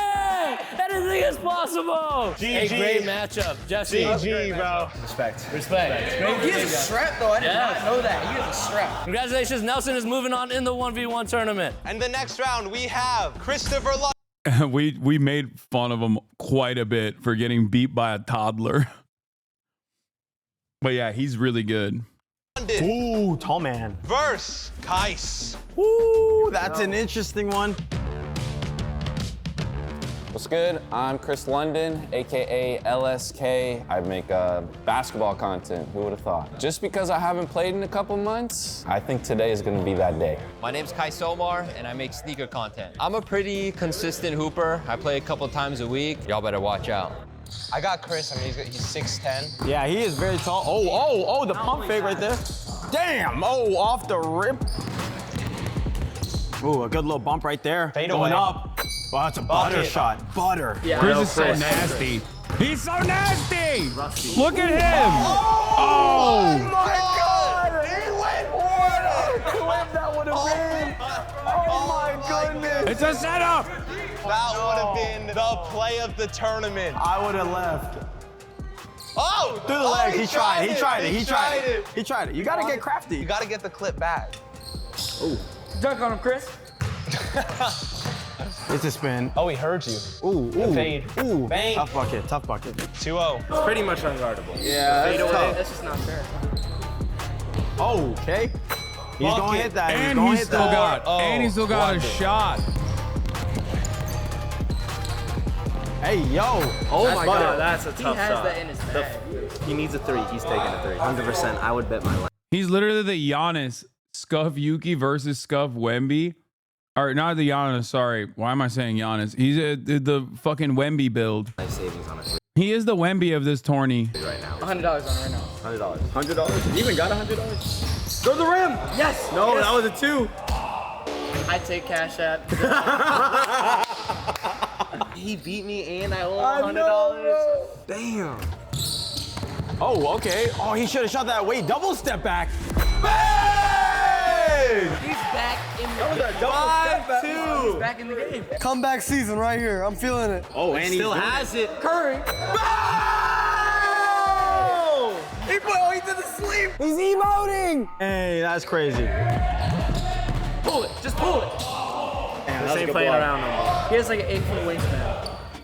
Oh, there we go. He does want it. You can't do nothing about that. I want to see you dunk it. Oh, no. Oh, no. 6'4". It's tense That's right what now. I'm saying. Hey, Nelson. I'll bet you $100 that Kai gets a 6. Oh, hand down, man down. He let him shoot that. Hands are down. There's no way. Oh, no. All the way back here. All the way back here. Dang, no way. I'll take Cash App, Zelle, Venmo, PayPal. I was very nervous. A chatter asked me how nervous were you. I was very fucking nervous. Next point win. No way. No way. No. No. Hey, you still got fouled. Oh, game. Game. Oh, got hit in the head. Damn. Took him out. Damn. In the game and in real life. All right, that's. Every time I talk trash, the opponent just always ups and makes some buckets, and I almost lost, but hey, it's an ugly win, but I won, so. When he walked away on your three, did that give you the motivation to start the comeback? It was the dunk attempt. I'm like, all right, he's trying to get a highlight. All right, so that motivated. Bro, your head is a magnet. Come on, bro. That was a great game. On to the next one. Hudson versus Hasan. I'm so scared. We got the final matchup of the first round, so neither of you post basketball content, but you both hoop. So what's your experience? I've played in middle school, and that was the last time I played in a league. But you know, I hoop occasionally. I think I got this. I'm gonna make sure I leave with that check. Okay. 100%. Oh damn, he's going all the way. Okay, I'm nowhere near as confident as Hudson is. I'm an old man. I feel like they brought me out here specifically so like, you know, they could do some dunk compilations off of like a person that at least is comparable in size to like a Chris or a J-Dub, but I do hoop, like I enjoy it. Yeah. I'm just here to have fun. Hasan has a -6 spread, so I'm gonna take that. -6 spread? Yeah. Oh, top of the key. Bang! You left him open! Who do you got winning? I got Hasan as well. Hasan, I also got Hasan. He just has more confidence. Okay, I've never really seen Hudson hoop. Oh, he's a lefty! Whoa! He's a lefty! Whoa! Bro, he can't score again or I'm cooked. Oh, you bet on this game? Yeah, -6 Hasan. Oh, behind the bat? Wait a minute. Oh, he almost banked it in. Top, he's leaving it open. He's taking it! Bro, you gotta guard that, Hudson. You gotta step up. Dude, he reminds me of like a 1960s power forward. 5-1. Oh, good pump. 6-1. He is at game point. This guy's stressful. Yeah, it's definitely stressful guarding that move. That is game. That was a quick matchup. Well, congratulations, you're moving to the second round. You're playing Chris. Bully? I'm rooting for you now. I'm playing. Oh. Oh no. Fuck you mean, bully? I'm sorry. I can't fucking play. First of all, I did a pretty decent job of just like not actually backing him in at all. That's not bully ball at all. Top, what do you mean? Open. He's taking it. I shoot it. That, Hudson. You gotta step up. Oh, good pump. I didn't even do contact there. 6-1. He is at game point. This guy's stressful. Yeah, it's definitely stressful guarding that move. Literally none. Virtually none of that is like. That is game. That was a quick matchup. Well, congratulations, you're moving to the second round. You're playing Chris. I didn't even think I beat Hudson. Hey, you wanna split the 10K? Yeah, you got it. Yeah, just catch Chris in the bathroom, give him a little hook. I got you. All right, on to the second round. Big second round matchup. We got Cash versus Sean. Sean, what is about to happen? I apologize, man. I'm so sorry. Why are you apologizing? For what's about to happen. Hey, It's he not did. He personal. apologized to. Hudson was really nice too. He said he's a Hasanabi head. I felt bad. Just kidding. I didn't feel bad at all.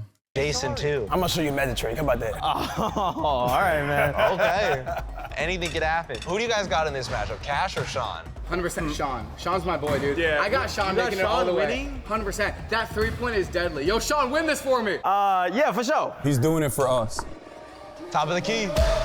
3-point game, Sean's winning. And so far, that's what it is. So Ah! far, that's what it is. Give me some.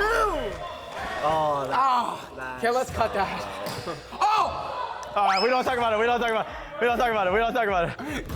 Cash. Dude, I don't know. Oh! That's some confidence. Oh! bad. It didn't go in. That's a lethal move from Sean. We got a lot of low light edits for the night, let me tell you. Yo, don't make it predictable, Sean. He's got the step back. See, that's what's too Oh predictable. my God! No, Oh! it doesn't matter. I like that crawl in, very slow step back, but it's very technical. He got in his head. Bro, he's in his head. Something Chris told me when he played against Cash, where Cash won, was that he plays a mind game. He's very good at getting in your head, and especially if you're not able to shoot, he will use that to his advantage. And so far, it seems like Sean is doing exactly that to Cash. But finally, the first one comes in. I'm telling you guys, when it rains, it pours with Cash. I feel like he's not talking too much this game. Yeah. He's poised. Yeah, when it rains, it's poised. Hey, yo, Sean, get up on him. He's missing this one. Oh. What did I say? Oh my God. What did I say, Sean? When it rains, it pours. I want this win for you. And now he's gonna take it to the hat. No way. No way he makes 4. That would have been crazy. Will he be able to bring it back? Oh, he's posting up. That's a bad move. I like that. I like that. I like this. No, it's a waste of energy, but he's Okay, it's that's a okay, waste of that's energy okay. for Sean. He doesn't need to do that at all. It's a bruiser. Everyone who's played cash has told me this. It does drain your energy posting up. Game over. Game. And that's game. 2 to 8. Oh, what is he doing? Oh, he's taking it. Show your magic trick, boy. He said, no magic! He pulled the trick You did a on magic him. trick on me? Man. I think you impressed a lot of people today. How did it feel in that final No, match? I mean, honestly, even when I'm bad at things, I like to talk myself up. And so I You're was just not bad at basketball, my friend. You're not. I didn't make it to the second round. Oh, that's You did. I was doing 15-year-old. Hey, you better than Jason. That's true, but how hard is it really, Lily? Oh! Big Jason second got round matchup. We got Jeff versus Friga. You guys never played, Never right? played. This is our first time meeting yesterday. Do you think you have what it takes to take him down? He's a favorite. I made a deal with Friga that he can only take jump shots. So you're only shooting jumpers. We'll see. Maybe not. I think Jeff has what it takes. Yes, he's Maybe like 1 in every 20 games, Jeff wins it. No. Maybe this is the 20th. That's crazy.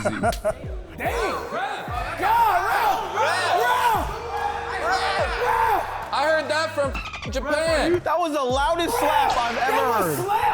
Now, apparently, Friga and Jeff made a deal that Friga's only allowed to shoot jump shots. I never heard that deal. Oh, wow. They did? That's what they said when I interviewed him. I was like, why would you take that? But I guess Friga's confidence is 10.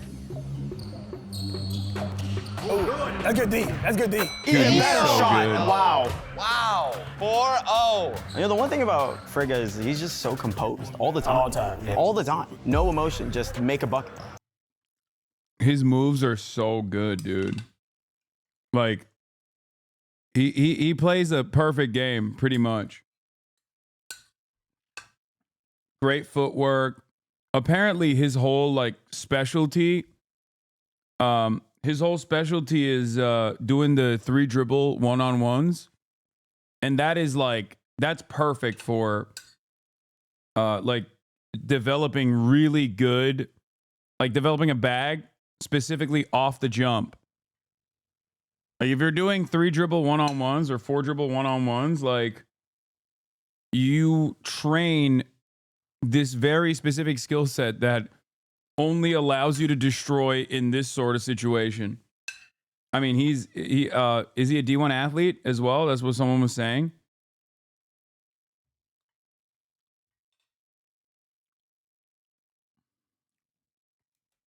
He's a hooper. Hoopus. Hoopus, that's the right word. Oh, he was a D3 hooper and is better now than he was then? Yeah. So that's the other thing I heard. You're right. Yeah, he wasn't D1, but he did get like a lot better after college. Cause like skills, the way he plays, he could have played, I think he could play D1. Like if he was at this skill level, I think he could have played D1.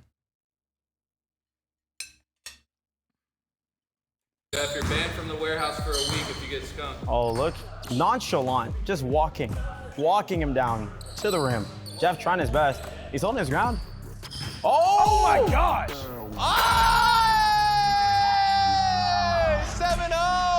I gotta play him next. Damn, you got a tough You have to matchup. play him I next? gotta play him next. Have you played him before? Yes, I beat Friga. Do it again. This is a different type of Friga. Am I Wait, better he than Julian? beat Friga? Probably take Julian over you, but it depends. I gotta stop asking questions. This is a big matchup right here. Now, Nelson, you said if you're feeling it, you can beat anybody in this tournament. Yeah. How you feeling about going against him? Respectable matchup. It could be anybody's game, you know? You never know who's gonna win. I'm going 7-3 again. 7-3. All right. This might be a pretty fun game. So what makes this matchup interesting is the unlimited dribbles.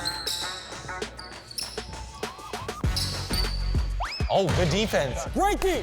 Let's go. Oh, good leg. Oh my God, deep three. Could he get three? Score prediction. I still got J-Dub winning. I got J-Dub. You got J-Dub? That's a bucket right here. I think once he goes down low, it's wraps. But Nelson is like weirdly strong. Was he stopping you from driving a lot of times? A little bit. Oh my God. That's that. Oh, good defense. He does play good defense. J-Dub's giving it to him. Oh.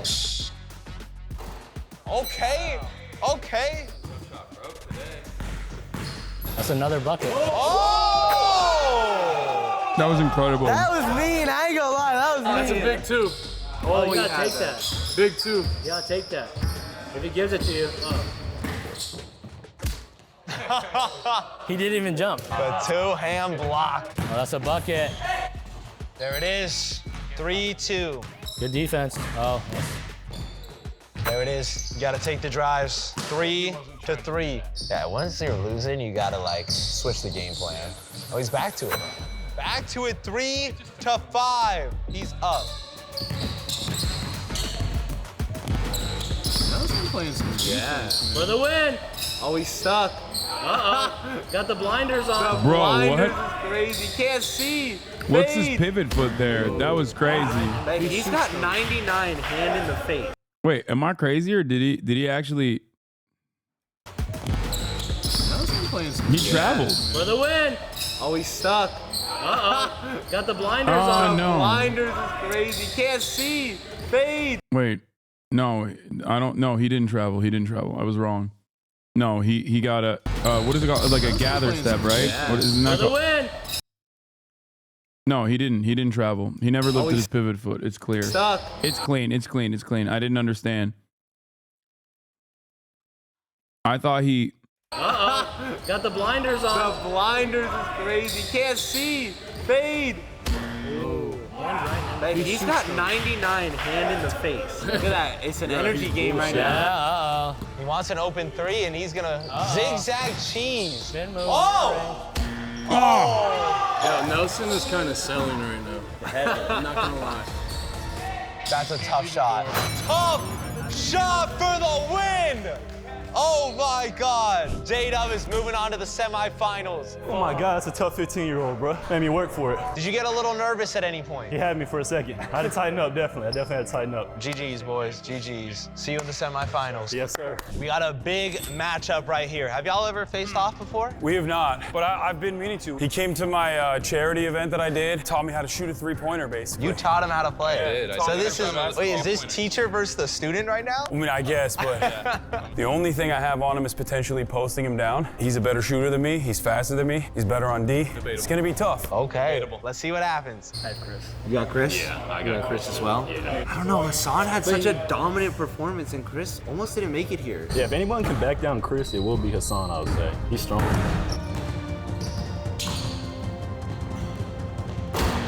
Honestly, I got Chris as well. Oh my God, the bank three. He's already doing better than he predicted he would. Give me another one. Top shot. Another bank! No way! No way he banked it in again. Wait a minute. With the MJ Selly. Can't leave Hasan open at the top. He's actually got most of his points off the check. Give me another one. No way. They look good. If he hit that one, my goodness. Oh, one dribble pull. Oh. Bro, I'm broke as Yes! Oh my God! The crowd is stunned. We're all stunned right now. What is happening right now? Can Chris make the 7-0 comeback? Hasan just needs one more. Oh my God! I don't even know what happened. Oh my God! 8-0! Hasan!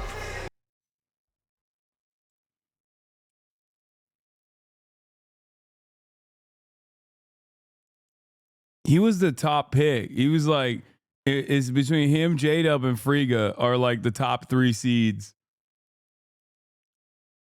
And he got skunked. And it's kind of crazy because like, this is the biggest upset in the entire tournament. But like I couldn't believe that I was able to do that, and I don't think he believed it either. He said Chris has said he's never actually got skunked before. It's moving on. What an upset. Did you mean to bank those? Yeah, totally. Bro, he taught me how to shoot threes. Student has beaten the teacher. You taught him the bank. The bank is open. I really did not think I was gonna win. It's a make or miss tournament. Great game. Here we go, semifinals. Winner is going to the championship game. So, have y'all ever played each other before? We sure have. What happened? I've been holding this L for 3 years. What happened, Priga?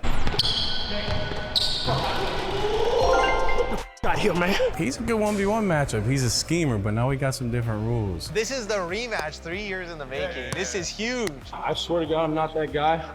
If we run it back, I promise you, it'll not be like that. It's off. I think I got Frigo winning because he doesn't want to lose twice. I think Cash, so far. I'm going for Cash, the underdog. I like it.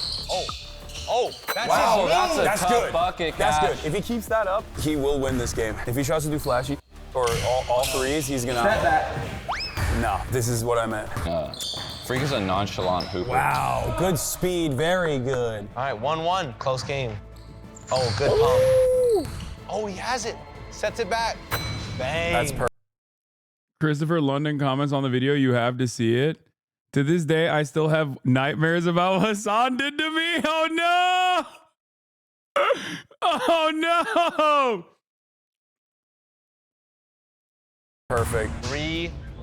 Cash isn't used to that kind of play. Most YouTubers do not hoop like Friga. I'm specifically speaking about 2Hype, Jesse. I lost to a 15-year-old. I got skunked to this guy. Okay, I'm not that bad. No, I don't think you're that bad, but I mean, like your jumper sometimes looks like it hurts a little bit. Yeah. But it goes in. Damn, tough. Yeah, as opposed to his jumper, which I is love perfect. the string music. He just needs a 3 to take it. I need to learn how to shoot. Oh! Okay, Cash is getting choppy. He got his one in. He can't do it again, or it is a free throw. What you gonna do, Frigo? Huh? What you gonna do? What you gonna do? Oh, Cash is trying to get into his head. You see that? He's trying to get in his head. Oh, that's Does tough. not care. Nice. That is a free throw. Now, the fun fact here is no one even tried to warm up on the free throw. That is something I noticed, so he might still end up missing this. We're trying to distract him. Doesn't matter. 6-1. What you want, Jester? What would make for a good ending? Fadeaway 3. You let me know. Your shot is actually so just disgusting. Chris has to hide his face a little bit. Wait, what? Okay, everybody calm down. I got copium from people who I ball with who also have appeared on Booker Squad videos already, okay? The copium was, oh, it's because your form doesn't look good that people always assume that you're not going to make it, okay? They go, oh, your shot is ugly, so people give you space. Except if we go back to the fucking footage, 2 of the shots I made were directly contested by a man who is significantly taller than me. Now, I don't have a good shot. I know it. And I do want to fix it.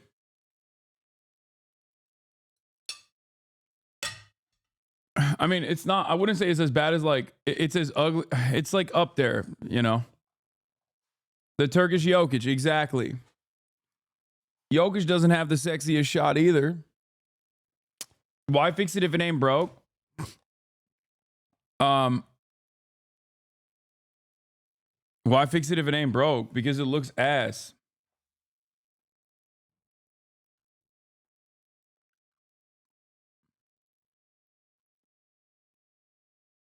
Dude, look. Let's run it back. Let's run it back. It looked good. If he hit that one, my goodness. Oh, 1 dribble pull. Oh. Bro, I'm broke as Look at that. Look at where I'm hitting that from. Like, that's not an uncontested shot.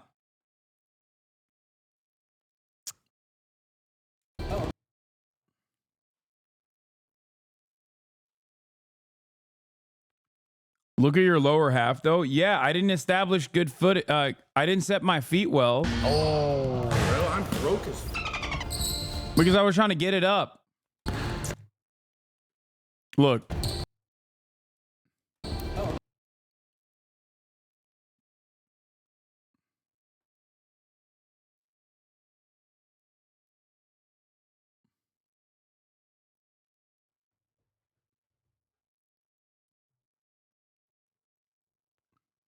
Frame by frame it.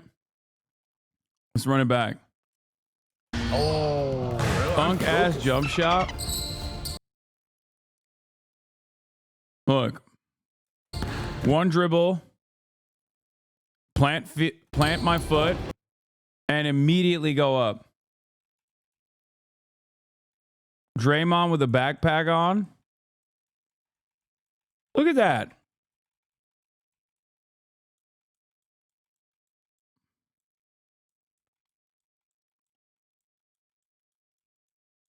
The only problem is I don't flick it all the way. See? It's not supposed to leave your hand here. It's supposed to leave your hand like that. And I don't. And I do need to fix that.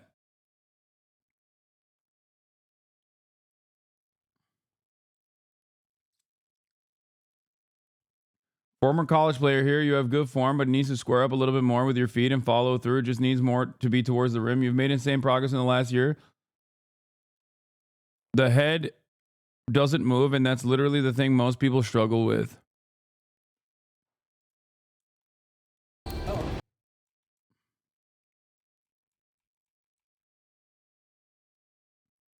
It's cool as fuck to have an ugly shot that always goes in. It's literally a flex. My shot is close to non-college player here. Jump shot's pretty good. My shot is close to being good. It's got the fixins of being a good shot. My legs should be squared with the basket. That's wrong. But that was like, this is a contested shot that I was rushing into, put up. Look at how close it is.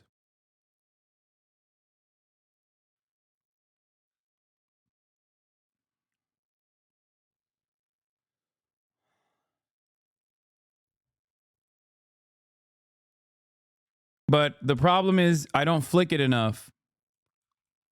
So the ball doesn't there is, it rotates, but it doesn't rotate enough.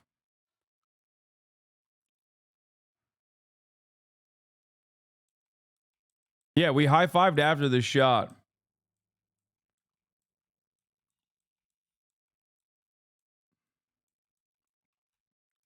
Yes! Your legs seem to be the biggest issue. A lot of times you start shooting when your body isn't facing the hoop. Oh my God! The crowd is stunned. We're all stunned right now. Look at my last one, too. What is happening right now? Can Chris make the 7-0 comeback? Look at how I start this shot. Look at this.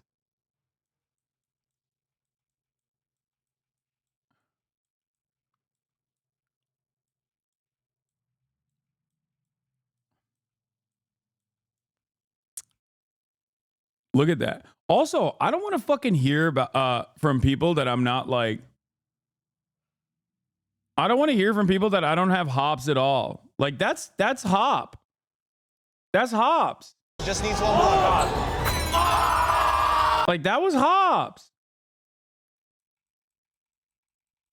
I'm not the bounciest person, but I got a little bit in me. It's just that because I'm so heavy, I don't stay up there for a while, so you never see it.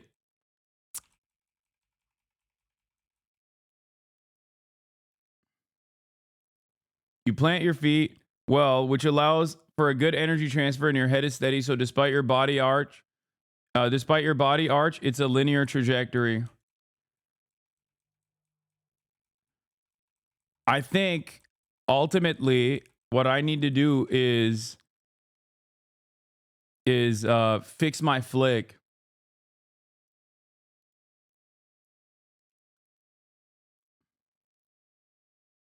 That's not how physics works. Yes, it does. For me, your jumper form. I know. Shut up. Shut up. I know. I hate that. That GIF traumatized me. I'm not gonna lie.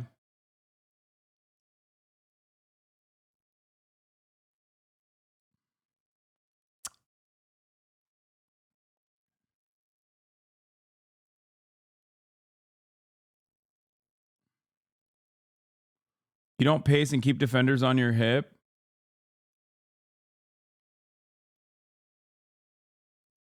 Was this before or after the OTK basketball game? It's dude, look at that. I mean, that's a fucking shot right there, dude. That's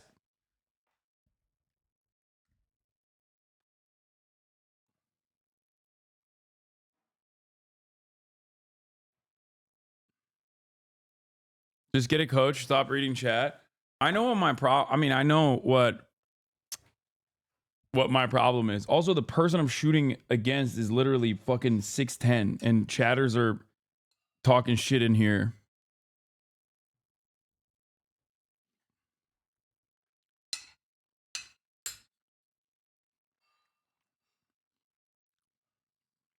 .6'10" and much better than me.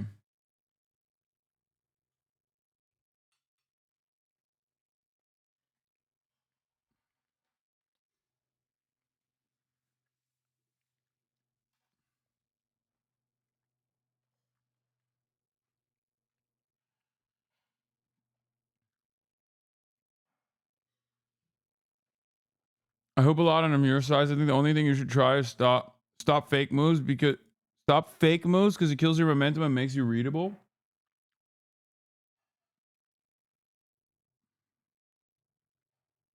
No, Ted's not better than me. All right, let's get back to this. Tried to warm up on the free throw. That is something I noticed, so he might still end up missing. 6-1. What you want, Jester? What would make for a good ending? Fadeaway 3. You let me know. Oh my God! I'm sorry, guys. That's It's not bad. messed I tried to up. give him a hard shot. Wow. I've been trash talking for 3 years, bro. He Reaction. finally got his revenge. He would have never gave it to me had this not been set up, though. So it's really shouts to Jester. Damn. The cash is really nasty, though. The disrespect. I'm getting my leg back. He's gonna go on a training arc after this. I owed him that one. You're going to the finals.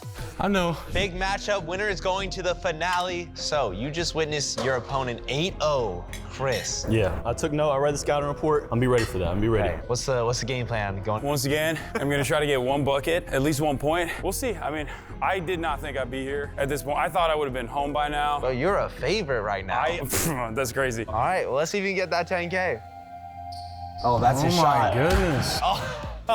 Chris, don't feel bad. Oh man, it's just like, it's not making me feel better. Top. J-Dub starts off 2-0. Oh, wow. I mean, oh, by the way, the other thing I will say is I do have some decent defense. A lot of people forget. A lot of people don't care, but like for my size, I do have a decent. I do have a.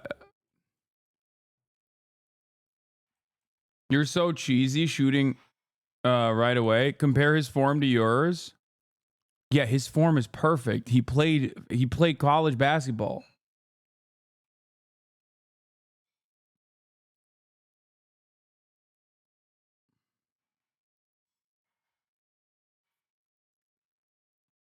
My size, motherfucker taller than most people. Yeah, my size is I'm a fucking massive dude.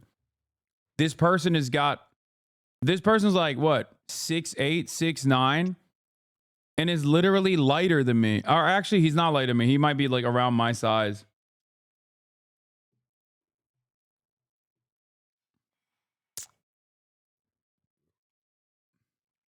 He's 6'8". I need to be basically 20 pounds, 30 pounds lighter at my fucking height. 20 pounds lighter.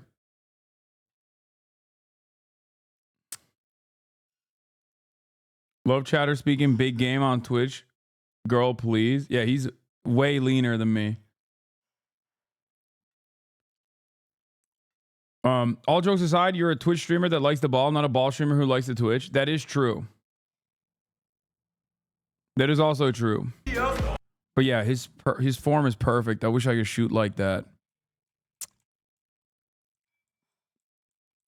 Like, I can't even reach him. Like, there's literally nothing I can do, by the way. When he shoots, and he shoots clean, there's nothing I can do. Oh, wow. Top. Yo, how do you feel right now? That is tough, bro. Chris, stop. Okay. Also, the other thing is, like, you know, if I was putting it down, you know, sometimes when it hits, it hits. And if it doesn't hit, then I'm cooked. And also, I was gassed as fuck at this point, dude. I'm playing against one of the best players that I've ever played against. It's 1v1. It's my fucking third game of the day. I'm dying. Me up. You gotta hit one. Just hit one, please. Another one. Oh. There it is. There it is. 2. Let's run it back. Let's run it back. Laying pipe like a 1940s plumber, enough bricks to build government housing.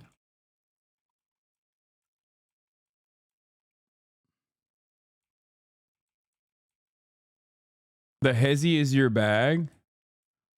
Why am I licking my lips? I'm so fucking... He kind of relaxed on D here. Yeah, he did.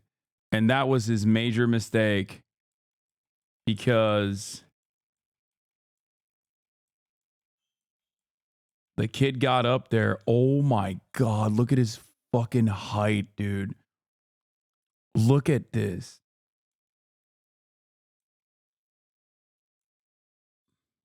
That's my bag, though.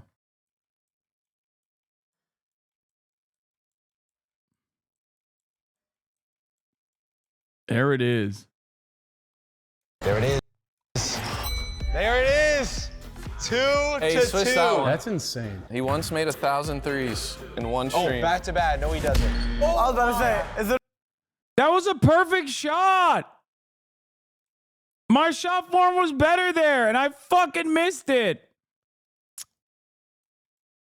Look at that.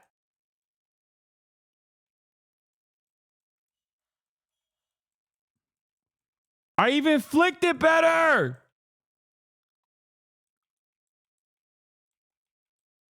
Your bad habits. Oh, back to back. No, he doesn't. I was about to say, is it about to go down again? Okay.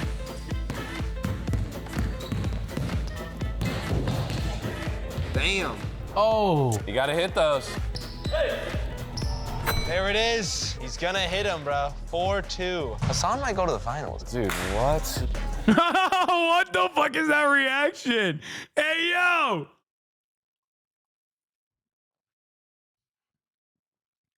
What was that reaction, bro?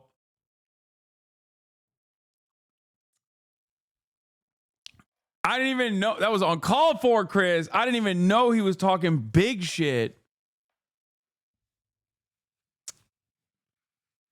If anything, you'd want him to want me to go to the fucking finals so you can be like, yeah, he beat Jade up too.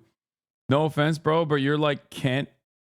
You're like Kent SD. What is that?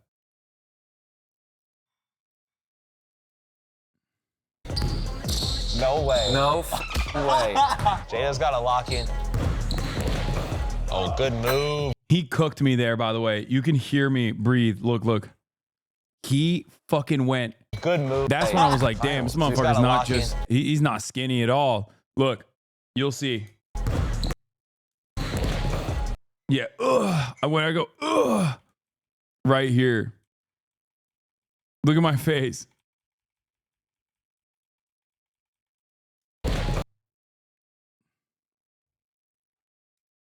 Oh, good move. Good move. 4-3. He took that bump.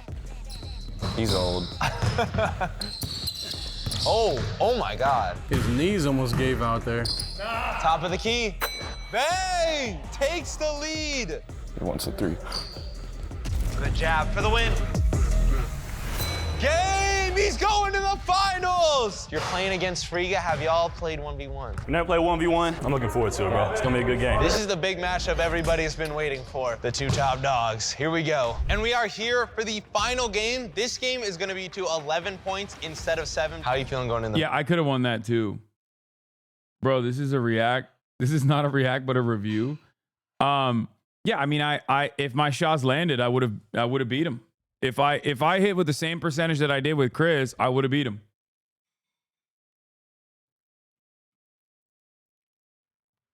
The matchup. Great. I mean, this should be the best game of the day, best matchup for both of us. So anybody's game now. We made it here. 10K on the line. Do y'all have a score prediction? What's your score prediction for you? 11-8. Say 11-7. Me. Oh, I like this. Final game. Who do you guys got winning? Friga. You got Friga? I think it's gonna be a blowout. A blowout? I think Friga wins blowout. Wow. You gotta give It's us... hard. Like, it's going to be a close game. I'm going to say J-Dub because of the size of the All right, Jeff, who do you got? I got Friga. Friga? I got Friga. Who do you got? I got Friga. Friga? Let's go. Let's get. I got J-Dub. I'm gonna go with J-Dub because he beat me. So. You got Chris? I got Friga. Who do you guys got winning? I don't know, man. It's really, really tough. It's really about rhythm, I You feel got like. Friga? Yeah. I gotta be real. I got J-Dub, man. Really? Yeah. Bro, Friga a different level. But I don't think J-Dub's been fully locked in yet. Oh. Oh, he has it. Still has it. Hold up. Bang! Bang! J-Dub with the start. Ooh. 1-0. Once you see one falls, your confidence is so much higher. Oh, I like that. Oh. Good move. Oh, great move. 2-0. I didn't see this J-Dub. That's what I'm saying. Yeah. Out of 20 times, how many times do you think you'd beat Chris in a one-on-one? 0.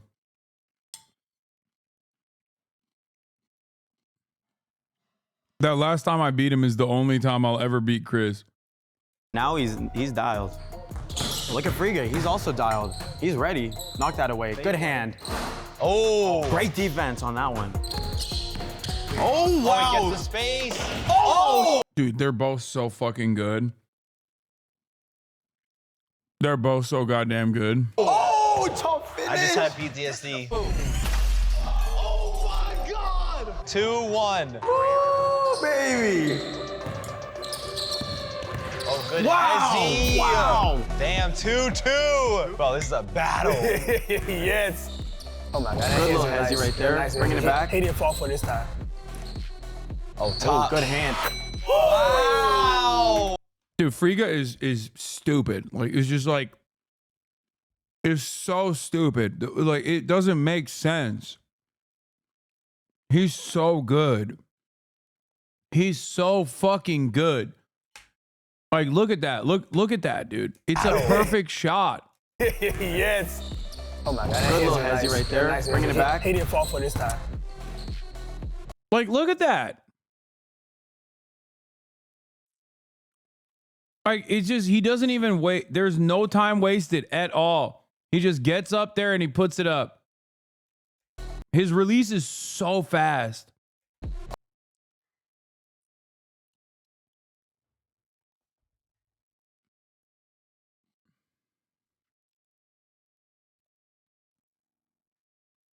Like, he shoots.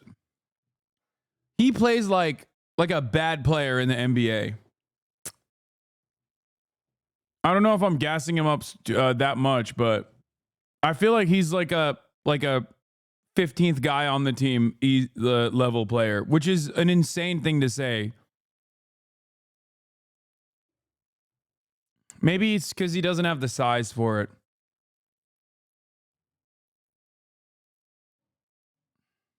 Yeah, I don't know. Maybe that's crazy glaze. I don't. Maybe G League. Maybe G League. He's not. No, better than Bronny. Okay, you guys are crazy. Yeah, see, this is why I shouldn't have said that. No, I don't think he's better than. I don't think he's better than Bronny, dude. What the fuck? Are you insane? No, people literally. No, I don't think he's better than Bronny. That's why I said, like, maybe I shouldn't have said he's the worst player, like the 15th player in the NBA, in an NBA team.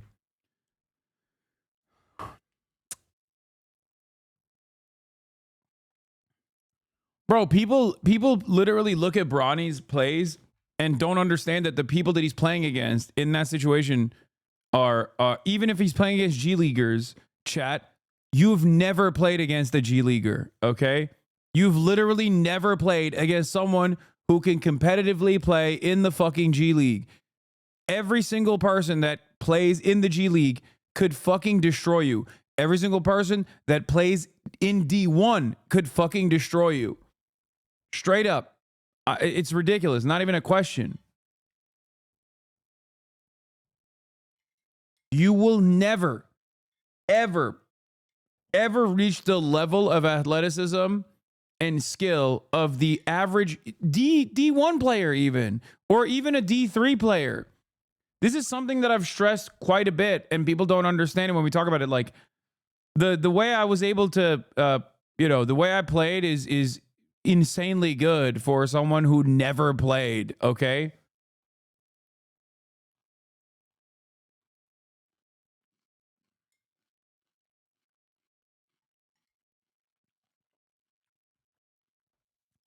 That doesn't mean anything.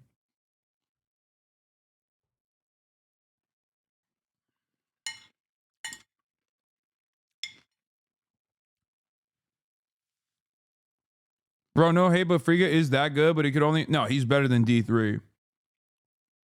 I think Friga is better than a D3 athlete. I think he's a D1 player, easy.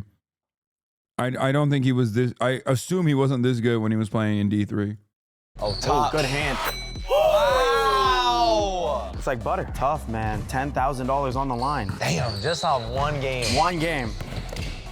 That just, oh my, bro, that was just sexy right there, bro. Yeah. Friga is on a roll. So good, man. Oh, wow, just pulls it. Stops the momentum. It's not a game to 7, it's a game to 11, though. Let's go. To be fair, I have beaten D3 athletes before. I've played against like, I played against people who played in like European leagues and shit like that. And if you get lucky, given my size advantage, but most chatters will never, ever in a million years be able to play as the average, like even D3 athlete. J-Dub. Oh. Pull up.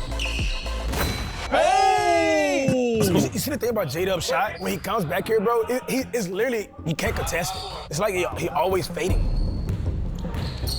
Oh, wow. Oh, wow. Oh, the reverse. Reverse, just short. That's a tough move. That is tough, man. Also, this is 1v1. And 1v1 is a very different demon than 5-on-5 full court organized basketball. Like, it's an entirely separate skill set. Man, yo, it's $10,000 on the line. Every possession matters. Facts. It's silent in here. Oh, Takes great. The 3 side. Oh, my goodness. 2 more 3s would take it. I think J-Dub better keep the hand in the pocket. Wow. Miss. Oh, he needed that. He needs some points right here. And one. And one. Go. He's flexing on him. 5. Ooh, swipe. Oh, wow. Great defense. Oh! 7-7. What a shot. How did he hit that? It's anybody's game. Anybody's game. Oh, my goodness. Who wants this money more? Who won it? Oh, J-Dub pulling. Another pull. Oh, that was so close. That's a hard. That would have changed the fucking entire plot here. He had the opportunity to change it. Breaking shot. Shot in the space. Oh. He takes it. Nice. This is insane. I cannot believe it. I feel like Friga has to go for the 3. He's so good at them. Yeah. Is this the next chapter of Friga life? He goes to it. Oh Dude. my God, he hits it. What? 10-7. How did the ball go in? Dude, that's brave, by the way. What he's doing right there is brave. That's a brave man, okay? Going up against J-Dub like that, when he's demonstrated his capacity to fucking posterize.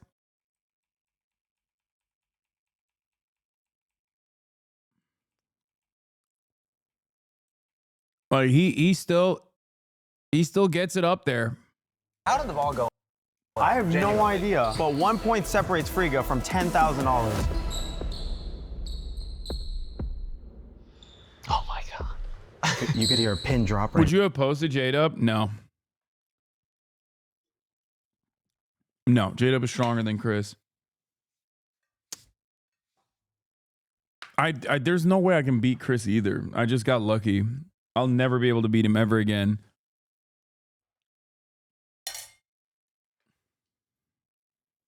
Friga is a hoopist. No, Chris is big, but J-Dub is definitely... I think J-Dub is stronger. Right now. Yeah, this is so intense. You got 2 at home, Friga. You don't want that. You don't want that. Oh, they're talking. They're talking. They're talking now. He's hungry. He's hungry. He got it! Friga wins! And Friga takes it home! Are you not entertained? That was a great game. Congratulations. I really do this, y'all. Next chapter. Shout out to Jesse, man. Yo, Nas, I seen you win one of these. That big guard you is cute. So you're calling out a previous winner of a Jester 10K tournament right now? Yeah, we've been talking back and forth. Okay. Nas knows what's up. Thank you, guys. Subscribe right now. Hey, big thank you to all of the creators who came out for this video. All their links are down below in the description. It means the world that they came out. If you want to see another one of our 10K tournaments, it is popping up right here. Check it out. We'll see you guys in the next one. Peace.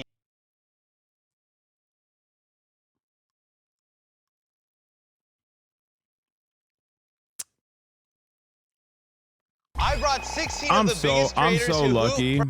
Like, I got so fucking lucky. You know what I mean? I brought 6.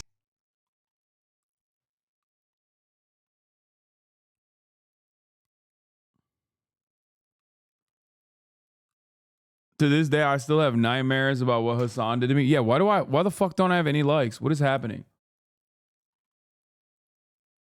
How the fuck do I have 0 likes? Am I getting silenced?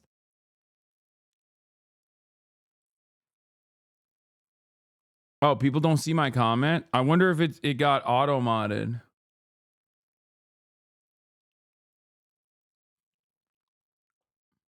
I wonder if they thought I was like talking shit and it auto-modded.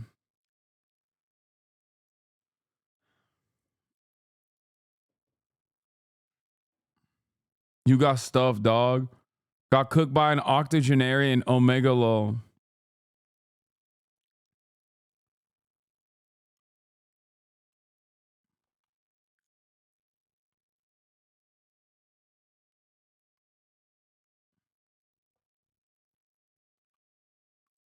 Oh, I wonder if because I said 1948.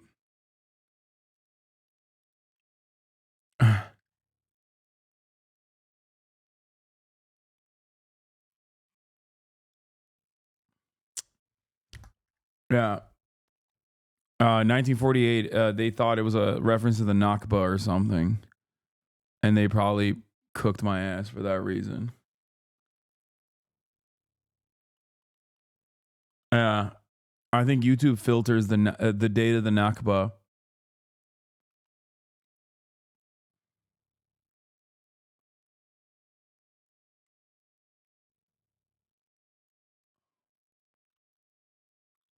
Yeah, no, it's all caps. It's got 1948 in it, and I'm like talking shit about myself. But YouTube probably a combination of one of those things, or one or two of those things, assumed it was a hate comment. So it probably filtered it.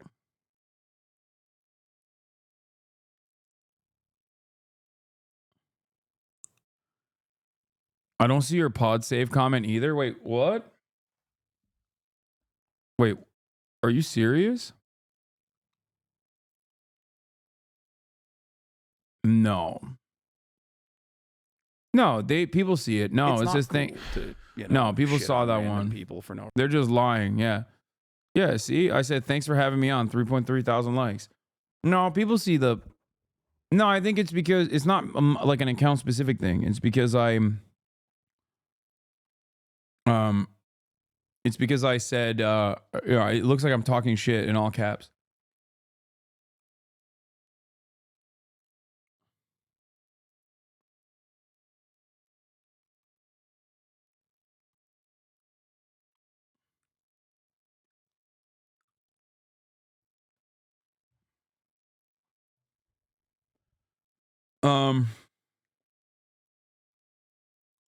Just rewrite your comment. No, it's fine, dude. Who cares? So Anyway.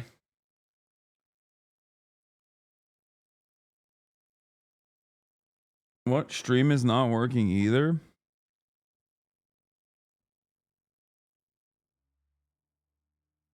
Yeah, it's just a comment. Who gives a shit? Oh, man, that was a fucking great video. Holy shit.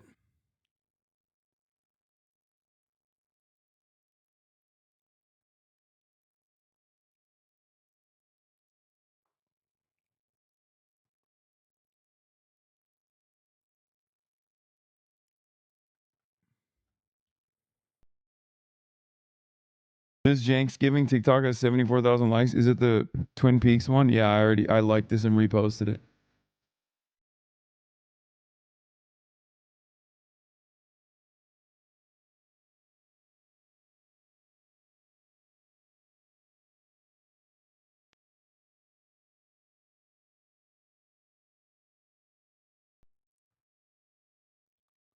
Maybe you fell off and the comment has no motion, it has no juice. The fall of North America's biggest leftist content creator. Yeah, I'm done. Hey, Conan O'Brien. Conan O'Brien got fucking 3D scanned for Death Stranding as a character. That's also my orgasm face. Anyone cares? This is exciting, and now this is the director's cut. That's right. The director's cut. There's some new stuff in this version, and today we're playing on the Samsung OLED S95D I don't remember him in Death Stranding 1. television without a console. Even without a console, you can stream in stunning 4K 60 frames a second. There's an ad. Jank Clip Chimp. Oh, I just stole from CVS. I just stole your catalytic converter, and they let me out. So that means I should do it again and do it again and do it again. Jank steals from CVS.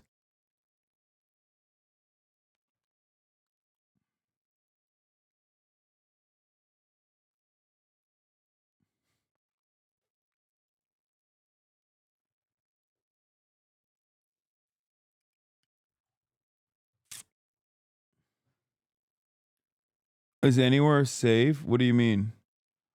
No, there is nowhere is safe, dude. Nowhere. I mean, nowhere. There's crime everywhere, and it's going crazy. Crime is crazy everywhere. We go like overseas Russia. now to the war in Ukraine. Russia. I do want to watch the England video, though, actually. This one, The End of England by Ordinary Things. This summer, my country went to hell, so I decided to follow it all the way to the bottom. Towns across England went up in smoke as gangs of self-proclaimed patriots decided to take their country back by setting fire to it. Their anger was focused on immigrants, legal and otherwise, surrounding hotels. This was pretty crazy. It'll never not be strange that they just did a fucking out and about pogrom against Muslims. And like, we just kind of moved past it, but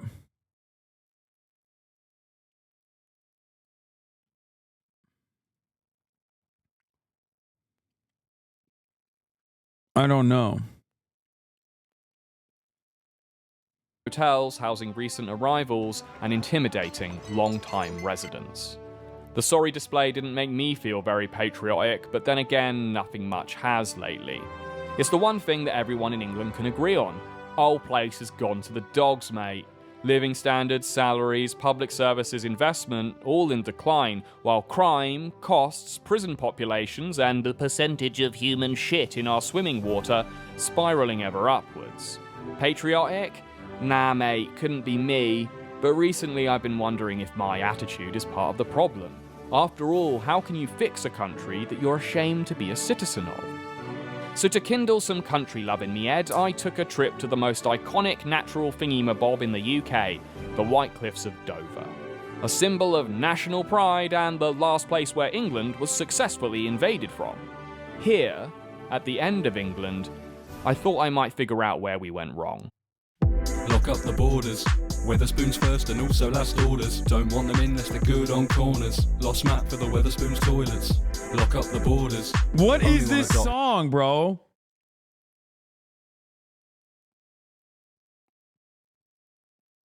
Go to Spoons while you're in the UK. With the Spoons. Lads, I'll be in the fucking UK at Spoons. You know it. I'll be at fucking Spoons every day, lad. I'll be fucking drinking at England, lads. Spoons in it.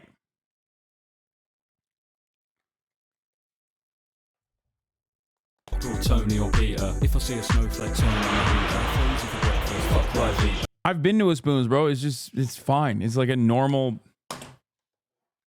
It's not that cool. Like, it's fine. It's like a local pub, but a franchise instead. Like, I don't understand. It's like people being like, you gotta go to a fucking Applebee's, bro. If you come to America, you gotta go to Chipotle, or not Chipotle, Chili's. Like, I would rather go to a local pub than go to a fucking Spoons, because I feel like Spoons is just like a cheapened version of it, you know? It's like a mass-produced version of a local pub.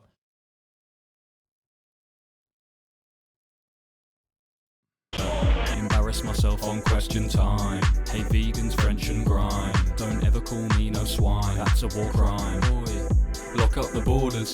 Weatherspoons first and also last orders. Lock up the borders. Boy, lock up the borders. Boy. This country's gone to the dogs, mate. I'm not a racist. I sound like it probably, but I'm not. You should look. What? Did this guy volunteer? Dude, is every fucking Uber/taxi driver in the UK like this?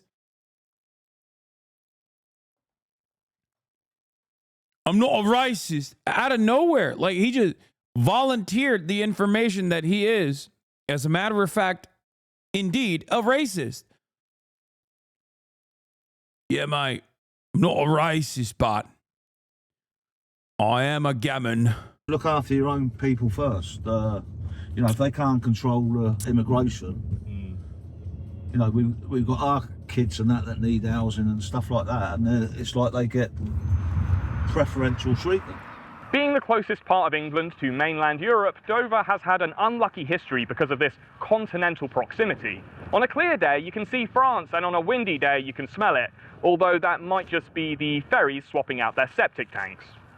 William the Conqueror landed in Dover in 1066, then marched his boys all the way up to Hastings, where he shot King Harold in the eye jelly, forever immortalised on the world's most famous piece of wool as the last man to successfully invade the English.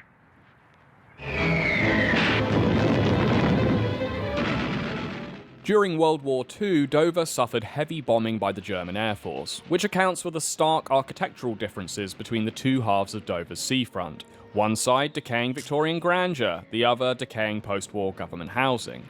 The landscape was the backdrop for the Battle of Britain, where fighter pilots pushed back a possible German invasion.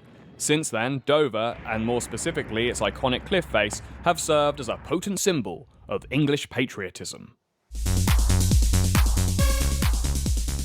Us lot have always had a strange relationship with patriotism. It's our embarrassing relative we only invite round for international football tournaments and the occasional Christmas. He crushes a couple of 3 lines on a shirt. George Rimmer still gleaming. 30 years of hurt. Never. What was it? Never stop me believing? No. I forgot what the lyrics are. Fuck, I got Jules Rimet still gleaming. Oh. Never stop me dreaming.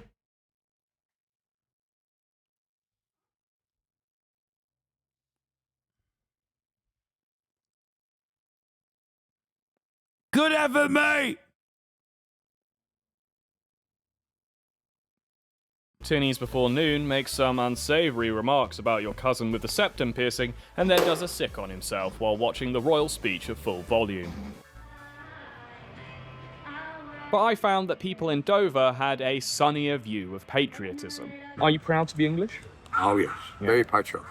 And what about England makes you proud? Mushy fucking peas in it. What of it? You one of those fucking rogues? You one of those fucking Islamopascists, yeah? I'm a proud proper gammon.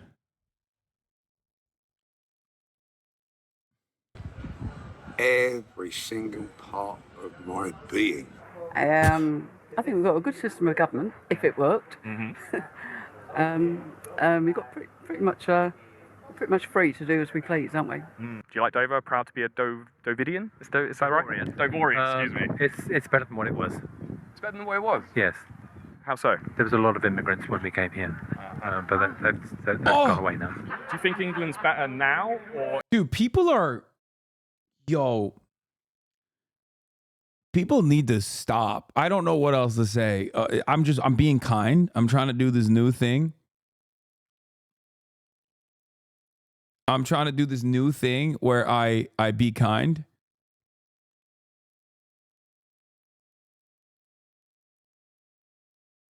But people need to stop it. Okay? All I'm going to say is stop it.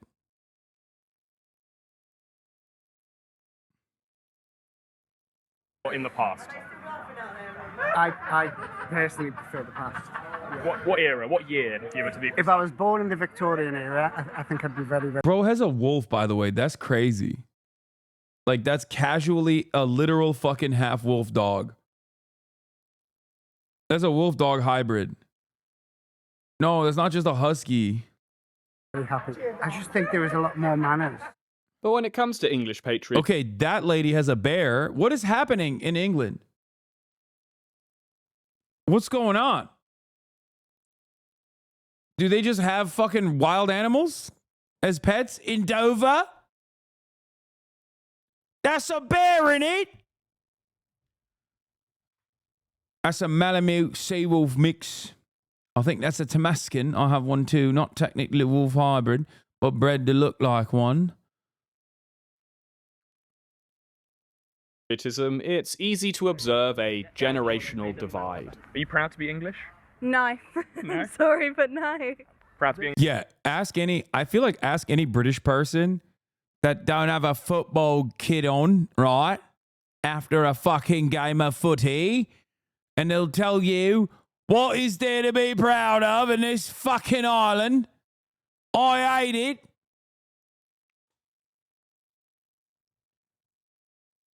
I'm under 30, lad.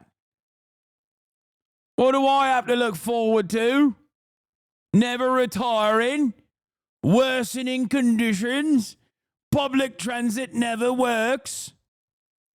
Fucking hell. We've had Tories ruling the country, and now we got the fucking red Tories. It's shite, mate. English? I don't mind it. I mean, there's quite a lot of brutal stuff happens. Yeah. I mean, heard a couple stabbings, some crossbow attacks. I don't like that we're known for being massive smash heads, and like we're known to being quite dirty and overly polite as well. I don't like that about British culture. And a bit fake, like. Yeah, because it comes across as fake and two-faced. We're known as being two-faced. I don't like that. I'm not proud about that. Growing up here, it's not the easiest. Every single corner you turn, drug dealers. Welcome to Dover. That's how we do out here. Bow. Fuck you mean bow, bro? What are you gonna use, the blunderbuss? Like what do you mean bow? You don't got fucking you don't got guns, dude. Crossbow in it. He's doing down here. Making a documentary about Dover. It's a shithole. So a lot of young people in England today feel completely alienated from the idea of patriotism. It's outdated, it's unethical, and crucially, it is cringe. But I spoke to one young Dover resident filled to the brim with... Okay, bro, look, I'm not going to judge a book by its cover, and I'm trying endlessly to be positive about British people, okay? But that looks like a Nazi. Like, that, I'm sorry, that looks like we got those here, okay? We got them here, too, on this side of the pond. That's a pedophile in the making, at least by the looks of it, you know what I mean? A Tory. It's just, he's too young to be a pedophile at this moment. but he'll get there. You know what I mean? Once he reaches of age.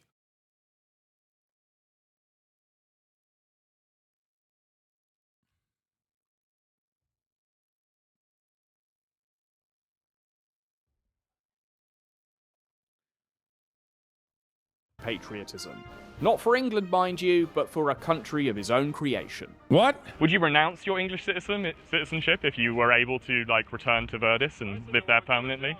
If we could build Verdis's international recognition, then I think we would certainly, I would certainly consider renouncing my citizenship. If you haven't heard of Verdis, that isn't a surprise. The nation existed physically for about 48 hours. Daniel and a small band of fellow patriots decided to start a new country on an unclaimed half-kilometre of floodland wedged between Serbia and Croatia. It remains unclaimed today thanks to a weird quirk of geopolitical loophole. I'm sorry. I'm not into biological predeterminism by any means. Okay? But that is the most British thing you can fucking do. Okay? I'm sorry. You can't just go, well, there's land there. It's unclaimed. It's mine now. Like the good old days, innit? That's crazy. This is literally, he just unlocked epigenetic memories. It's looking proper. Might as well put a fucking flag on it, yeah? Call it mine.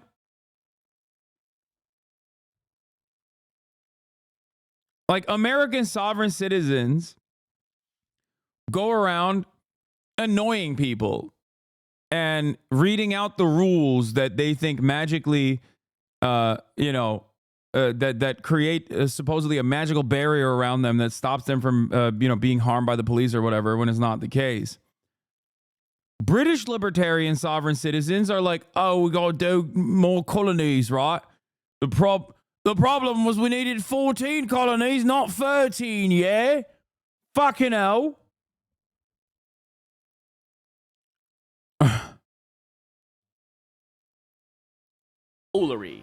Neither Croatia nor Serbia claim it because they are arguing over larger, more livable pieces of land to Verdis's south. I'm looking forward to hopefully being back on the land at some point, and we did actually go back to Verdis recently. We can't land the boats, obviously, because the Croatian authorities wouldn't allow us, but because it's an international waterway, there was no problem with us doing so. On his first visit, Daniel and the other founding Verdisians valiantly held on to their new homes, suffering sleepless nights and one instance of heavy hail. All before Croatian authorities arrived and ejected them from a patch of land that isn't even technically Croatia. Ever since, President Jackson and his cabinet have been governing in exile in Dover. Governments were in exile during World War II. They still referred to themselves as a state and such. We still continue to do the same thing, even though we are in exile. We have so many different opportunities. It's a small country, so we can test new systems of government. Dog, if you want your own formal governance to be established as a sovereign state, you just have to become, what's the guy? The bank guy, the bank family that owns an island off the coast of England. That's what you got to do. Okay? All you got to do is become wealthy enough that you can just like, no, not Sealand. No, I don't think it's Sealand. The Principality of Sealand? No. Is it Sealand? Is that what it's called? I don't think it was called.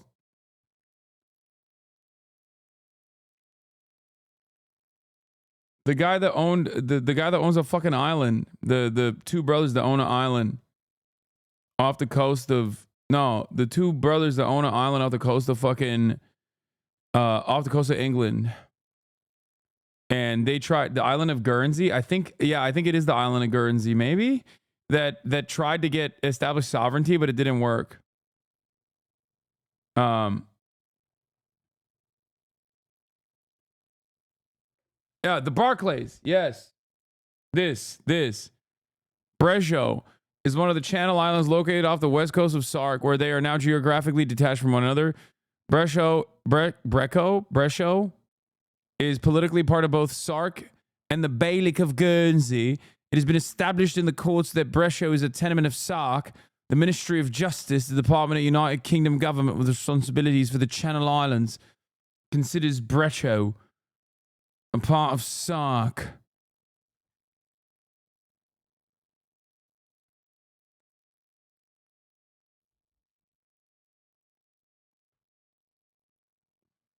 There's just like one chateau on it. The Barclay brothers built this. And we can be a bit of humanitarian outpost. There's a lot of things that we can do to say, for example, compared to an NGO that can only be subject to a couple of things.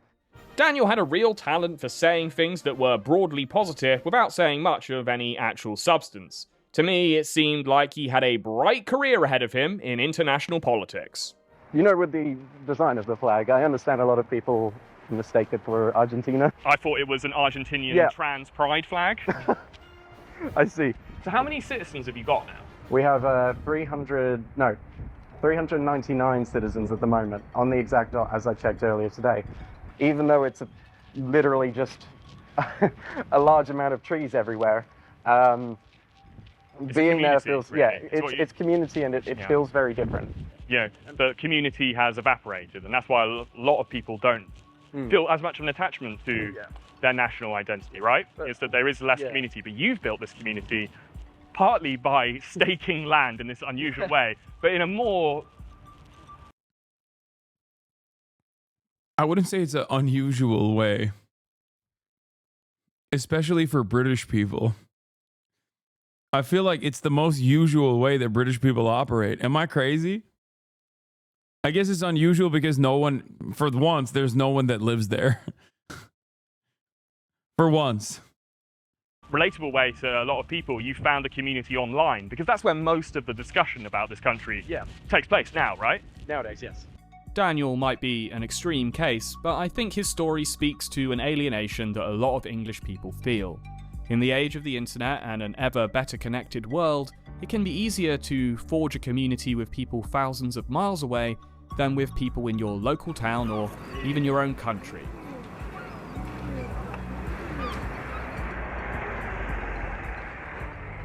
Dover is one of Europe's busiest ports, with up to 10,000 trucks passing through every day. But the town doesn't benefit much from all this traffic. Like many UK seaside towns, it has suffered steep economic decline for the last 20 years. It rarely makes headlines, and when it does, it's probably because part of its iconic cliff face has collapsed, potent symbolism I know, or because of the many asylum seekers and illegal immigrants who arrive on Dover's shores.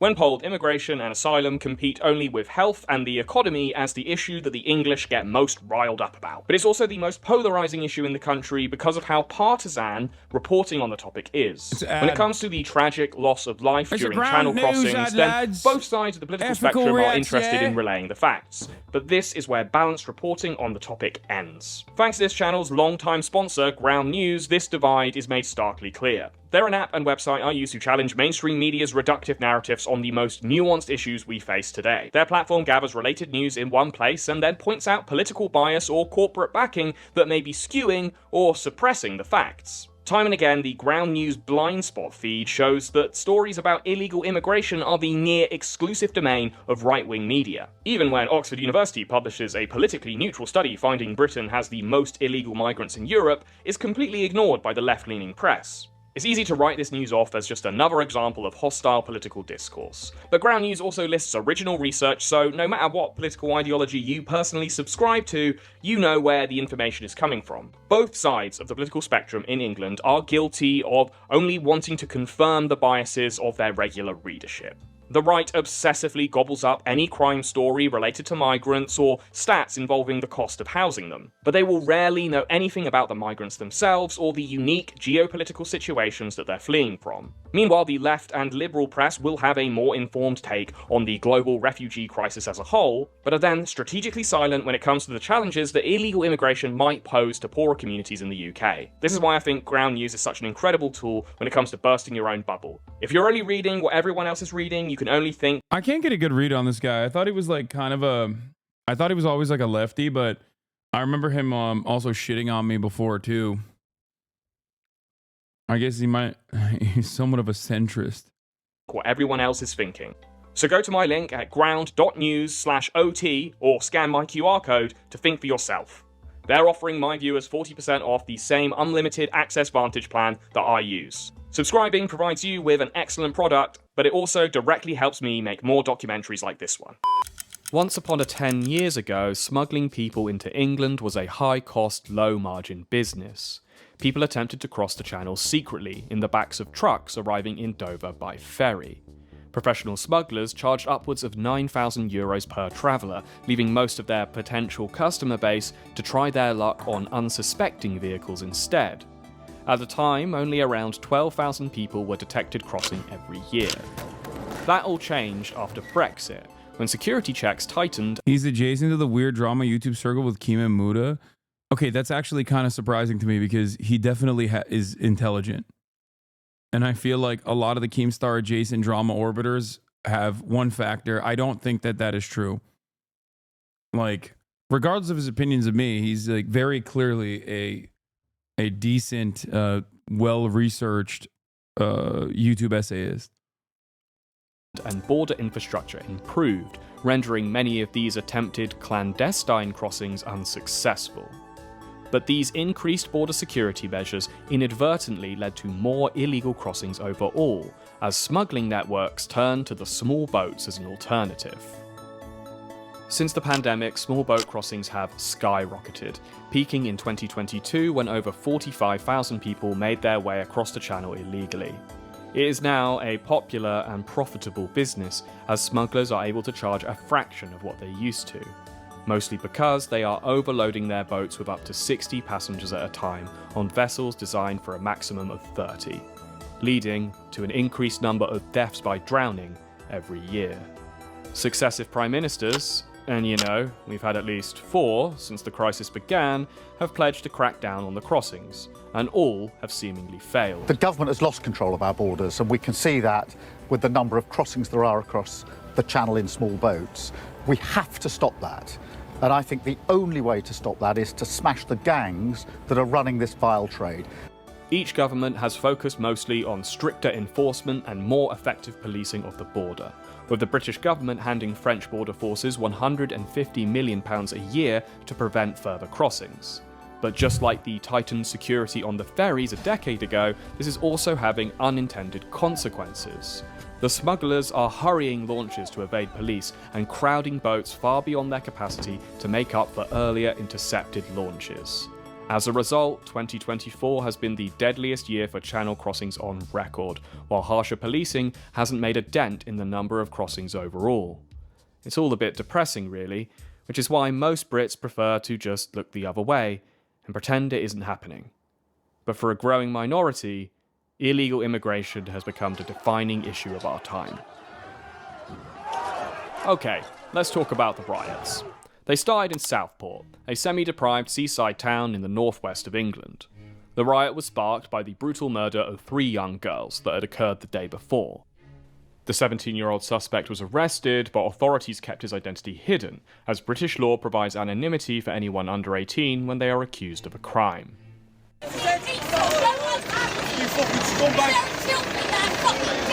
But this allowed online rumours to run rampant, as foreign news aggregate sites and anonymous Twitter accounts spread the rumour that the suspect was a South Asian asylum seeker who had arrived via small boat the previous year.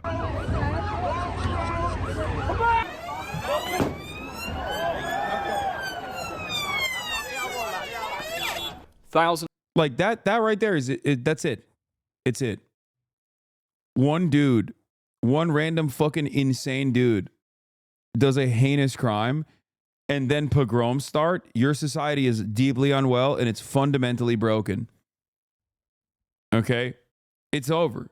At that point, it's over. You got to fucking wipe the slate clean and restart. To me, that is like the greatest indication that this is a society that is collapsing on itself. Okay? America's not entirely there yet, but we are getting there.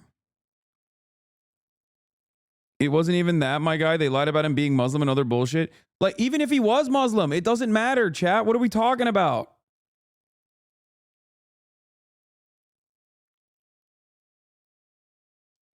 Like, even if he was literally like a Muslim refugee who was like, I'm doing this in the name of Allah because I hate England.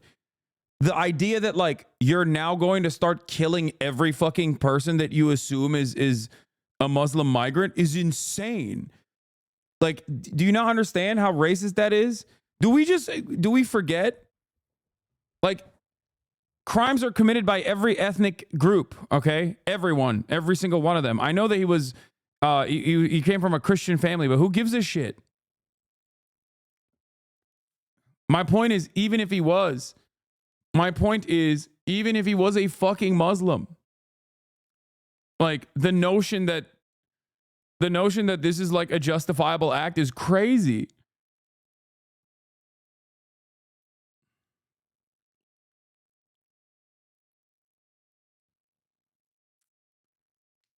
That's my issue. My issue is racism. Like fascism that breeds off of the racist tribalism in a society that is like deeply, deeply disordered.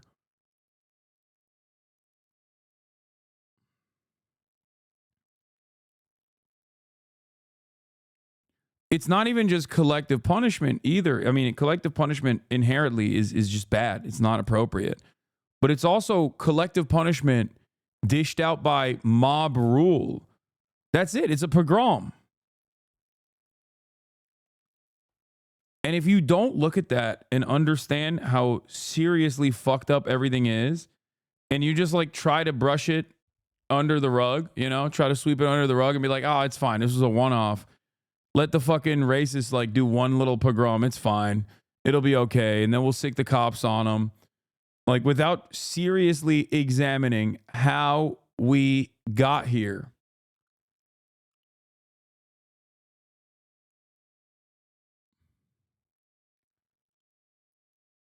It's going to happen again. Thousands of rioters gathered at Southport's only mosque, where projectiles were thrown at police and 50 were injured. While this guy got his dick and head bricked in a moment of perfect comic timing. This was amazing. Shot out to offer the nation a moment of slapstick solace, you know, among everything else that was going on.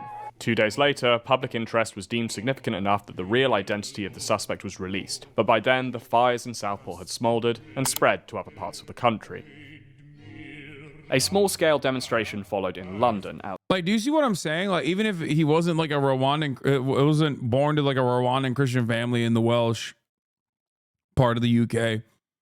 Like, even if his name was like Ahmed Mohammed and he was directly from Syria, the idea that like every single Syrian refugee or every single person that's like Muslim looking deserves to be like violently purged from the ranks of the nation is insane.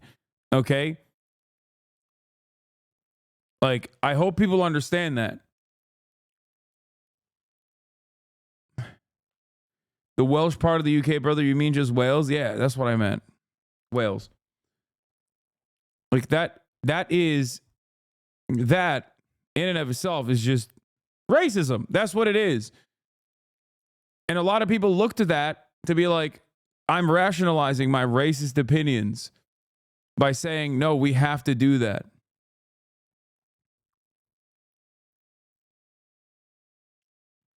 What would you say to convince someone that these movements are completely fascist and based on completely exaggerated information and not a genuine plea for national security? What? A genuine plea for national security? Brother, they're making the nation insecure. Like, if someone looks to these fucking gammons running around lighting cop cars on fire to do what? Purge the nation of immigrants? If you consider that to be like a genuine plea of national security, you're out of your fucking mind, you know? And before people go, well, what about the Black Lives Matter protests that turned into riots from time to time all around the country? It's like, yeah, okay. In that circumstance, that is an anti-government protest that is actually understandable and worthy, okay? That is a protest specifically against the police forces that disproportionately target and kill American citizens in a nation where cops kill more than 1,000 people every year. They kill 10,000 dogs and other pets every single year. Okay? That's a major issue. And yes, of course, Turns out the enterprise that has the monopoly of violence is not going to simply turn around and go, you know what, you're right. Our violent means are too far. We're going to stop that because you asked nicely. No, that's not what happens. They start beating you and brutalizing you and almost killing you in many instances when you dare to tell the government not to do that. Okay?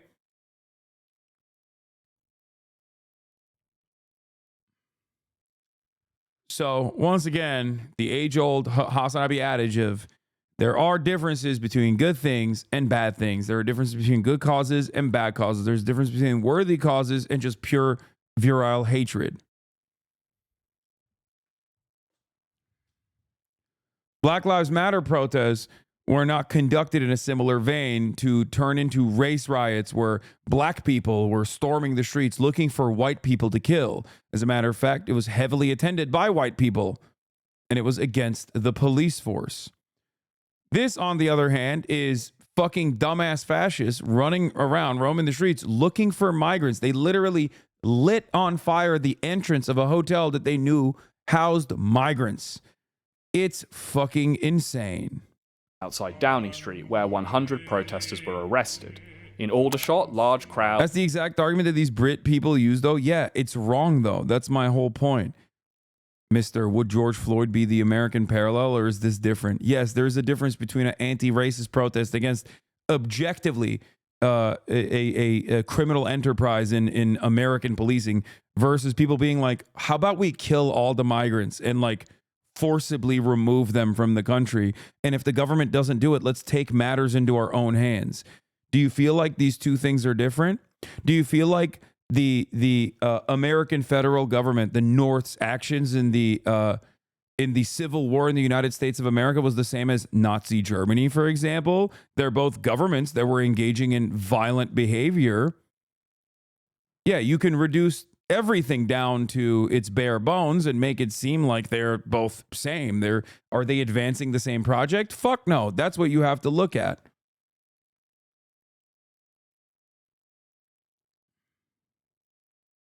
Crowds gathered outside a hotel housing asylum seekers, while in Hartlepool, private homes were vandalized and a police... There are protesters burning the world and you're out here winning Anti-Semite of the Year law? Yeah, except those protesters are trying to kill Muslims, okay? So they would never win Anti-Semite of the Year. They would win Pro-Israel Award if there was one to be given out like that. Car was set on fire. We want your country back.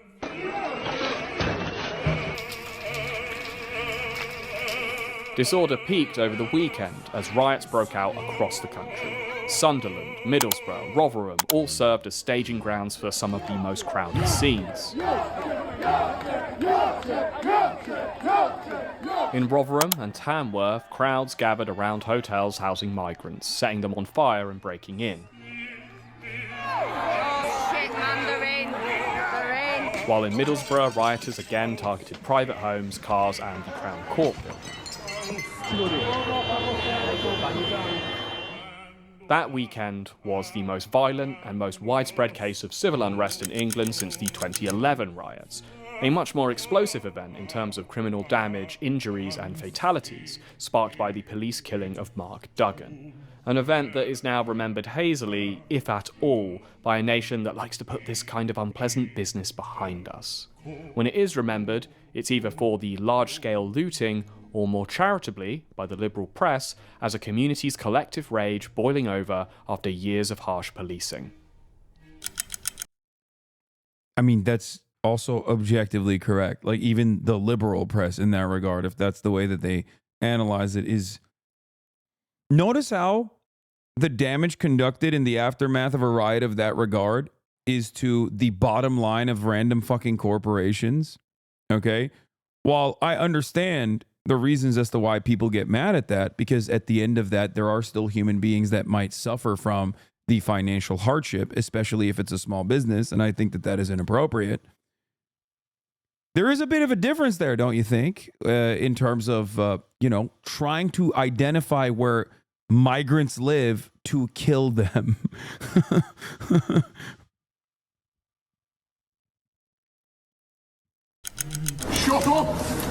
The reason being is, you dress like a dickhead, you get up as a dickhead in here. The recently elected government reacted to the riots with a shock and awe crackdown. More than 1,000 were arrested at the scene and in the weeks that followed, while local police slapped together some social media propaganda to show what a good, scary job they were doing.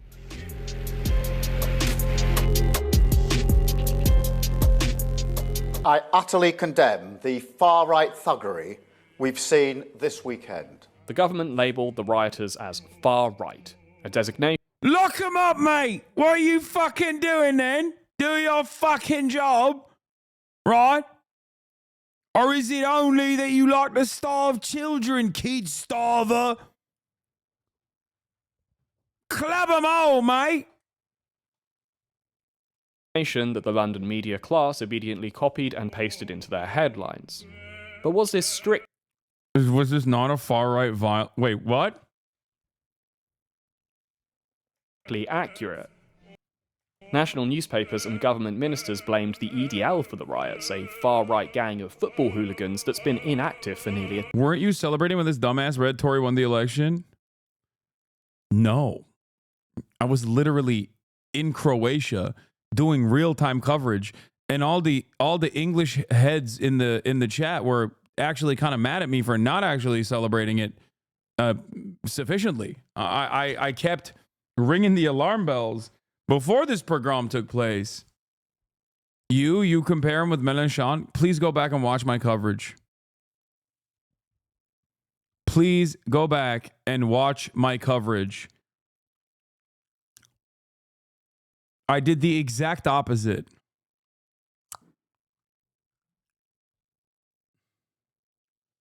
I think he heard me joke about me saying Keir Starmer is actually Keir Stalin, and he took it to heart. Like, he was like, oh yeah, this guy definitely believes it. Yeah, no, I wasn't fond of Keir Starmer, who ran on a platform of we're going to stop the boats, and that my opposition is not serious enough about stopping the boats. And we're going to do austerity, or we're going to also continue.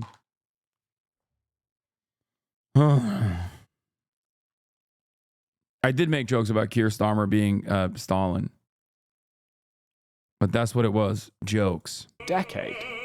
The inconvenient truth is that the riots had no specific organizers. The incredible irony of these riots is that they were largely mobilized by foreign forces themselves. The news aggregate site that first spread the false rumors about the Southport suspect's ethnicity and migration status is based in Pakistan, while the majority of the Telegram groups and influencers responsible for mobilizing people were based abroad, mostly in mainland Europe or the US. So in lieu of domestic organizers, the government cracked down on the shit posters. So I'm actually being arrested? Be arrested, okay.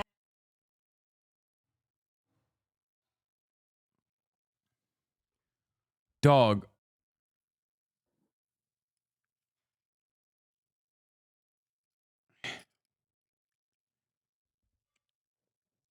The people on the ground that were primed into defending England, okay, were not like random Russian spies. They were just like the dudes that you see at Spoons. All right, proper reform, mate. Fucking proper reform supporters. Okay. Right. So you got to the police station. Right. Okay, this is in relation to some comments that you've made on a Facebook page. Your coverage of Keir Starmer. The UK is following the path of US politics.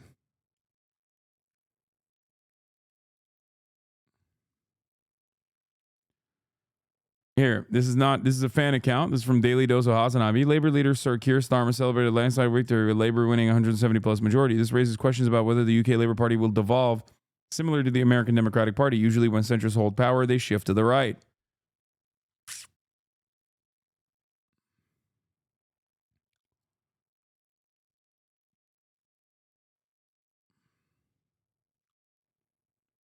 I think Hasan has a weak understanding of our politics.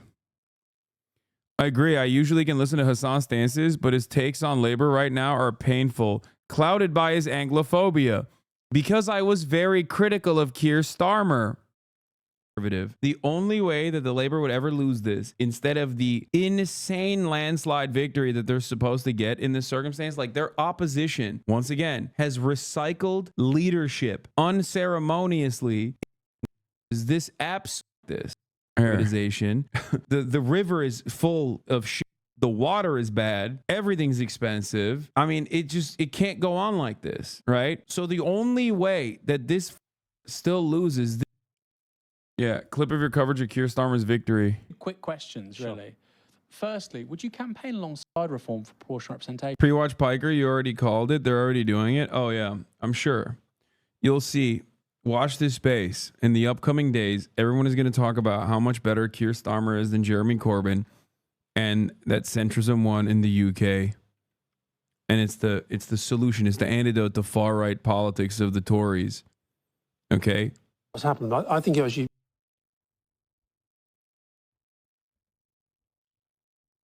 You have to excuse things we were saying back then. Died in the wool. Marxists were so briefly libbed up.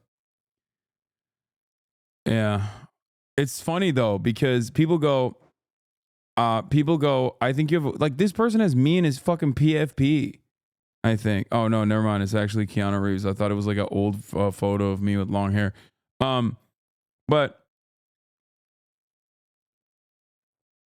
I thought it was from when I had the long hair. And people would make jokes about how I look like that fucking Lord Farquaad. You are clueless about UK politics.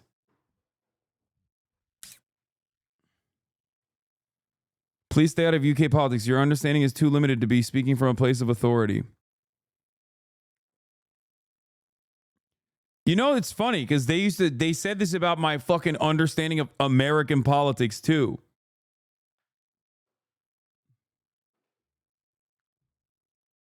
Now Nigel Farage is more popular than Keir Starmer already.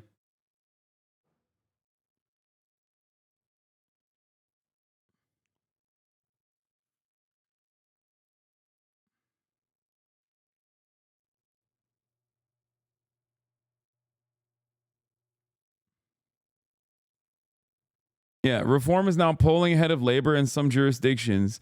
Keir Starmer is so unpopular that Reform is going to win seats.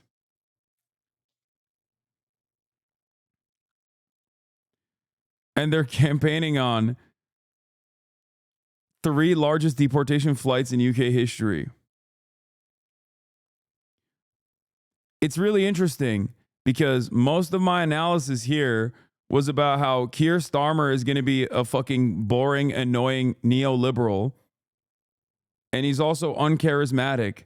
And that the real fucking election victory was the massive amounts of popularity that Reform was able to get in an incredibly fucking short amount of time because of this nascent fascist movement that has gone unaddressed.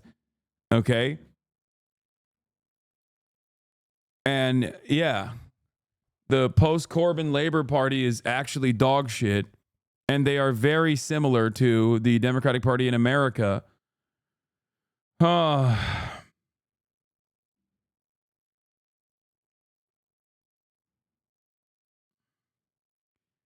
it's really interesting because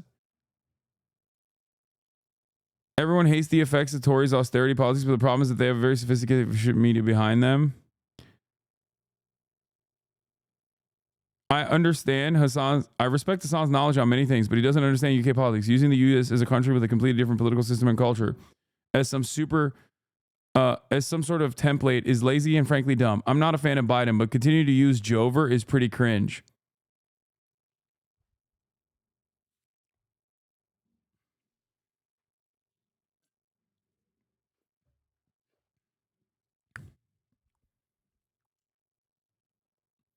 Labor aren't like Tories. They're center-left, but still have a large contingent of socialist members. In a year, he will be pressured into more leftist policies.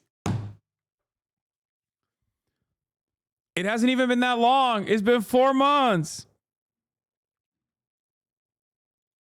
Labor is center-left and more left on social issues. Starmer is dull and boring, but sounds like heaven after 14 years of clowns and circus acts. Every PM the Tories had over the 14 years screwed the country in some way. Even David Cameron, like nobody was asking for that referendum in the EU or at the time. It's nice to have some normalcy back in leadership, some balance, and an end to hopefully some for some time of all the extremes and dramas. Only negative is that Farage got a seat in the parliament.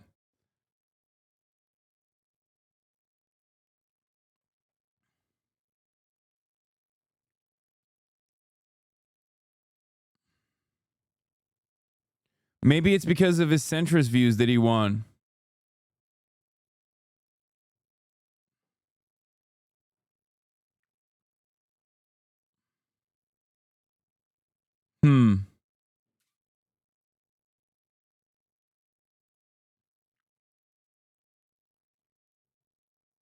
Minute 16 of this video.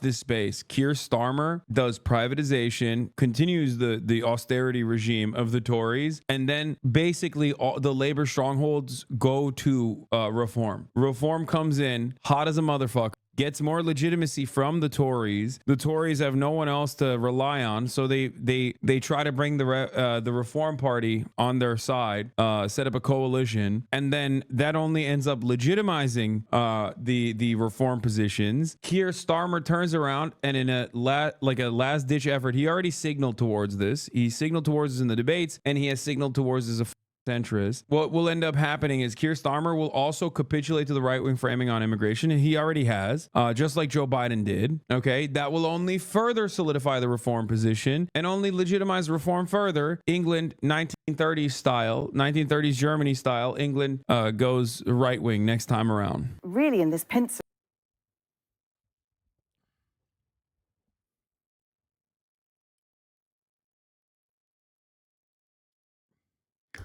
The thing is, my naysayers make this kind of shit sound sweet. It's not. It's not that insane. It's not like that crazy of a prediction.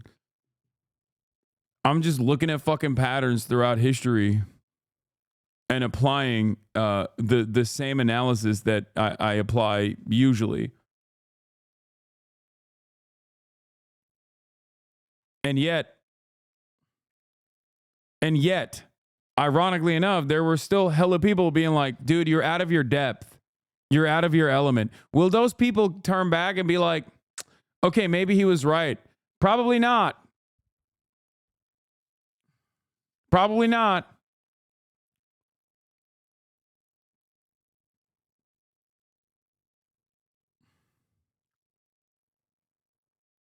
Yeah.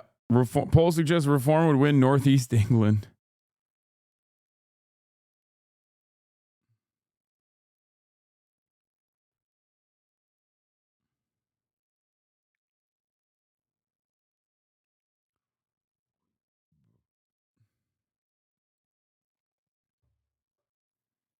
Yeah, I had the 14th key, dude.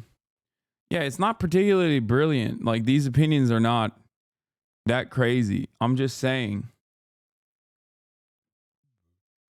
North England has always been racist, sadly. Stop. The idea that, like, people are intrinsically racist and unsalvageable is silly, okay? It's silly. That's a nonsensical, silly position. You can't create winning governing coalitions with that mentality. You can't do anything with that. Oh, really? Oh, it's a Facebook crime, is it? Many of those who were arrested weren't even present during the riots. They were charged and handed multi-year sentences for inciting racial hatred or directing the actions of the riots towards the hotels. They all right? Yeah, essentially he was telling people on Facebook to go and attack a hotel in Leeds housing asylum seekers. He didn't actually take part in that action. We understand he was at home with an injured foot, but it was his messages online that were seen by his friends and other people they shared those posts with. Every man and his dog should smash the fuck out of Britannia Hotel in Leeds. That were at the root of his sentencing. The sentence that I pass has been reduced by 1/3 to reflect your guilty plea. The sentence is one of 20 months imprisonment. Martin Luther King said that a riot... What is this? Rev up your judgment by my enemies tweet. Another Hasan hater got exposed for pulling a V. Who did? The language of the unheard. a quote that is inconsistently applied by liberal commentators. Happy to roll it out for causes we sympathise with and... Ain't no fucking way that this man is using an MLK quote to talk about what the fuck? To talk about a fucking pogrom? What is happening? First, he said it was actually not the proper British gammons. Muda? Wait, what did Muda do? Oh no, is he into lolly? Shut the fuck up.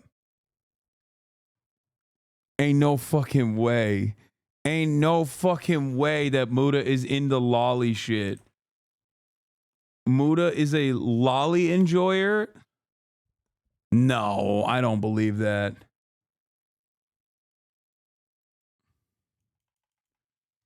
That sounds fucking nuts.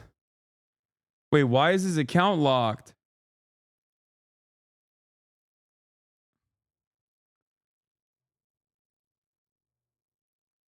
Why is his account inactive, preventing impersonation? Wait, what?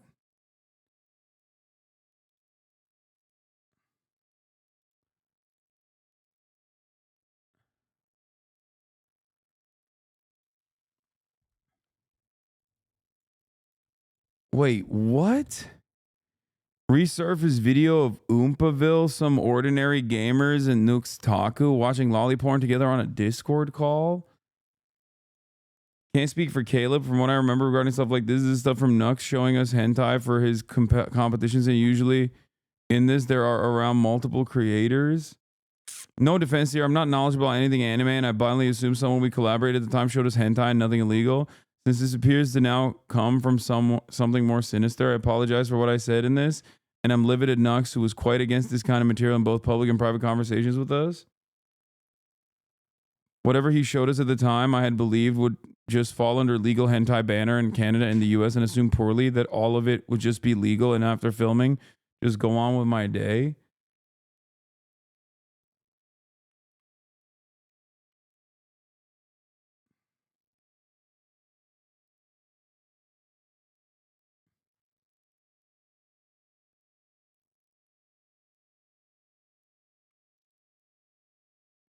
Check out the Nux YouTube video channel. He's made several anti-Assam vids.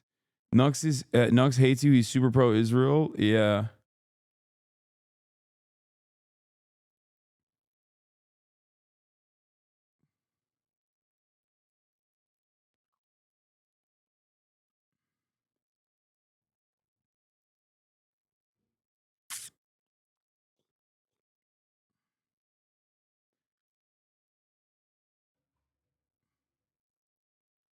Let's not dive into that somber pit of hell, please. Yeah, I mean, this doesn't seem like it's entirely Mudahar's fault. Now, in a situation, if there was ever like a comparable situation where I was in the crosshairs in a similar vein, I'm sure he would farm that fucking sweet fuck Hassan points aggressively and in the most sinister fashion possible. I will not be doing that to him. I don't think that he was friends with that one fucking guy, Nooks. He's the guy with a VTube avatar, right? That like definitely is into some weird shit. But you know, I won't do that to him. I don't think that this is as damning for Mudahar. I don't know what the fucking video is. I don't know what he says in the video. But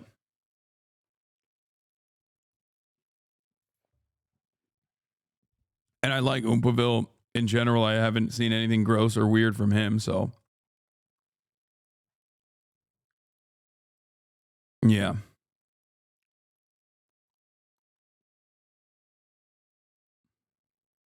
Hopping on a Discord call to watch hentai is wild though. Yeah, no, I know it's gross, it's weird, but I don't think that Mudahar is like a fucking lolly enjoyer personally, or at least that is not the damning evidence that you think it is. Once again, though, I will repeat, Mudahar especially runs with a very weird crowd. And not only does he run with a very weird fucking crowd, he has time and time again tugged on the fuck Hasan heartstrings over and over again with all the other weirdos that he aligns with, and has actively played a role in the we should get Twitch banned, or we should get Hasan deplatformed train. Extra weird considering that he, you know, went to the Hajj, did the Hajj, went to the Mecca. And not only that, but also, you know, the fan base that he's trying to cultivate desperately dehumanizes him, or at least the people that he aligns with legitimately fucking hate Muslims, like actually despises Muslims and brown people. So kind of odd. But, you know, you got to do what you got to do. Rarely for those we oppose. Understandably as well, as the hate that was on display makes these rioters incredibly difficult to sympathise with, while their outright idiocy makes us feel like their motivations are too stupid to bother analysing.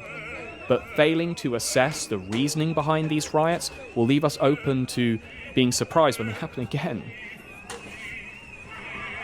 The way I see it, there were 2 riots this summer, the one that happened on the ground and the one that happened online. On the ground, I think it's simple enough. It's not a coincidence that 7 out of the 10 most deprived areas in the UK were home to riots. Okay, the way to cover this is not by fucking undermining the severity of the racist pogroms. Yeah, Muda has talked about Gaza twice, both about Hasan. Yeah, all of those cowardly drama farming pieces of shit watched a genocide unfold for 12 months and rarely ever talked about it because they were too afraid of pissing off people. And the only time they ever talked about it was to attack a motherfucker who actually is, you know, brave enough to put himself out there with their actual positions. I have no respect for shameful, centrist, drama farming, always center right, always reactionary pieces of shit. Okay? No respect whatsoever. You're a shell of a fucking man. Yeah. You're nothing to me. Absolutely nothing. Yeah. Because these sorts of... Oh, this is a bad empanada video from a month ago. Slop YouTubers have thoughts on genocide. Oh, this is a long-standing bad empanada tradition, I guess. I didn't even realize. Yeah, these fucking guys, all of these guys. What is this? Nicholas DeOrio or whatever?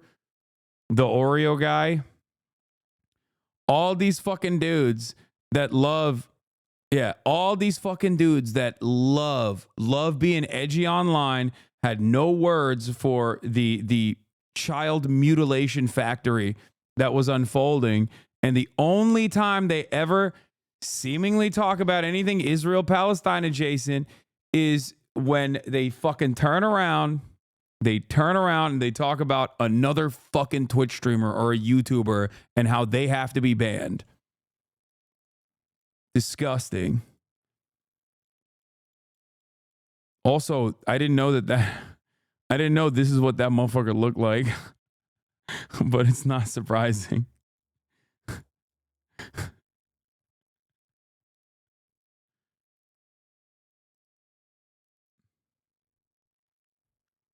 Look at this guy.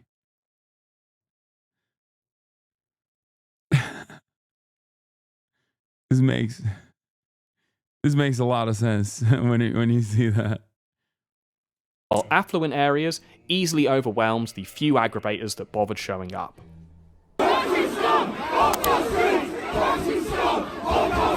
Now, are these guys idiots? No doubt. Are they bigots in large number? Yes. But many were also just drunks, opportunists, or children. Calling them all far right is an oversimplification that dismisses any hardship that these communities are dealing with. These are part. Dog, you got a dude that is holding up a Rushmore is the new Rwanda sign. At least cut to some B-roll that shows like reasonable humans that are experiencing economic hardship before making this fucking argument. You can't literally be like, well, you know, there's a lot of people who are experiencing economic hardship. Is economic hardship actually a very important factor in this? Abso-fucking-lutely. And anyone that tells you that that's not is lying, okay? These people are angry and they're racist. But the reason why they are doing this shit, part of the reason why they're angry, and even part of the reason why they're racist is because they're experiencing austerity, okay? That's how this shit works. Parts of the country that have been That's how this works. It's the fucking Tory regime of austerity. It's neoliberalism, and it's consequences.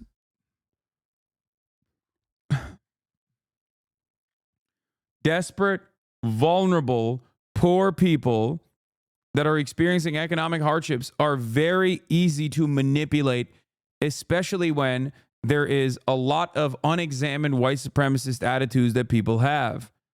Okay?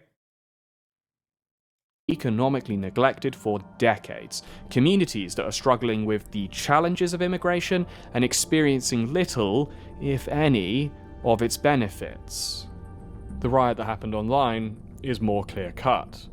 It is the ongoing product of a new international far right who are spreading misinformation and hatred from Malaysia to Middlesbrough to Missouri and all the way back again. This new far right has adapted to the post-COVID internet faster than many of its mainstream opponents, realizing that they can reach more eyeballs as influencers than they ever could as third-party posers. I'm not gonna lie, I used to like Muda's deep dives into niche IT topics is informative, but after what he's been doing for the past year, I lost every single iota of respect for him and unself. Fuck this coward. Oh no, I used to talk to him. I used to talk to Muda. Like, we used to DM back and forth. I thought it was chill. I would ask him for advice on fucking Steam Deck related shit. Like, I'm not expecting him to be, you know, to avoid talking about me for that reason. Okay, that's not what my expectation is at all. But I would have thought that he would be at least somewhat charitable and more understanding, or even fucking reach out to be like, hey, I've been hearing a lot of stuff that people are saying about you. I wonder if it's true. Because I feel like that at that point is not even friendship. That at that point is just like doing your goddamn journalistic due diligence if you're going to fucking write a YouTube essay.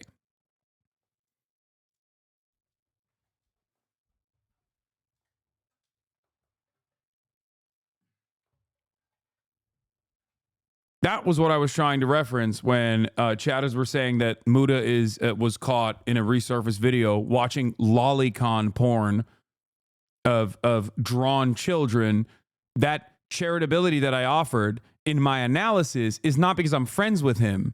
I clearly am not. Okay? It's because I'm not a fucking asshole. Muda is a large content creator. It'd be fucking super easy for me to just like make a YouTube video dedicated to exposing him and demanding accountability. Okay? And I'm sure there are plenty of people who fucking hate him as well. And they would also get on board with that. That's usually how it works. That's usually how these fucking dipshits make YouTube videos. The reason why I'm not doing that, and the reason why I don't care to do that, is because I don't think that there's enough evidence for him to, you know, to be called a lolly porn enjoyer. He simply was, it seems, friends with one.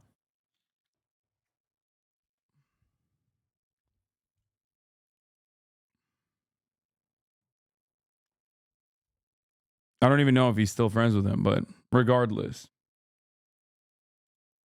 The former leader of the EDL, Tommy Robinson, has rebranded himself as a citizen journalist, reaching a worldwide audience now through Twitter and podcast appearances. Based getting onto the fact that there's been riots in the UK. This guy is literally a white supremacist terrorist, by the way. The fact that like the Daily Wire is offering him a platform is, of course, the most expected outcome, but like they're making it seem like he's just like a normal dude. He's just a straight up fucking Nazi.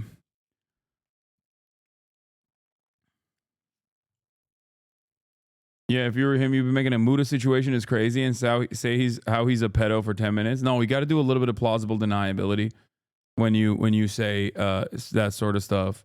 You gotta be like, oh, I don't know, but it's like pretty crazy, pretty damning. That's how they do it. UK and the media have said that I instigated them and directed them. Tommy and the influencers in his sphere are seasoned enough not to post anything that could be seen as incitement during the riots, leaving that to their followers. Ordinary people, who the government then turns into martyrs when they hand out these lengthy prison sentences for online speech. Since COVID-19, the internet has become a more hostile and openly conspiratorial place, and my hunch is that England generally is following suit. But to confirm my suspicions, I went to the one place where you can always get a reliable measure of how the English really feel: the pub.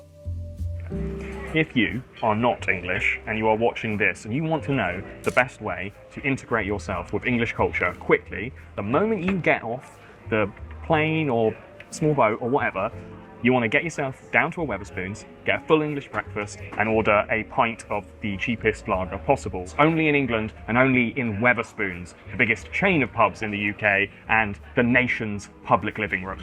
Wetherspoons is a national institution. Hell, it's basically a public service. There aren't many places today where you can get a pint in a full English for £5. In a country plagued by inflation and over a decade of stagnant wages, it is an oasis of the cheap and unchanging. Are you proud to be English?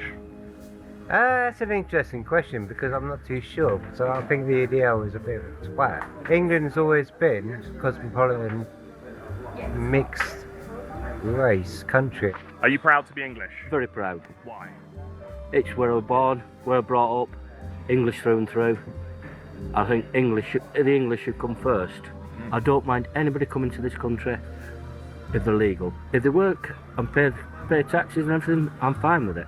But they come in on the boats, they're giving hotels, food, lodging and money. So they're getting everything for nothing, and they even get to come on the waiting list before English people. So when you're just a racist, I would excuse. Yeah, it's like these people that are coming from war-torn parts of the fucking world actually have it so much better. They have it so much better than the average lad. You know?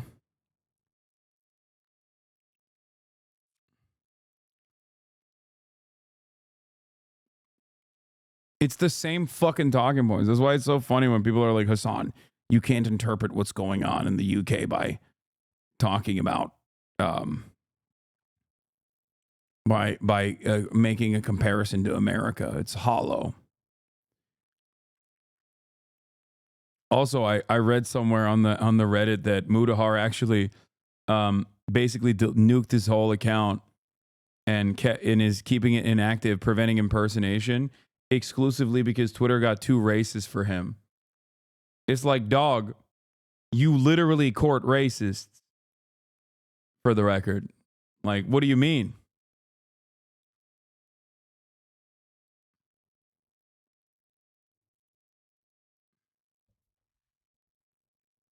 Excuse me, I am not a racist. I'm a bigot. Two very different things. What is the difference between a bigot? Well, racist is like, I should hate you because you're black or because you're foreign. No, a bigot is disliking the way of life. So there are ways of life I don't like. Such as?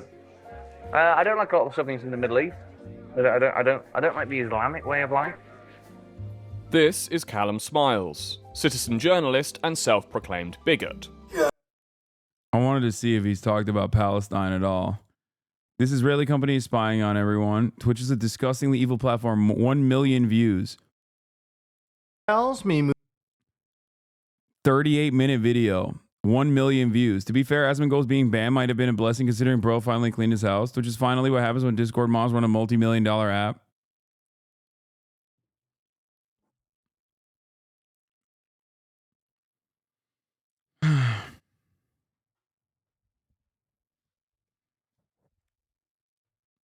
I usually avoid these issues and don't take sides because I'm not knowledgeable on the topic, only to immediately proceed labeling people knowledgeable on the subject and speaking out against genocide, polarized extremists. Wait, is his audience dunking on him for this? This isn't about Hasan. Problem is, Hasan is the farthest thing from knowledgeable on the subject. There is a reason why he won't debate Destiny. He'll eat him alive. That's so awesome.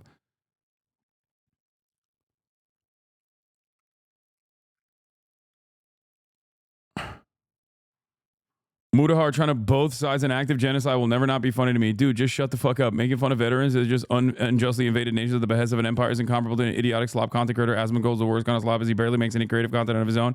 Making an incentive sweeping generalization about victims of genocide. He literally said the Palestinians came from an inferior culture. No dog whistle, no insinuations. I like how he's talking about the U.S. military like he isn't Canadian. Your ramble at the end was really based. I agree. All this hateful content really slowly affects you and just makes you more callous and disappointed in the world.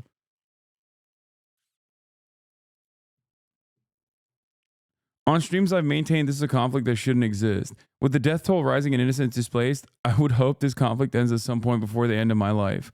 This is how most people treat this complex situation. We don't like seeing dead children. If you asked me on the stream, you'd hear these exact words relayed back at you. If you want to see change, write to your MP and ask them to discuss this on your behalf. 2/25/2024.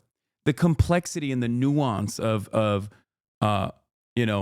daily baby murder. It's too complex. It's too nuanced. Genocide is too complex and nuanced to have an opinion on. You know what's not too complex and nuanced to have an opinion on, though? Talking and besmirching people who actually do talk about the genocide. And saying that Twitch is inconsistent and bad. And using Islamophobic piece of shit like Destiny and Dan Saltman's website to do such a thing. These are the same people, by the way, who fucking despise, okay? Remember, these are the same people who despise these like mass brigading campaigns. These are the same people who love free speech. These are the same people who hate when people engage in this SJW style conquest to get people deplatformed.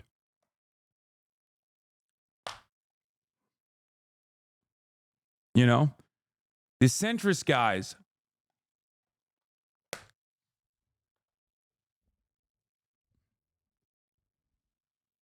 Using a fucking Willie Mac video as a source to say Hasan is out of his depth is also pretty funny, or not knowledgeable on issues is also pretty funny, especially considering that the person who you're using as a source to compile these fucking videos literally does not know a single goddamn thing about Israel, Palestine, Gaza, or any number of different issues.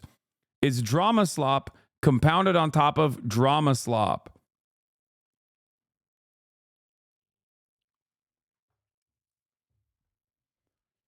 Oh. He says at the end of the video he's done with drama content. This is not drama content. This is actively signaling to deplatform a content creator who you're too cowardly to fucking have a genuine opinion on in terms of like the issues that he speaks of. Okay?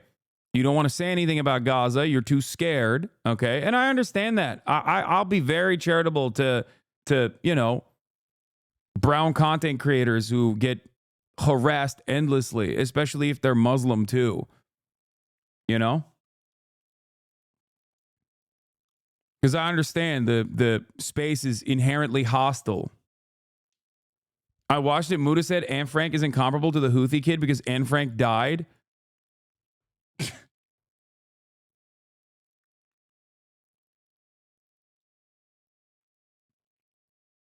That's an insane thing. They're both teenagers who experienced a genocide. You have an issue with that if you either A, don't believe that the famine that Yemen was placed under is real, that they were just not experiencing that at all. Or you just think that like brown people can't experience genocide. Now, it's additionally weird when it's a Muslim brown guy who feels that way. It just like shocks me to my core.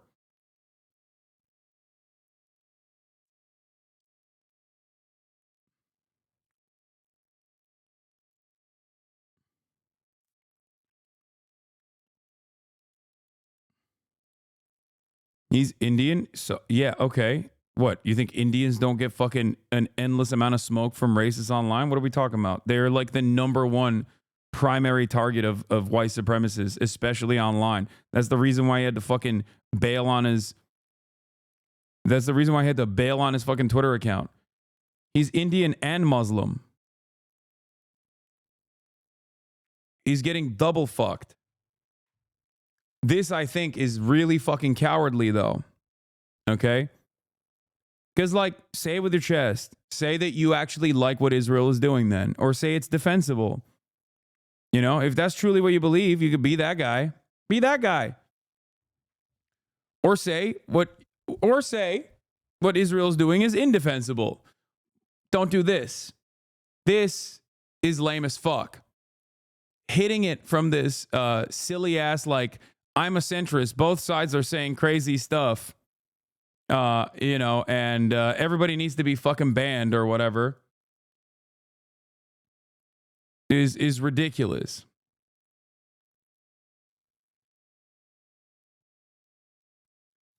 It's my least favorite characteristic of a lot of these like drama orbiters.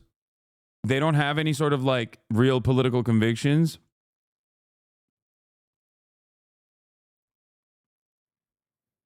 It's very, very, very annoying.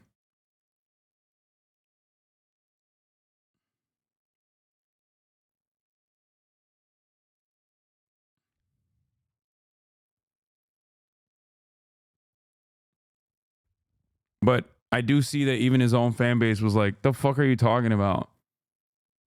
Mudahar trying to both sides an act of genocide. It makes me happy to see that there are people in his chat who are like, what are you doing? As a Libyan man, I call bullshit. You are insane if you really think you're helping anyone by invading and killing innocent people, calling it they're fighting for freedom is just wild. And either I lived in Libya before your freedom came. Man would die to bring that back. What?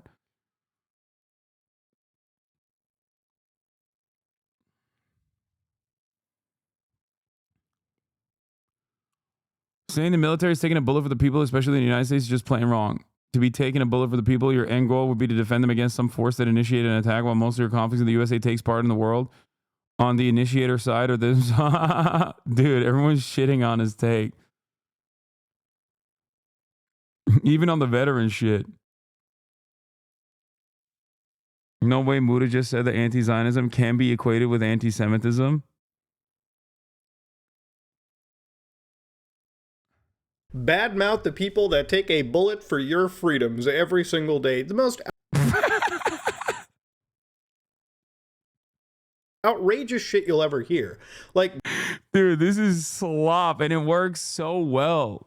American soldiers are dying so that you can have free speech. Brr, brr, brr. You don't, how dare you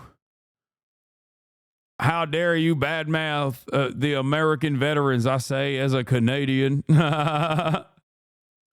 downright, just hateful rhetoric. Now, obviously, the people who are in the military were like, whoa, we're getting that Camaro. I have never in a million years met somebody, and I've met plenty of friends, friends who are actually active military, people that are retired military at this point. They've done their careers. People that have played video games who've told me about their stories. Never once have I ever heard people jump into the army for that free, juicy Camaro. Ooh. Wait. Dog, you're Canadian. Why are you talking about this? Wait. Is he fucking saying that, like, Americans are not victim to the poverty draft and the predatory nature that recruiters operate in? And it's actually because they have this profound sense of duty to what? Secure a poppy field in Afghanistan so that the CIA could continue having black budget operation funds? Is that... You don't understand, brother. When I went down there to the Korengal Valley, okay, and an IED exploded under my Humvee, and because we didn't have armor under the bottom of it for IEDs in the first round of conflict, I knew that I lost my legs specifically so that Americans could fucking have free speech. Like, what do you mean? None of those motherfuckers know what America is or what free speech is. Like, God, YouTubers and their understanding of the world is so infantile. It's like a child that watched a Hollywood movie and think like, no, that's what it is. It's not, because American career prospects are dire and plenty of people are trying to escape horrifying conditions, whether it be homelessness, whether it be drug use and abuse at home, and that the military is seen as the only way that they can get some sort of upward social mobility. And this is, of course, outside of the people that go through the officers program or come from long-standing family, military families, because there's like 3 different brackets in the American military across the board in the most reductive ways possible I could describe it. And it's people that are victim to the poverty draft, people that want to become fucking Pete Buttigieg and go through the officers program, and inevitably go into office, and also people that come from military families, okay? Like career, professional military families, okay? The large chunk of the base of the grunts that get their dicks blown off by a fucking sniper rifle while they are, protecting a poppy field or, I don't know, bullying some pedophile warlords or some shit, those guys are actually a part of the grunt branch that is escaping poverty, or at least they think they're escaping poverty because the fucking recruiters are lying to them. That is the Camaro wing of the American military. Okay? Those guys think falsely that if they go through basic training and then they get out of basic training and they put their time in the military and they go out and tour, okay, maybe they'll be able to come back and not have their brain fucking fried and go get a communications degree and enter the shitty ass job market that we all have entered at the same fucking time. I know these people. I love these people. Many of them are in my community, okay? I've grown up with these people. It seems like Mudahar has not, and he's just making up a false reality that he saw on TV. Oh my God. There are plenty of them who are fucking active duty right now that are still in this community. They know it sucks dick. They know it's shit. They know it's an awful fucking job. They also think they have no other options, and maybe this is what will pay for college. And then also they'll get health care. Little do they know, you either get health care, you get 100% coverage if you're the luckiest person ever, or if you're the unluckiest person ever. But that's besides the point. I'm not even going to get into all of that. Problem is, when you're a fucking YouTube IT guy that talks about Linux most of the time, and you fucking dip your little toes into the dangerous, treacherous waters of political commentary, you're going to come across like a fucking moron. What do you mean? And I will admit, like, I think he's decent when it comes to some random Reddit post about some tech issue that he covers fairly well, I assume. But this is not something that he knows at all. So why the fuck did he do this? Well, I'll tell you why he did this. Because he got 1 million fucking views. Hello, it's guys. a controversial thing that got him 1 million fucking views. No More Google Chrome gets him 300,000 views. Talking about drama slop tuber shit, talking about global conflict from the perspective of a drama slop tuber, that gets him 1 million fucking views. See, YouTube drama. I'm very disappointed in Marcus Brownlee. 1 million views. That's it.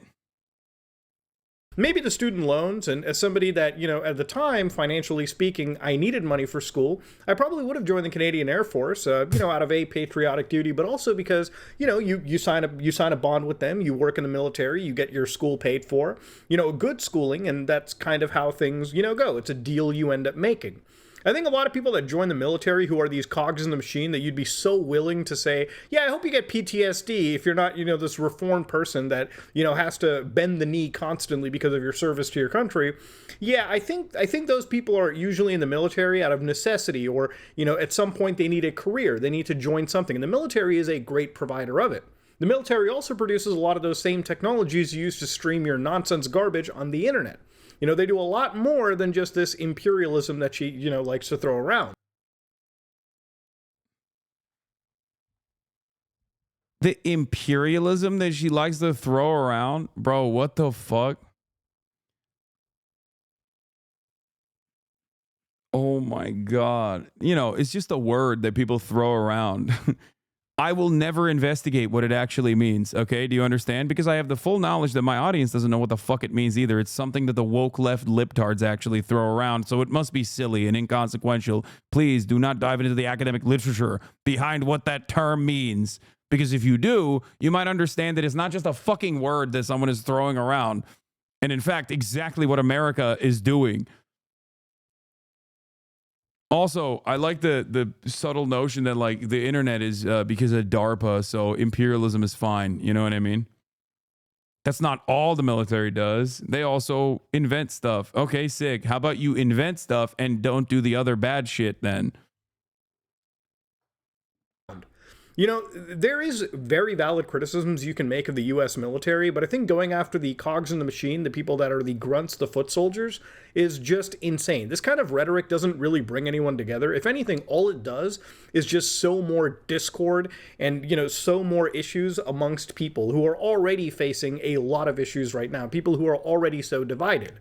You know, this kind of rhetoric doesn't really, you know, portray anything. She might think this is based, but at the end of the day, it's just literally cowardice. Why? Yeah, no, it's cowardish behavior for hijabi Lebanese person to you know come out against genocide and then be endlessly harassed for that position and not framing her position well enough in terms of veterans.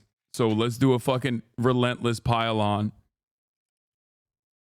Behavior that, you know, you're displaying from the internet. You're not He literally says the same thing you said, lol libs. Really actually providing any solution. You're just sitting over there wishing that. Yeah. She still has a Twitter account, by the way. Mudahar doesn't. I'm just saying.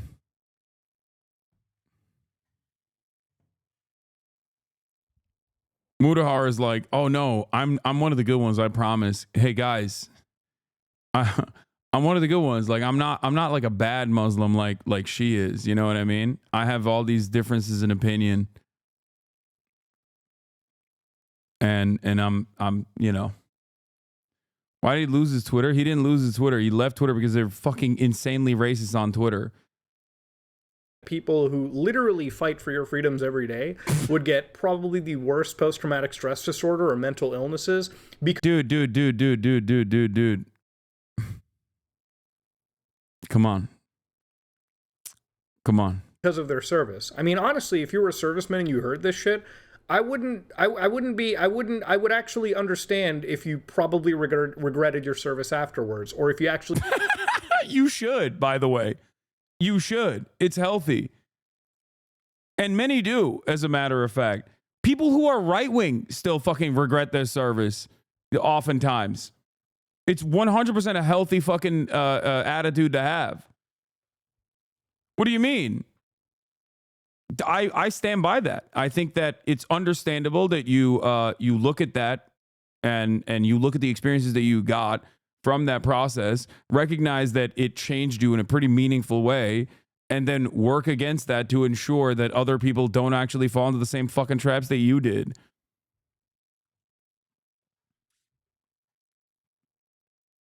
Dude, like, what is this fucking commentary? What is this goddamn commentary? The American military was not deployed into Iraq so that, you know, Americans could retain their fucking free speech. What the fuck? Even the biggest chuds within the veterans, within the crop of like veteran influencers will laugh at that notion, I think. Like that is, you have to be extra stupid to be like, yeah, no, you don't understand. We went out there, brother. we were knocking down doors in fucking Baghdad so that we could defend America's free speech. Or America's freedoms, okay? That 14-year-old Iraqi child that was scared shitless when I busted into his room, let me tell you something. He was looking at American freedoms funny, okay? He was! That's right! He was looking at our freedoms funny. When are you going to be a normal human, Law? Do you ever be a normal human? No. He talks like he just saw the second tower go down a minute ago. Yeah, I know. I also love the notion that, once again, we invaded Afghanistan and Iraq for 9/11. not Saudi Arabia, which I'm not saying we should have invaded Saudi Arabia, but like, you know, how interesting. 17 of the 19 hijackers are Saudi. They were funded by the Saudi family. We invaded Afghanistan and we invaded Iraq. Actually question your patriotism. If these are the actual, people that you're fighting for, the people that you're, hoping live their freedoms, right? In the manner that they have become so accustomed to and, have literally taken for granted. It's just hateful shit that she's spouting, and realistically it just comes from this very one-sided view of the army, or really your country. It feels like a lot of the extreme leftists on the internet have literally just amounted to their policy being America bad, and realistically... Mudahar slid into my DMs one time because he said he gets shit on for having a white wife. Never really looking at any of these things from a nuanced perspective. On a side note, I also love how these people talk about getting universal health care for people, which is genuinely a cool thing to see people actually, live and not be indebted to the medical industry of the United States because they happen to get sick or go through something serious. No, your medical rights are only really present as long as you share your political views with us. I mean, how fucking backwards. I don't think that's what Frogan believes. I don't think that's what anybody believes, really. I mean, universality means like, even if you're a fucking Nazi, you get that, actually. And I do believe that. Rogan is harassed by these news like almost every week, and her country was getting bombed like 2 days ago until a recent ceasefire. I know. Out of touch bullshit is this when you got to hear it, right? It's like, I hope you get PTSD and I hope America doesn't pay for your medical stuff. I mean, they're military people. If you had any basic understanding, they probably have earned. Mike believes it all. He says you're too nice. No, I am uncompromising in my values. And I do like that he said universal healthcare. These people defend universal healthcare, but don't want veterans to get it. And that's pretty funny because like, if you recognize that they, defend universal healthcare, I think you should understand that on principle alone, you're recognizing that they want everybody to get healthcare. That's what universal means. Their medical protections because of the service that they've offered. Just insane stuff to see. Now, as a matter of fact, if universal healthcare was a thing, poverty draft would not be as effective, which is part of the reason why it still exists. Upward social mobility can only happen with educational attainment. If free college existed and universal healthcare existed, it will be a lot less likely for people to fucking join the military. A lot of those grunts that we were just talking about, they probably wouldn't join the military. Why the fuck would you?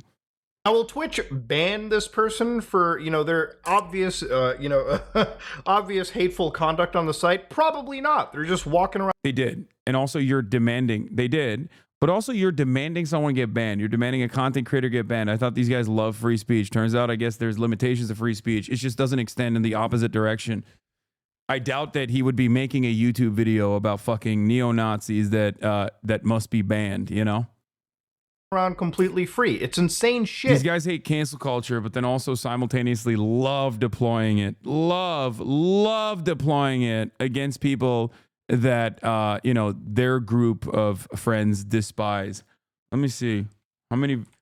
So, let's see. Maybe I'm wrong. Cancel culture. I got canceled over this video. Twitter is horrible. Netflix should be canceled. Sorry, just killed Concord within 2 weeks. Game Grumps cancellation. Genghis Khan is finally canceled. So he's written a decent bit about cancel culture and cancellations in the past. I just want to see.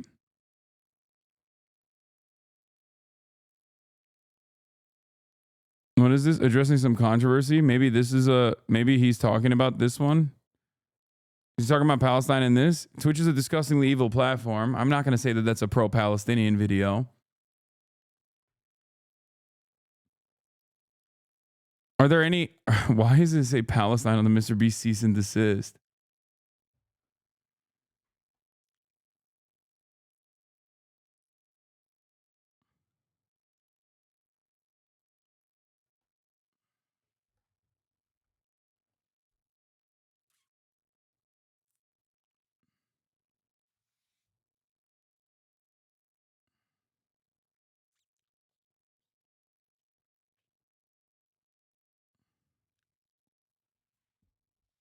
He's using the Palestine tag for clicks? I doubt it.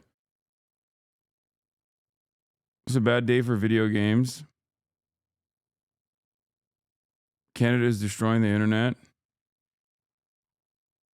Yeah, ordinary slop. Yeah, maybe he made a lot of pro-Palestine videos,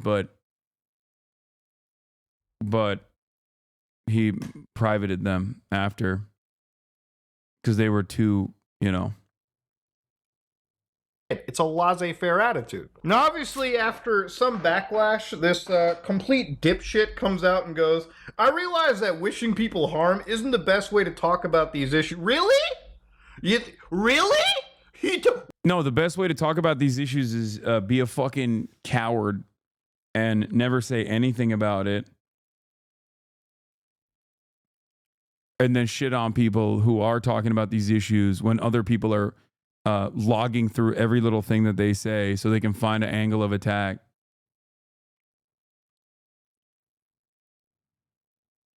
Wow!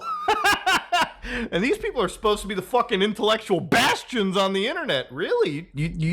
One thing that... No, okay.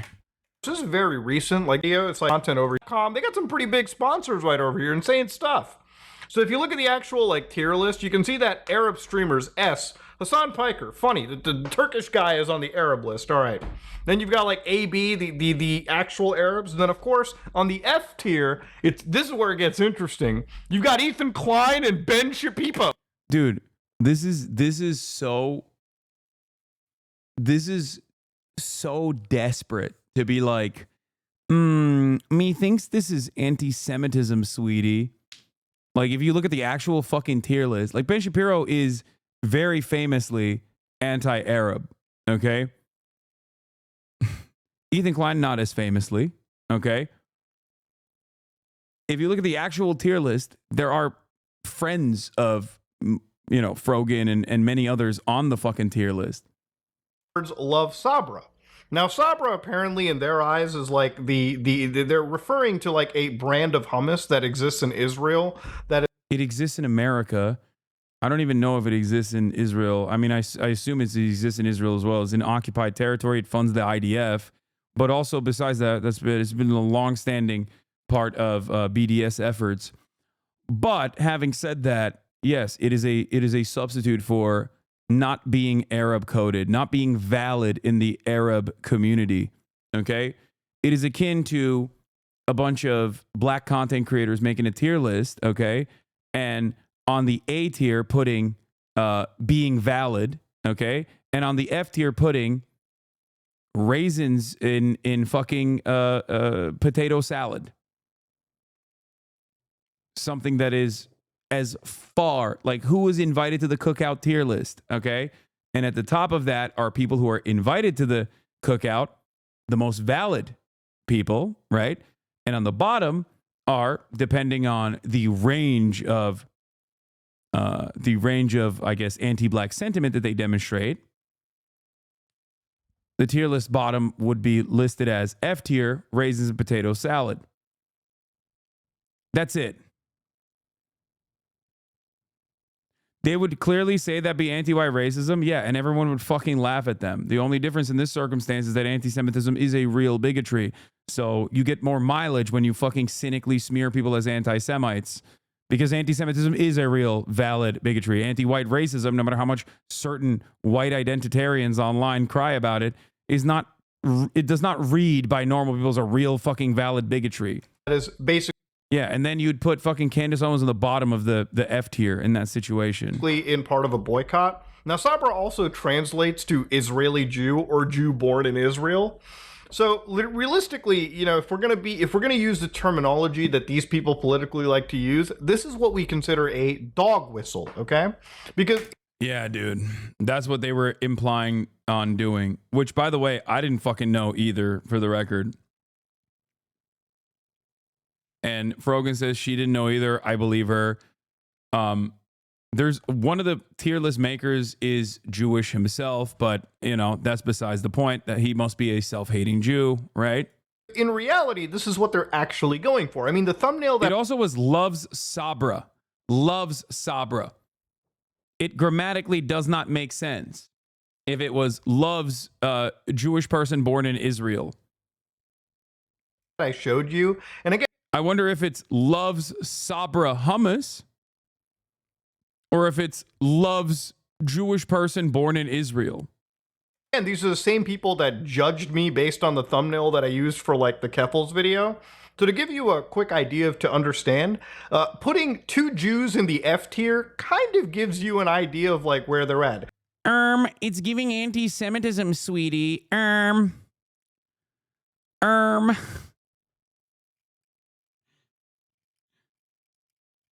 It's kind of funny to have this kind of take when like every single one of these like centrist fence sitting try hard fucking drama slop content creators are so firmly planted in the edgy boy spectrum, so firmly planted in the edgiest side of the internet, who routinely rail against cancel culture, routinely championing being free speech warriors, and actually in many instances will look at like real fucking racist shit and be like, people are misunderstanding my racist friend Himmler Groiper 1488 when he said, when he said that like white people are superior, he was simply talking about something different. He wasn't being serious. Oh, it's just a joke, lol.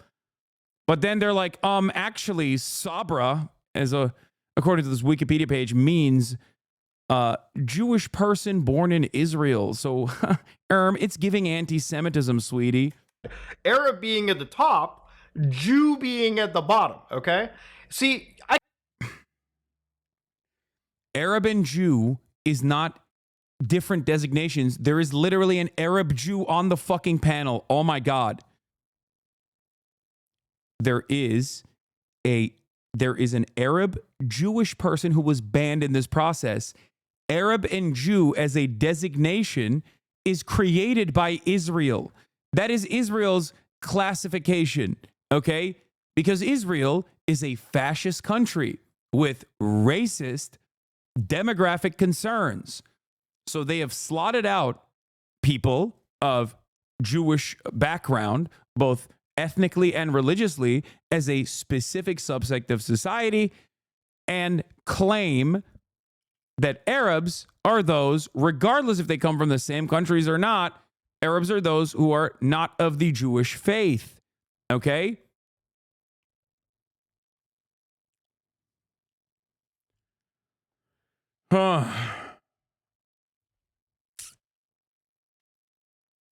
This is not an Arab Jew classification. Notice how you had to go through different hoops to be like, yeah, this very obvious thing, the Sabra hummus, love Sabra hummus in this tier list to determine whether someone is valid and Arab coded is actually racist and anti-Semitic. Notice how you had to jump through 11 different fucking hoops because that's not what the intention was. And that's not what anybody actually thought it was. It was a goddamn Twitch approved panel at TwitchCon months ago. I can look at this and immediately understand that this is most definitely designed to be. He literally laughed that you were top of the list. This is so-called Arabs at the top, Jewish people at the bottom. I know. That's the most Reddit thing you can do. Remember, it's a very Reddit thing. You land on a faulty premise and then you add on and you start cracking jokes off of that faulty premise. Like, oh, these idiots don't even understand. Like, Hasan is not even an Arab. He's Turkish. It's like, yeah, maybe that should cause you to re-examine your perspective, you know? No, I will not be doing that. I'm just going to be a smug fucking dipshit and cynically behave as though it actually was secretly a dog whistle to be fucking anti-Semitic. This is what is so goddamn frustrating about this process too, because there are a shit ton of out and about anti-Semites out there. They do not see any reason to try and dog whistle. Or if they do dog whistle, they don't dog whistle around Israel, okay? They dog whistle by saying, ooh, I'm noticing how many Jews are in positions of power. That type of shit, okay? That's what a fucking real dog whistle is. I know this because I combat and target anti-Semitism historically for the past 10 fucking years, while you guys spent all that time hanging out with fucking neo-Nazis online and getting chummy with them. That's the difference.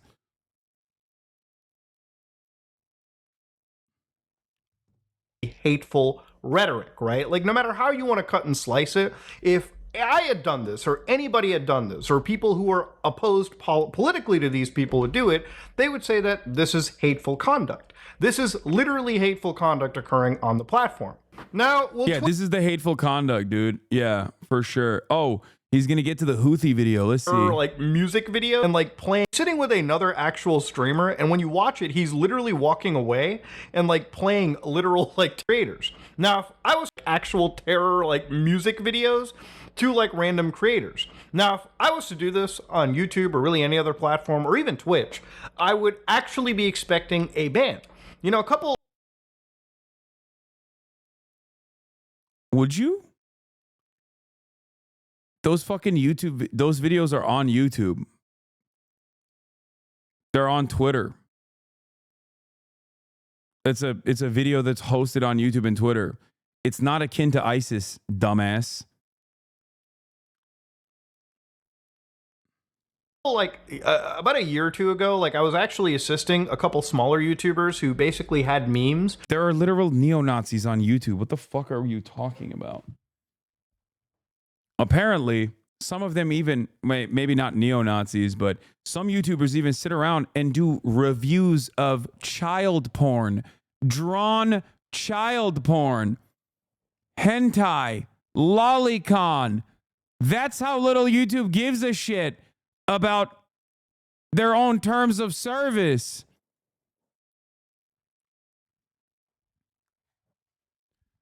You know, Mudahar should know that. Seemingly, he participated in a review of lolicon himself. Where they had like literal actual like meme channels where they had like actual like, you know, I think it was like ISIS music, and YouTube immediately after detecting it. There's a difference between fucking ISIS music and the Ansar Allah movement or fucking Yemeni people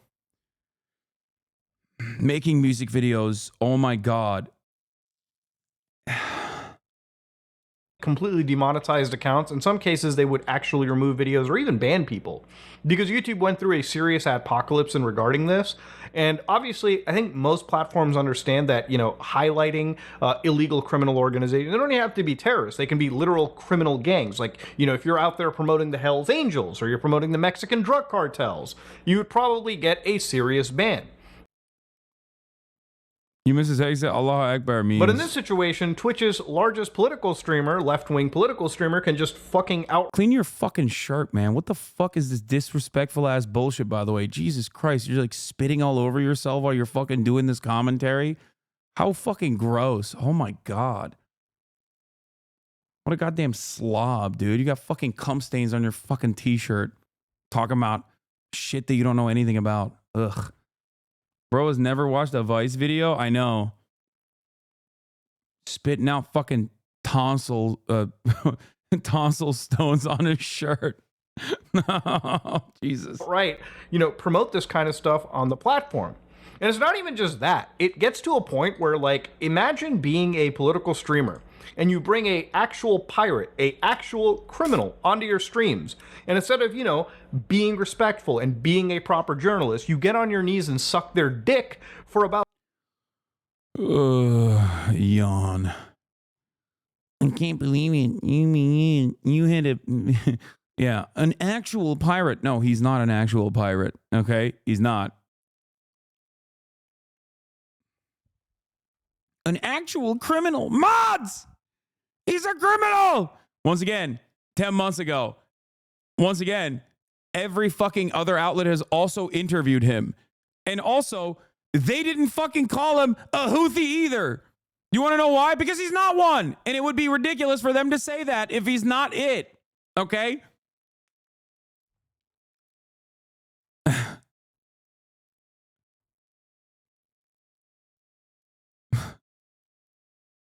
About 32 minutes. Watch this clip. They win over the crews on these ships, and they like win them over with their charm, and they make them hate America. This is him talking about what the Ansar Allah, the Houthis, are doing. It's not something he did. We know he didn't do this. Okay? The U.S. government. That's so funny. Think about China. Does he know anything about China? He's saying he hasn't spent much time with Chinese people, but one of the captain was Chinese, and he did qat with them, and he died. Like, that's not true. This is like objectively false. Okay? For the record. Holy shit, this was like 50 pounds ago for you? No, it wasn't. I just have a big beard there. But that's besides the point. Like, as far as I understand, there was not even a single ship captain that was Chinese out of any of the apprehended ships. He wasn't a part of any of the apprehensions anyway. Danced to music with them, and he was vibing, so he likes him, yeah. So, I mean, what? That's so crazy. So they're just fucking chilling with the captains? Like, I don't understand. Yeah, I just want to reiterate that we're talking about somebody that has been taken hostage who, quote unquote, is being chilled with. And again, this is just right on Twitch. America's like America's like blowing them up while they're just like doing cat and fucking chilling with the captains. Like, how does he feel about that? Isn't that fucking crazy? Like, I don't know how to describe. Now, these clips were seen 8 months ago on Willie Mack's channel, but you can watch this video right now. Hasan will... Please go watch Willie Mack's channel. He knows everything about the subject. He doesn't know shit. He doesn't know anything. I watched the piece that Bad Empanada watched, and I was shocked at how fucking stupid he was. I thought it was I thought there was at least like some like disagreements. You know what I mean? Like, I thought there had to have been some kind of like ideological disagreements there. No, not even. He's just a dumbass. Half the video is shit that he literally clipped to claim I'm advocating for when I'm advocating against that very position. I did not even know that half of these fucking Hasan is pro-Russia content creators were literally just operating on not understanding anything I'm saying or not knowing anything about the issue at all. Sit there and hype beast these people without any care in the world. Like, this man does not critically apply any form of journalism. He is just... Yeah, I mean, I'm not. The interview itself has journalistic value. I'm not a journalist. I'm a commentator. Also, is Willie Mack doing journalism? Like, what's happening? Just showing these people and promoting them in this incredibly positive light when there are actually just pirates and terrorists who are putting people in harm's way, especially people that have nothing. Yeah. The state that is implementing a blockade on the Red Sea in an effort to stop the genocide is actually putting people in harm's way, not the fucking state that is doing a genocide, and not America and all of the other fucking coalition forces that started blowing up Yemen because they decided to fucking stop ships from going through the Red Sea because they wanted to enforce some kind of penalty for the genocide that Israel was conducting. Oh my God. Thank you, Mudahar. I'm glad that you arrived at a reasonable conclusion. It's actually, yeah. Why does nobody want to talk about the Warsaw Ghetto Uprising and the violence that these Jewish people in the ghettos were subjecting the Germans to? Oh, the horror! Why is nobody talking about the Allied coalition forces in World War II, the bombing of Dresden? Unacceptable! Why won't anybody think about the poor Nazis that might have been harmed in the process? Now, of course, the merchant ships are not Nazis, okay? And I would never advocate to harm the people on these ships. They are putting a blockade on the Red Sea. They very clearly have said that their goals is to stop Israel from harming Palestinians further. This is an understandable and, dare I say, just goal. Okay? That's it. And in the words of Norm Finkelstein, who talks about his parents, who are Holocaust survivors, quite a bit when he talks about this specific comparison to the Ansar Allah movement, to the Yemeni Houthis and what they are doing in the Red Sea. He asks, if you had the opportunity as a state to stop the Holocaust and you took actions such as a blockade that disrupted German supply lines, for example, would I sit back and say, how dare you do that? Or would I champion that cause? And the answer is clear for many people. The answer is pretty clear. And that's kind of what I try to communicate to people who usually approach the subject matter with the exact same idiotic fucking perspective that this dumbass Mudahar is implementing here. Brown guy terrorists, bad. They're doing piracy. It's unacceptable. We never have that same principle for America's blockade. America's literally overtaken shipping tankers between Venezuela or Cuba and Iran, right? The Cuba blockade is unjustifiable and inhumane. The blockade implemented by the Houthis in the Red Sea is perfectly moral and perfectly understandable. It is there to stop a genocide. And it has been successful in spite of the billions of dollars that, you know, the American Navy spent on Operation Prosperity Guardian. They have disrupted trade from the Red Sea so significantly that all of those ships had to go around the Horn of Africa rather than directly cut through the Red Sea. It bankrupted one of Israel's ports. This is one of the least violent ways in which you can resist against an ongoing genocide.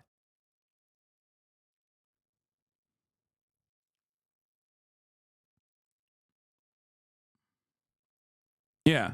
America literally carpet bombed Yemen's capital, Sana'a, in response to the blockade.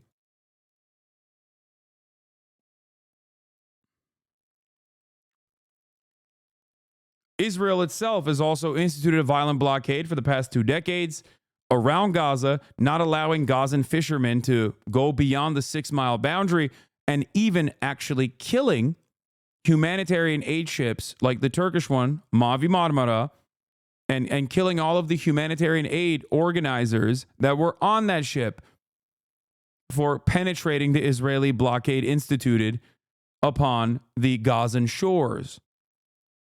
That is an example of an unjustifiable blockade. Now, here's the problem. Here's the issue. I'm willing to bet if I were to be like, hey, Mudahar, let's say country A is genociding a group of people that they've held captive in Area B. Okay, Area B has reason to want emancipation. Area B has reason to demand sovereignty and become a nation state all on its own. And yet, country A is not allowing that to happen and also doing a genocide. Okay? If country C decides to put an end to that by implementing a blockade and restrict trade with country A, do you agree with that? If I were to ask him that, I'm sure that he wouldn't say, no, I don't. I disagree with that. I think that you shouldn't fight against Nazi Germany and try to stop its trade routes so that they can resupply themselves. I'm sure that he would say that that is a valid and moral thing. But you don't have to ever have that argument if you just go, these guys are terrorists, they're bad, they're wrong, they're brown, they're doing piracy, they're fucked up, and then move on. You don't ever have to. Come on, Nazi, really? Yes, Nazi, really. What the fuck do you mean? An ultra-nationalist ideology committing an apartheid and partitioning an ethnic and religious minority in direct contravention of international law and then also conducting a genocide? Yes. Nazi, really. You can't have a fucking ethno-state built around the principles of ethnic and religious superiority and then enact that fascist ideology in violent ways and then go, whoa, whoa, Nazi, hello? It is.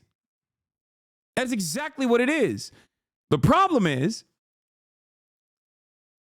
people, I don't think, even understand what Nazism is or think it's bad for the wrong reasons, I guess. The fuck is wrong with you? Fascism is a violent, suicidal ideology. It doesn't matter who's holding the gun. It doesn't matter who's in the crosshairs of said gun. Okay? So yes, the comparison between Nazism and Zionism is perfectly apt, and it's not one that I made alone for the first time ever. You're not from Europe.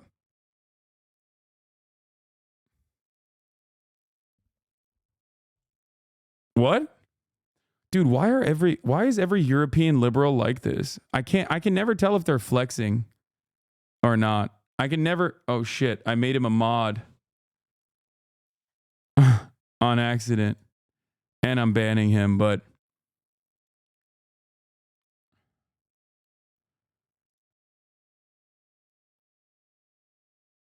what is this?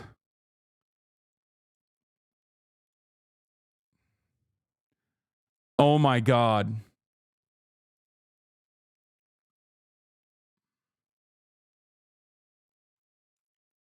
We finally have a real cop as a mod, dude.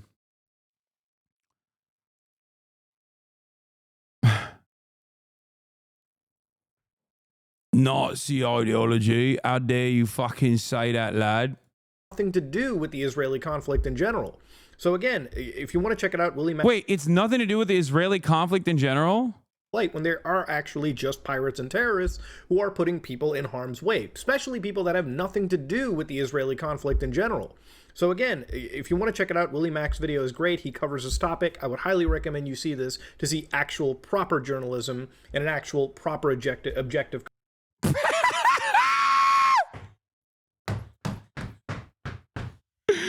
He did not say that's actual proper journalism. This dude has the fucking... Oh, God. This dude has the sentience of a sea cucumber. Oh, my God. Coverage of the situation. So he brings his kid... Wait, the highlighted text actually says the opposite. The last dozen Houthi attacks on merchant traffic in the Red Sea have not targeted ships linked to or at least heading to or from Israel, in contrast to claims of the Iranian-backed group. The U.S. Naval Forces Central Command told reporters, yeah, no, this was when they were trying to make it seem like it was like, oh, this has nothing to do with Israel. They're just randomly doing this because Houthis love fucking doing piracy. They just love doing piracy. That's it. They love it. That's why they're doing it. It's weird that they didn't do it until Israel started, doing genocide in Gaza. It's just weird. And it's weird that they also kept saying, like, we're only implementing this blockade because of the genocide in Gaza. It's just weird that they just keep saying that. But as long as nobody fucking, as long as nobody hears that, here's my source, U.S. Central Command. Get on and basically, talks about One Piece. They have a whole, gag and everything. And the thing about this kid is... Which also is really weird that they weren't doing this to harm Israeli trade, as it's instituting a genocide, but it just seemingly bankrupt one of the Israeli ports. Yeah, they just hate boats, bro. You don't understand. The Houthis just hate boats. They don't like the science of floating above water. They hate that.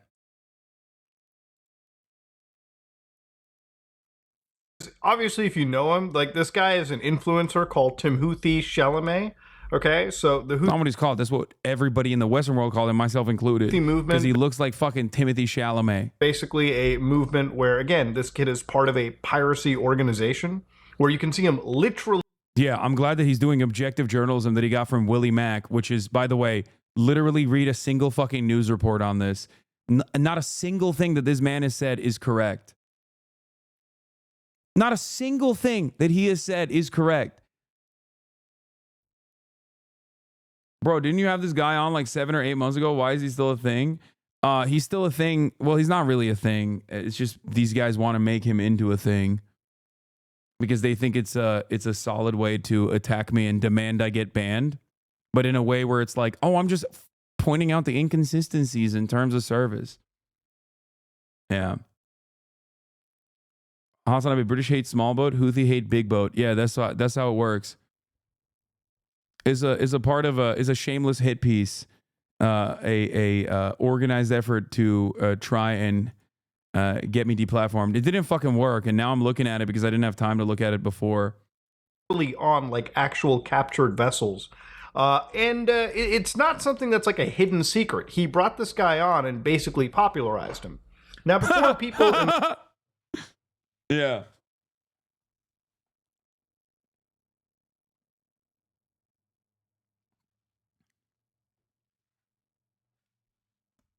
Yeah. Yeah, I popularized the Ansar Allah movement, baby. I made him go viral.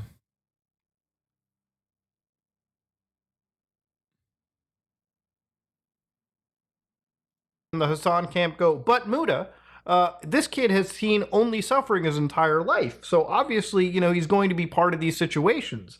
And, you're being a little bit harsh. Now, I am one of those people that is empathetic towards individuals. And obviously, if this kid has only ever seen death and destruction in his entire life because of the Saudi-Yemen conflict, then yes, I can understand why they would do such a thing. But never in a million years should you as a content creator or a journalist, I guess, or a political commentator ever bring somebody on and kind of popularize these things, okay? These people are ultimately part of a criminal operation, an enterprise, a terrorist movement. Yeah, you should never do a podcast with someone who's a serial lolicon enjoyer, for example. You know what I mean? Year in, year out.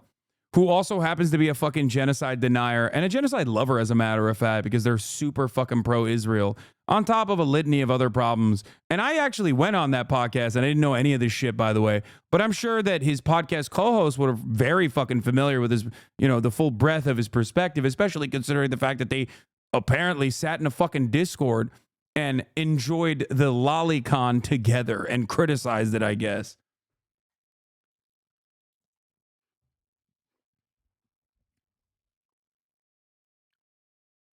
Many of them brainwashed into these groups. Yeah, dude, he's brainwashed into being fucking pro-Palestine. Shouldn't be glorified. Remember, this person is not even a fucking Houthi. He's just operating on this false premise. It's a lie. It's wrong. It's just incorrect. I don't know how else to describe it. And it's not similar to interviewing like bin Laden back in 1997 with CNN. These are situations where even back then, these were interviews done respectfully, and it wasn't in a way to glorify. In 1997, when bin Laden was interviewed, he was not, I believe he was still considered a brave anti-socialist warrior. Was he not? Or was this after the first, not the 9/11, but the...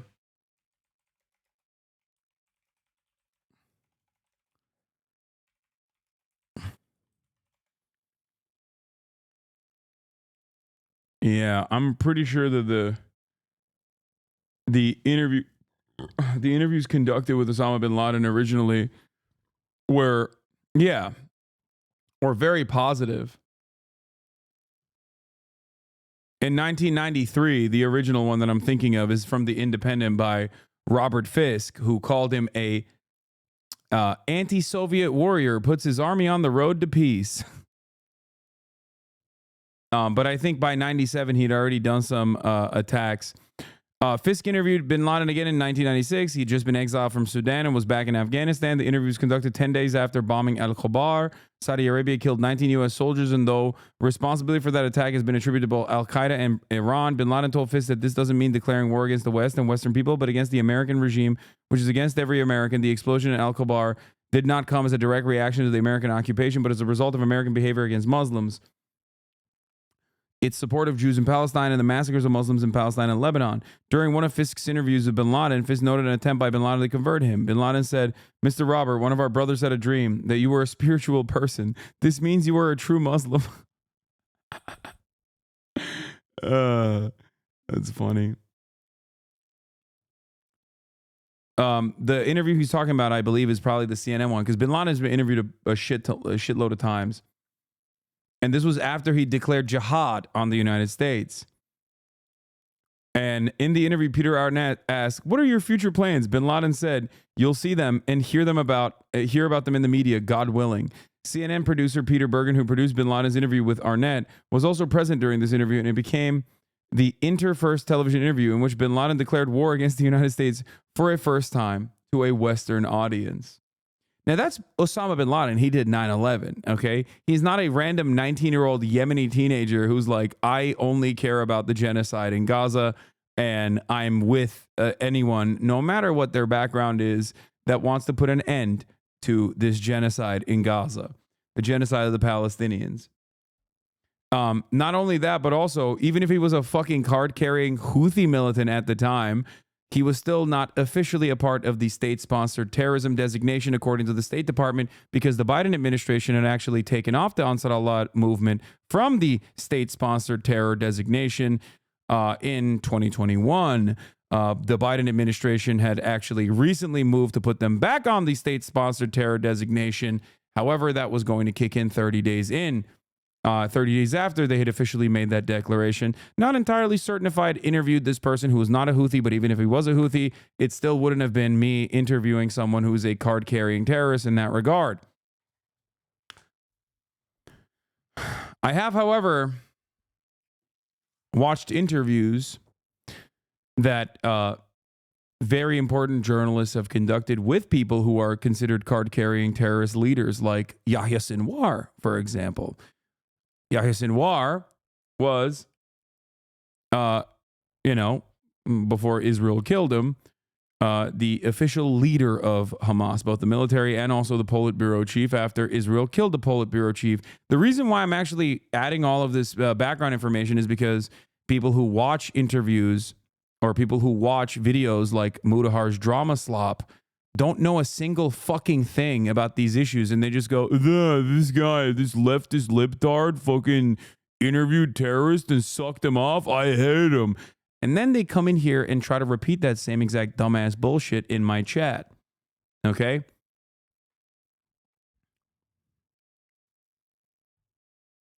So baffling how the most mediocre Cheeto dust cum stain covered man can say dumb fuck coworker takes online, but because he says it confidently, people think he's correct or smart. Because there's a lot of fucking dumb fuck Cheeto crusted dusty ass motherfuckers out there who also hold those same views, and they love watching other people say it back. It makes people feel smart for their stupidity. That's what it is. Anybody who is part of a seriously criminal operation that isn't designated just by one country, but by a consortium of countries, even countries that are diametrically opposed to each other, politically. These are actual interviews that people do with criminals as a way to get multiple sides of a story. It's not meant to glorify somebody or glorify their cause as something just. Yeah. Mudahar, would you have the same smoke for someone that is in your orbit that you love a lot, giving glazing interviews to someone that's, maybe conducting a genocide? Maybe someone who actually went and visited the country that is currently conducting the genocide and actually sat down with officials that were in the process of conducting said genocide? Would you be like, man, it's really fucked up that this guy is glazing terrorists? I doubt that, possibly because you don't have any issue with people being pro-Israel. In a way, it's like presenting people like Sneeko or Andrew Tate, who I've made videos on in the past. It's like if I promote them or talk about them on my channel, it's usually with a very objective view. It's usually with a very careful view, where obviously if they promote bad ideologies, right? Like hate. He's been talking about one thing based off a lie he made up for the past 5 minutes of the video. I know. Hatred or bigotry. It's about sitting there and deconstructing it with actual facts and logic instead of, sitting down and kind of, hype beasting it. Why do these fucking people that don't know a single damn thing about any of these issues choose to make these fucking videos and just chirp without literally not even doing the bare minimum research necessary to fucking understand any of these things? It's actually shocking. I really should be tackling these fucking slop farmers a little bit harder, especially when they dip their toes in the political arena a little bit. But they do it in this like insanely annoying centrist way too, where it's like they're so scared of taking a position that they can only fucking talk about geopolitics while playing this fucking old ass video game in the background. And they can only cover these issues from the framework of drama and like Twitch's terms of service. Is so fucking stupid. God damn. We are making an entire generation of people intellectually uncurious. To the point where you're normalizing it to a whole bunch of communities, right?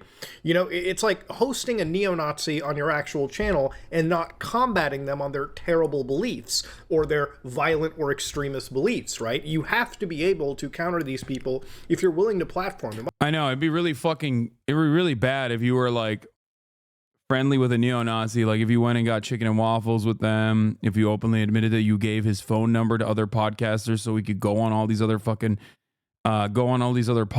and shows, it'd be really bad if someone that you're friends with, someone that you really like, Mudahar, if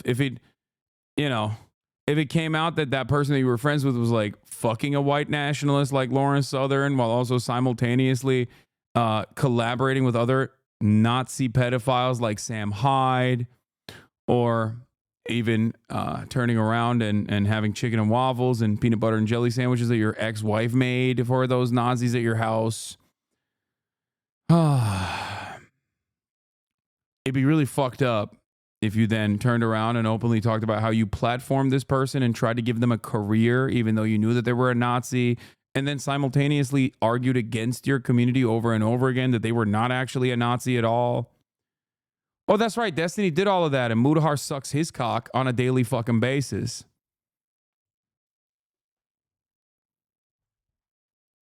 Otherwise, they just have a free speaker to operate their, shitty beliefs over. And these are things that, again, no matter which side of the political spectrum you fall onto, I would imagine political content creators would be a bit more careful than even average YouTubers. If you got people like me who are just engineers and computer scientists that know better and know how to actually handle these facts, then these people are... Yeah. We should leave it up to people who know better, like Mudahar, a person who I don't think has said anything about Israel-Palestine up until this moment. The only time he opened his stupid fucking dumbass mouth to talk about Israel-Palestine seemingly was to shit on, suspiciously, a lot of people who are pro-Palestine. He said the Israel-Palestine issue is too complicated. Maybe he was worried. Maybe he was worried it was so complicated that, like, him as a brown Muslim guy talking about Israel-Palestine was going to draw a lot of ire, similar to this hate video that he fucking put together haphazardly.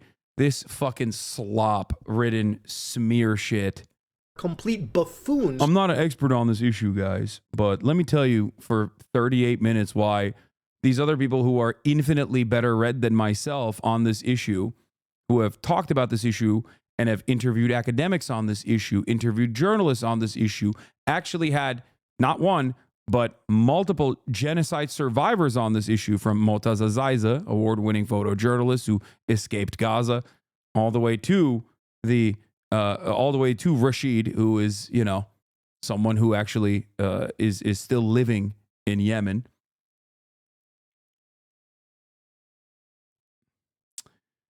They shouldn't be operating in this field of content. Yeah, people who have interviewed, Israeli draft dodgers, conscientious objectors of the Israeli draft, activists, Israeli Knesset members. What the fuck do I know? I've only spent thousands and thousands of hours not only reading up on this shit and also advocating for Palestinian emancipation for the past 10 years. What the fuck do I know? Listen to some dumbass who fucking normally talks about Linux and I used to have a podcast with a fucking dude who apparently did fucking pedophile lolicon porn reviews on. Let's hear that guy's take on what I'm doing. Yeah.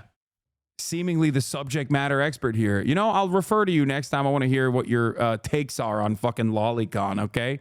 Jesus Christ. Like the gall, the audacity, the fucking hubris, like the idea that these guys... This shit's gone on for far too fucking long, okay? Oh my God, there are so many dumbasses who think they know what's what. Content in the first place.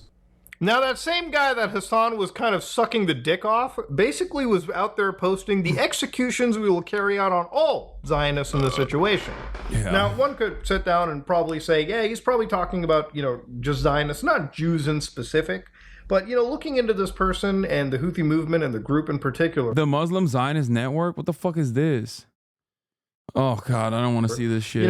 The idea of anti-Zionism is also conflated with, anti-Semitism in this situation as well. It's just more hateful rhetoric that is being constantly pushed down anyone's feed. I think hate from any angle is bad. Okay. He said anti-Zionism is being conflated with anti-Semitism? Okay, wait, hold on. But this guy is not necessarily any innocent, party. Now, obviously, Twitch, who is in such a weird state right now. What?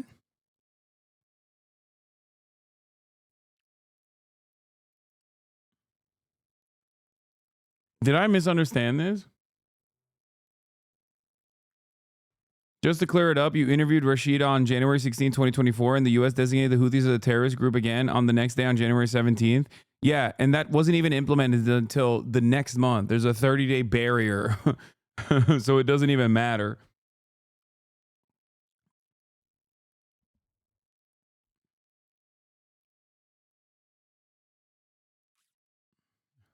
This Belarusian child said, fuck the NSDAP.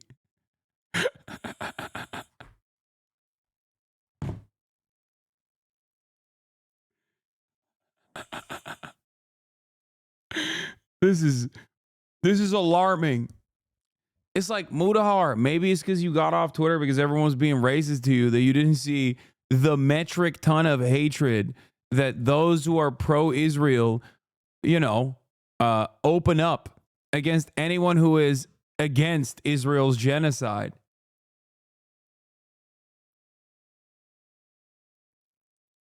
Like, this man's like, I can't believe what he's saying. Well, wait till you use the translate from Hebrew option on Twitter, okay?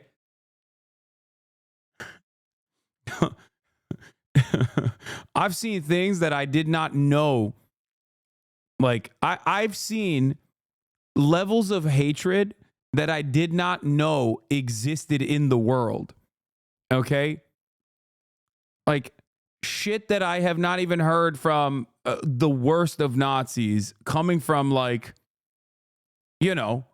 people who have, like, liberal, please no hate in the bio. Yeah, the linguistic vitriol. Yeah. These are just a few bad apples, literal Israeli ministers of the Knesset. Bro, we're talking about Israel, man. They had an emergency Knesset meeting in the middle of the fucking summer where Benjamin Netanyahu, the current prime minister of Israel's own party, the Likud party, had a Knesset get up and yell at one of the fucking Arab ministers to defend the right of Israeli concentration camp guards raping Palestinian prisoners to death. Okay? He said that Israeli concentration camp guards have the right to rape Palestinians to death. It's not even a joke. It's on tape. And this motherfucker's over here being like, some random teenager in Yemen said, this is what we're going to do to the Zionists. Guys, have you seen this? Have you seen how scary this is? This fucking 19-year-old in Yemen, a country that has been bombed into oblivion. I can't believe it, dude. I can't believe it. It's like, dude, wait till you hear what people are doing in Israel. You are gonna be shocked. Shocked, I tell you. But of course, that is my problem with these centrist face sitters, or face sitters, centrist fence sitters. Okay? If you don't mention any of that shit, all of a sudden this looks weird. And if you compare it to like some fucking American neo-Nazi, then, ooh, scary. Ooh, this is scary. We got to tone police these guys, man. We got to tone police these guys. Like, first of all, if this motherfucker was a die-in-the-wool anti-Semite, he's in Yemen. What are you talking about? The Ansar Allah banner literally says, curse the Jews. If he was fucking anti-Semitic, he would say it. Like, what? You think he's worried about being canceled? You think he's not going to be able to get a fucking HR job at BuzzFeed? You dumb fuck? Like, these guys are so stupid. It just like blows my mind. Just like literally pull your head out of your fucking ass, dude. Oh my God. Motherfucker who's 19 years old living in Yemen has no reason to fucking shelter his anti-Semitic views and use dog whistles. Like, he would just fucking straight up be like, yeah, no, I don't like them. Okay? That's what he would say. It's so dumb. I just don't get it. has decided to let this guy constantly stream, and from what I understand, even unban the account, to which he's an actual streamer on Twitch right now. This entire conversation is fucking idiotic. It's not a Jewish person. He said, this is... Wait, what is this? What is happening here? And even unban... Is he just like stealing Ethan's... Conversation is fucking idiotic. It's not a Jewish person. Is he just like stealing Ethan's arguments? Is that what it is?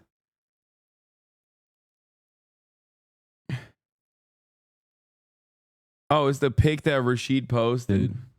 He said, this is, I think, is Mudahar your op now? Dude, anyone who maxes out at fucking 4 brain cells is my op going forward.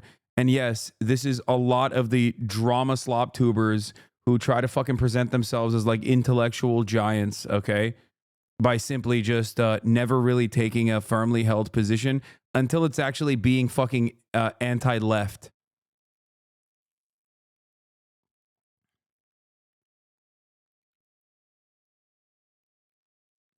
We arrived at this because someone was like, oh, Muda was outed as a pedophile. I investigated it. Turns out he's not, okay?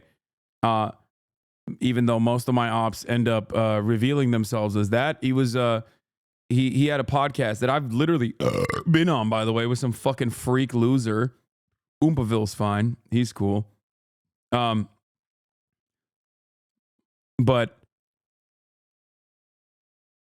from helping you optimize your Steam Deck to be in your op, yeah.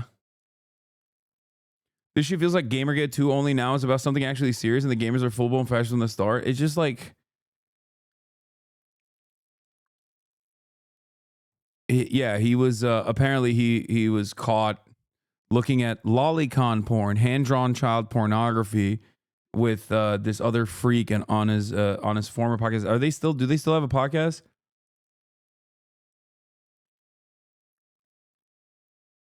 Do they still have a podcast together, or do they not have a podcast any longer? I don't know. Well, I've been on that fucking podcast.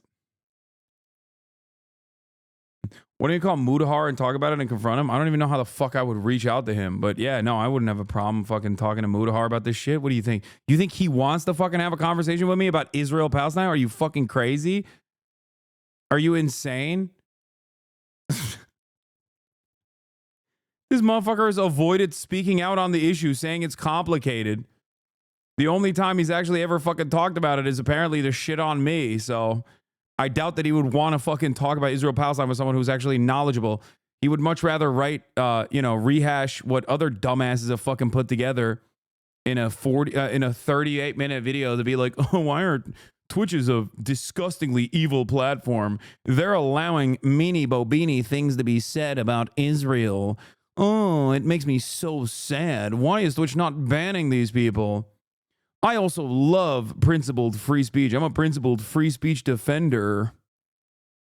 Yeah. I hate this shit. These guys are such little fucking cowardly losers, dude. I have no charity for you any longer. What is this? This is who he hangs out with? They even hung out all together in Keemstar's house? Ugh. Ugh. Oh, God. Oh, jeez. I can smell that video. Holy shit. Why am I held accountable for some random fucking... Because you platformed him. How fucking hard is that? Why did he stop this? Why did he stop this video? Why didn't he watch the whole video where I'm talking about why am I being held accountable for some fucking random Yemeni teenager 12 months after the interview was conducted in the midst of an ongoing genocide where children are being burned every single day? I wonder why he stopped it there. You're the one.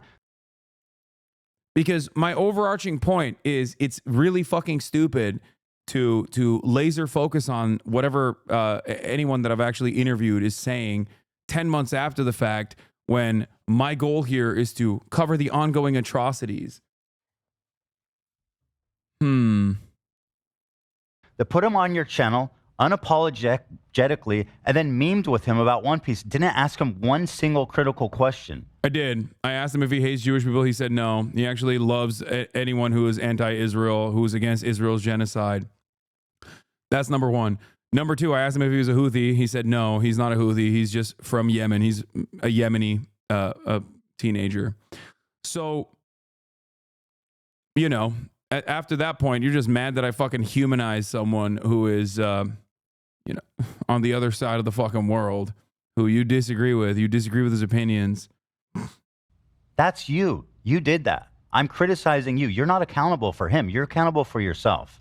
Now, honestly, that's probably the best way to put it. Thank you, Ethan Klein, for saying it like that. And, you know, at the end of the day, it kind of almost harkens back to, again, hey, listen, if you're going to put somebody on your channel. Yeah, once again, anyone that focuses on this shit is a goddamn rube or a sucker or a grifter who doesn't give a fuck about anything and simply wants to fucking farm the outrage points for some sweet, juicy clout, or is secretly in the tank for Israel, but a little embarrassed about how in the tank for Israel they are, and they can't fucking contend with the reality that is their audiences are not in the tank for Israel, and therefore now they've like lost their fucking minds and have gone on this like righteous conquest. Oh, I'm not sufficiently pro-Palestinian is what my audience is saying, and I can't fucking understand where they're coming from. So I've decided actually everyone that is pro-Palestinian is in the wrong. And the only people I will ever platform going forward will be people who, you know, seemingly defend Israel quite a bit and say, oh, I don't think it's a genocide, actually. That's like the permissible boundary of criticism against Israel. They're not doing a genocide, and it's all a bunch of bad actors that are simply sniping children, you know? Why aren't you against Palestinians? Why? You must be anti-Semitic. Channel, you really should be able to counter them on their terrible beliefs. Can we stop talking about this drama you're feeding into this? It's a Friday night, and we're 7 hours and 22 minutes in, okay? Suck my dick. It's not, you know. You know, these are the same people that would say if you have like 10 people at a table and one of them are Nazis, and you're not countering that Nazi on his terrible beliefs, then congratulations. You have 10 Nazis at that. Yeah. Yeah, I agree. I agree with what he's saying. I just don't think that kid's a Nazi. If he says some Nazi shit, I would push back on it in our interview. That's the problem. Do you think that kid's a Nazi? Do you know anything? Have you even like proven why you think this kid's a Nazi? Have you done any research other than literally take some fucking Willie Mac bitch tits clips and also something that Ethan also clipped? Do you care about anything? Do you care about the truth? Do you care about a genocide? Like, it doesn't make any sense. These people just don't give a fuck about anything, and it blows my mind. It's like genuinely shocking to look at a world, right? Like world-changing events that are occurring. Tens of thousands of children fucking destroyed. Okay? I read accounts from a parent that felt fire for the first time. Woke up, okay? Immediately grabbed her son, started running out of the house, and in the process didn't realize that her son felt a little bit lighter. He turned back around and saw that it wasn't her son that she was holding, it was simply her son's arm, okay? That is the daily reality for Palestinians. That is the daily reality of life in Gaza. Just insurmountable levels of horror that our tax dollars are paying for in the United States of America. The Canadian government also plays its role, where Mudahar is from. And this is your only commentary that I talked to a 19-year-old, asked him if he's a Houthi, he said no, asked him if he's anti-Semitic, he said no, and I wasn't fucking sufficiently critical of him. That's your only commentary on this issue? You are nothing, okay? You are nothing. I cannot begin to explain to you how little I think of these monstrous pieces of shit, okay? You are less than nothing.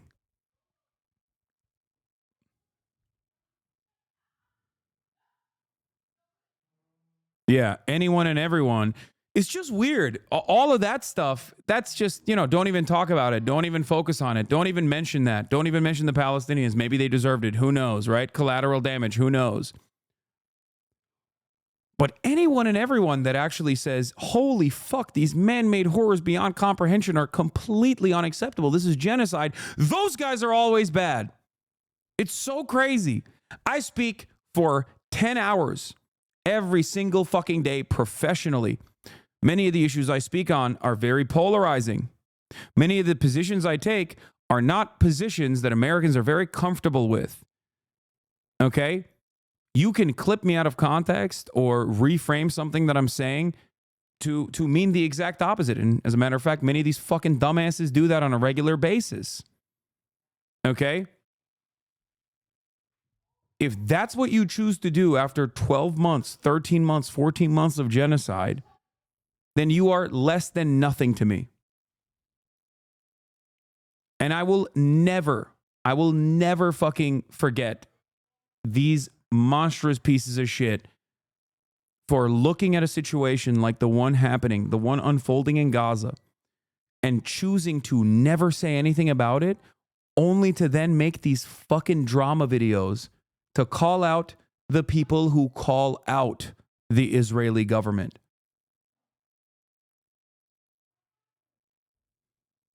It is disgusting. Go back to fucking reviewing Lolicon with your podcast co-host, you piece of shit. Stay in the area of your pocket of interest. Stay in areas that you are knowledgeable on. Go back to fucking chirping about cancel culture. It's like such a cynical deployment of this too, because like you turn around and you're like, cancel culture. I hate it. I don't like it. Free speech. I'm a defender of it. But also these guys, maybe these guys should be banned. I think it's really fucked up. Table. These are the same people that would say it. And I feel like you should. No, this is not fucking AIPAC funded, chat. Shut up. You're delusional if you think that like AIPAC is funding fucking drama slop YouTubers to make these videos, man. Come on. No, it's just like a bunch of people who are afraid of taking a real visible stance on a fucking seriously significant thing, and they just see that the algorithm favors them. Yeah, he's not smart enough to get the bag for writing a video like this. Hold people to that same accountability. It's funded by the YouTube algorithm and the revenue that they get. Across violent or hateful rhetoric, you should be combating it. Like you 100% should. What's even fucking wild is when discussing this person in a very recent interview with Asmongold, like when they were talking about why Asmongold had his like wild takes. This is what Hasan had to say about that pirate. Watch this. We're not like, oh, you're trans, we're gonna kill you. They were like, oh, thank you for your fucking humanitarian aid. They don't give a shit. Like it's the same as any other kind of person. I talked to a teenager from Yemen, okay, who everyone called, myself included, called Timothy Charlemagne or Chalamet. Is that the One Piece one? Yeah, exactly. Yeah. Now this kid is like, I think he was like 19 at the time when I talked to him, which means that for most of his life he has withstood genocide, right? Sure. Like he is a person whose only experience is like, it's literally like talking to fucking Anne Frank, basically. Oh, yeah. Yeah. Wait, I can't wait to hear this. I can't wait to hear what he's going to say. Let me guess. He's going to be like, Anne Frank didn't actually overtake ships and engage in piracy. If Anne Frank rose up in arms against the fucking Nazis, I don't think you would criticize Anne Frank.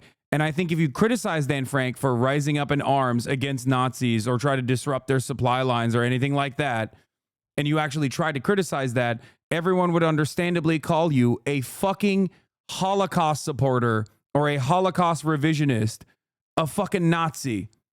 Okay?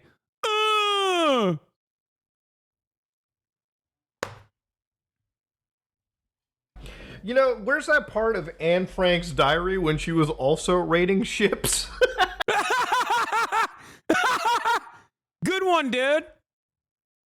Yeah, I know. Would that be a problem? Would that be a fucking problem, Mudahar? Why do you hate the Warsaw Ghetto Uprising? Do you think that they shouldn't have done that? Oh man, the Nat Turner rebellion really fucking, it was really messed up, dude. They really should not have done that. John Brown should not have done what he did. Real terrorist, okay? You have to match the violence that those who are consistently oppressed and enslaved or destroyed and killed with the violence of the oppressors, okay? Do you think it changes the dynamic of chattel slavery? This kid didn't even engage in the piracy himself, by the way. I can't believe we're still having this conversation. Holy fuck. Do you think he knows what he's saying, or is he just fucking dumb? No, he's just fucking dumb.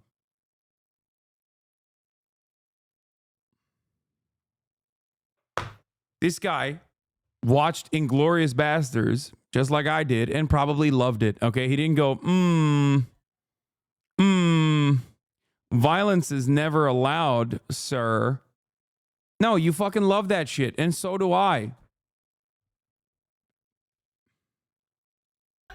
Like, these are things where, again, yes, in one way, Hasan is kind of like this weird hyperbolic individual where, like, he'll, you know, he has, like, kind of a point. Both these people are young. They've seen death and destruction their entire life. And you can almost empathize with somebody who is doing a bad thing is part of... Dude, he's not, okay? He's not. You made that up. You didn't even make that up. That's the worst part. He didn't even come up with that lie. He just saw someone else lie about it and went along with it. Of a terrible movement, is part of a terrible group that is actually... He doesn't even know what this group is or what they're doing. He just knows it's terrible. He knows it's like appropriate to say it's terrible. That's it. You're literally, yeah, you're paraphrasing a Twitter post at this point. It's like lower than the lowest form of commentary. Committing crimes, and you can understand why they do it because of the, you know, world that they've lived in. But then to compare it to, like, Anne Frank, who, you know, again, is a pacifist in comparison, is just insane shit. Would it be inappropriate if Anne Frank wasn't a pacifist during the Holocaust, Mudahar? If Anne Frank wasn't a pacifist during the Holocaust, would you have a problem with that, Mudahar? Do you hear what you're saying? Do you hear the words that are coming out of your fucking mouth, dumbass?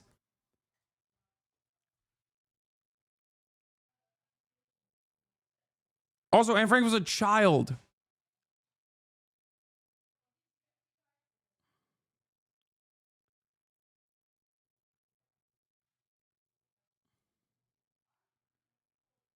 I personally, if Anne Frank grew up and was able to escape and then, you know, fought back against the Nazis, I would not go around saying...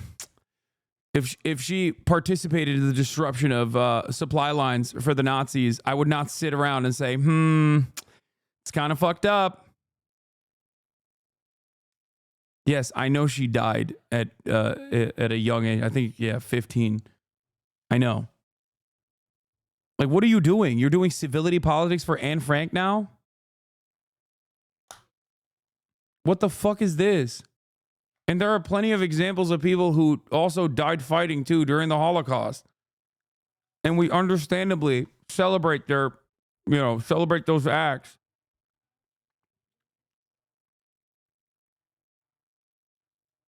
And it's weird because, like, you know, it's in one of these situations where when it comes to, like, people like Hasan, you know, we've had him on, like, the podcast, the Some Ordinary podcast, one of the first actual, like, you know, big guests. And on that show, what's insane to me is, like, look, people like Frogan, people like Asmongold, I would say that they're pretty stupid in understanding these situations. I'm stupid. Hasan, however, is not. This guy knows better, yet he just purposefully goes and obfuscates. Yeah, if that's the case, then maybe listen to my fucking words, dumbass, instead of repeating what some other goddamn haters are saying. Try to understand what I'm saying. You are arriving at that point to begin with.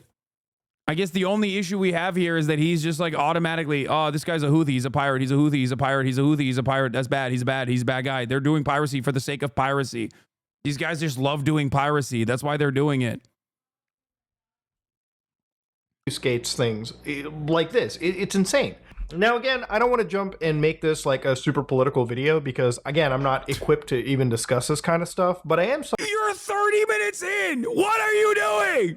You can't say that 30 minutes into a video. You aren't. You aren't equipped to have this conversation. That's insane, dude.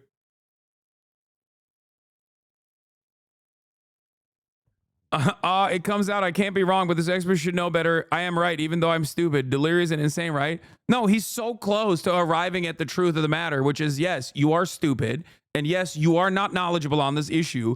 And yes, I do know more than you on this issue. But instead of being like, I wonder where he's coming from. Maybe there's more to this commentary over the course of fucking 10 hours.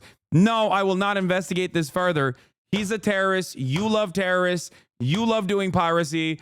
The Yemeni population across the board are just like epigenetically locked into their destiny, their predetermined destiny of doing piracy on the Red Sea, even though they didn't do it before the Gaza genocide.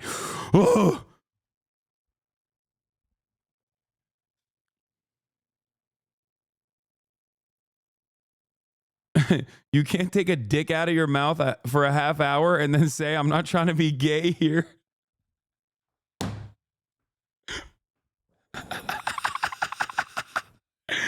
Listen, I know I've been sucking this cock real good for the past 30 minutes, but no homo.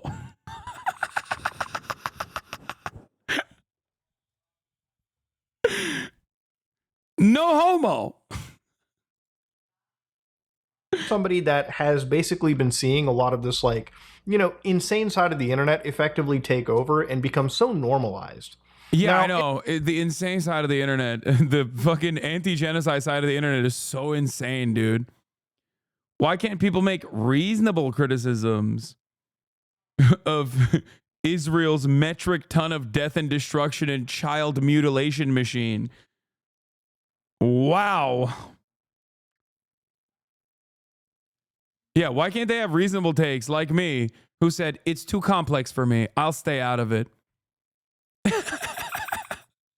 in the situation, you know, like I've said before, and I've been clipped a few times, and, you know, even when I stream, you know, videos do get uploaded of my takes on situations that I feel like I need to clarify. I'm not somebody that is afraid to say that genocide is wrong. I think that there is an actual case of, you know, genocide, and there's an actual case of attack that goes towards the Palestinian people. I think there's very serious situations that go around the world. Now, at the same time, these are situations that involve, you know, a group of people, Muslims and Jews, that have effectively been at each other's throats for not.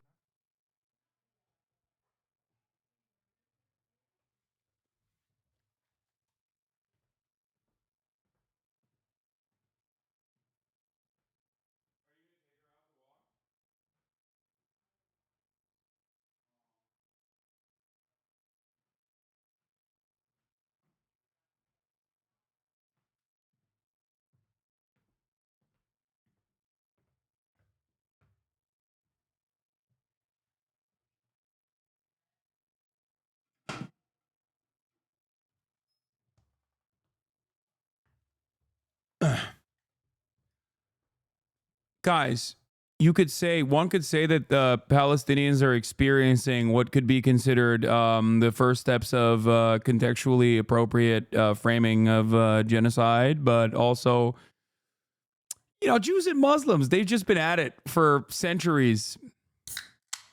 They've just been doing, this is a Jews and Muslims thing. Not just decades, but hundreds of years. It's why when I talk about these situations. That's crazy. I'm sure Mudahar understands the history very well. Yeah. He definitely seems to me like he knows what the fuck he's talking about. Yeah. No, he knows. He knows. He knows that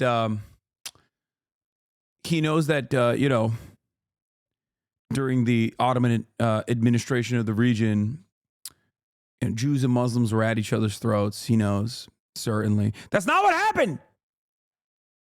This is a maximum 100-year, 1920s, okay? This is the Balfour Declaration thing, okay? That's it. And the worst aspect of it, the most violent aspect of it, has been for 76 years. Yeah, maybe he, just like Joe Biden, just bought the Rashid Khalidi 100 years of Palestine.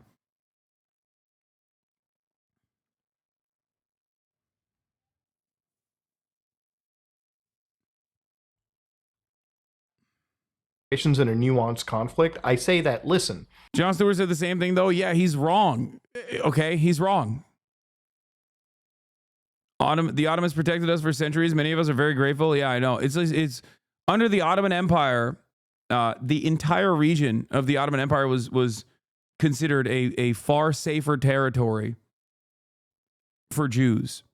Jews that escaped the Spanish Inquisition went to the Ottoman Empire. Some of them even went to what is known as Palestine at the time.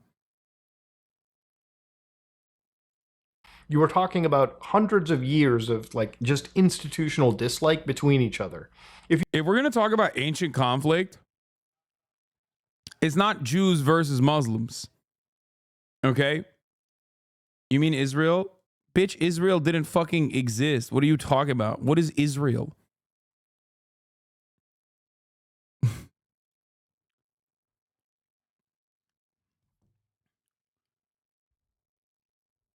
Sarcasm might be. It's okay. Sorry. Got a little fucking heated there.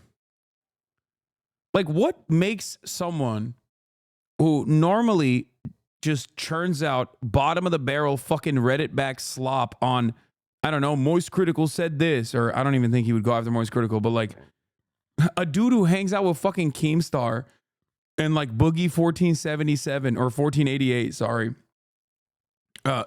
Like, what leads you? What compels you into thinking that you can even tackle the minutia of this complex geopolitical situation that you said is complex? The morality of it is clear. It's not complex at all. Genocide, wrong. But like, what the fuck makes you think you could just talk about this shit? And the problem here is, this is the reason why he thinks he could talk about this shit. Okay? 1 million fucking views on this. Don't say Wikipedia. He hasn't even opened a fucking Wikipedia page. If you've ever grown up Muslim, and I like, make a video about how Bloodborne is not 60 FPS, please. Make a video about how, you know, it hasn't come, they haven't brought a PC port to Bloodborne. Like, stay in your fucking lane, you know what I mean? It's crazy. Also, clean your fucking shirt. God damn, it's so disrespectful. Then you know that there is a serious culture of anti-Semitism, in amongst the most conservative of Muslim circles. Just as you will know that there is a serious amount of Islamophobia in the most right-wing of Jewish circles. These are two groups of people that literally are just fighting each other. And it's not going to change. Oh my God. Oh my God. Oh my God. Brother. Oh my God. Oh my God. This is not about Islamophobia versus anti-Semitism. Oh my God. Also, it's not just Jewish people in Israel that exhibit severe levels of Islamophobia, okay?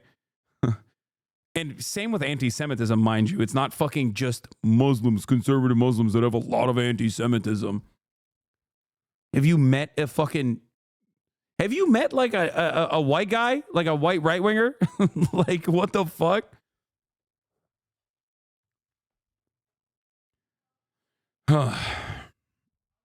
Yeah, have you seen the average U.S. congressperson? They hit both of those markers of anti-Semitism and Islamophobia.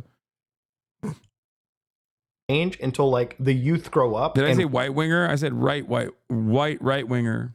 Realize that this kind of hatred towards each other doesn't really meld well. And when it comes to people dying in a conflict zone like Gaza right now, there is literally nothing that I feel other than sadness for men, women, and children needlessly dying for no reason. It's why that, time and time again, I donate as much as I can to aid. Even going, like tens of thousands of dollars just to make sure that people who need medical assistance, and I vet my charities the best that I can to assist people in really shitty situations. I don't make it a big deal to talk about it because I don't think donating money should be constantly promoted in the sense that, are you really doing it to help people? Or he's a good guy, man. He's a really good guy. You're doing it to make yourself look better in the eyes of the world. but it's yeah. I'm gonna talk about it, but I'm also gonna talk about how I don't talk about it. the tiniest thing that I can do in order to. How does it feel to get flexed on like that? Yeah, it fucking destroyed me. I never donate, except for today, where you know, every single merchandise that you guys purchased today from the ideology.shop is all proceeds are going to Races, Texas, which is a charity that works with immigrants in Texas. Not racist, man. Oh, God. Raíces.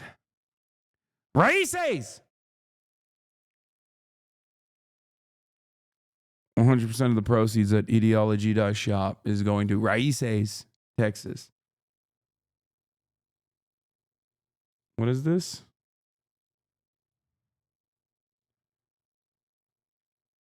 Nah, that's just one of many different instances where we've fundraised for Palestinians. That's just, To make sure that, maybe somebody who needs medical assistance in a part of the world where they literally can, literally it is one of the most like sought after needs, can get some attention. And it's one conflict that I hope before I die, things can kind of change. Now, ultimately, I really do think that Twitch is fucking cooked when it comes to this kind of stuff. Yeah, dude, I think we should ban the fucking guy who was, I love doing donations, but Twitch should ban the guy who was fundraised to the tune of multiple millions of dollars for those Palestinians that I definitely do care about, because some other dumbass who was my friend online who also doesn't give a shit about Israel, Palestine, made another fucking drama YouTube video, and I agree with him. Yeah. Guys, I care about Palestine the right way. You understand? And if you care about Palestinians the right way, you have to demand that Hasan gets banned, because after all, I care about the inconsistencies in the terms of service of Twitch. That's right. And it's weird. It's weird that they haven't banned him. Maybe because they have seen, they have the tens of thousands of hours of commentary in their fucking servers where they can go and see if I am an anti-Semite or not, or if something I've done is actually fucked up or not. And they're not simply operating off of, 3-second snippets that the Willie Fart Show is putting together, or Ethan Klein is chirping about. The clips that I've seen the last few days have been downright disgusting to witness. One of the things that I noticed on my phone, and my wife actually saw this too, was I opened up the health app on my phone, and I guess I did a questionnaire, and inside my questionnaire, I was actually like diagnosed. Well, I wouldn't say diagnosed, but the questionnaire rated me as moderately severe to depression. And I don't recall myself ever being in that route or in that stage. There was a video that a creator I respect, known as Jacksepticeye, made a couple days ago titled Help, where he talked about the internet and toxicity, and most importantly, the... Damn, dude. I'm sorry that you're depressed and internet is contributing to your toxicity. I'm so glad that you're, engaging yourself in this kind of fucking nonsense. Let me tell you something, okay? I'm not depressed. I cover atrocities on a fucking daily basis, and I'm not depressed. I sleep like a goddamn baby. You want to know why? Because my conscience is sound. Because I know my cause is just. Because I'm not a fucking dumbass who does this dumb shit. Okay? Can't say the same about these fucking losers who are up my ass. Is this a BetterHelp ad? No, no way. I don't think it's a BetterHelp ad. That would have been the fucking icing on the cake. No, it's not.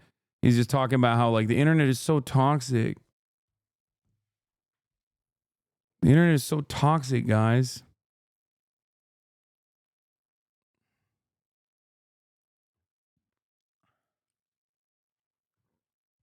Anyway. Yeah. I'm gonna be very sincere here, okay? especially when you are a visibly brown person and you are desperately trying to farm these fucking incels. Yeah, you're gonna find yourself in really fucking toxic caves. You're hanging out with Keemstar. No shit, it fucks up your brain, dude. You're hanging out with Keemstar.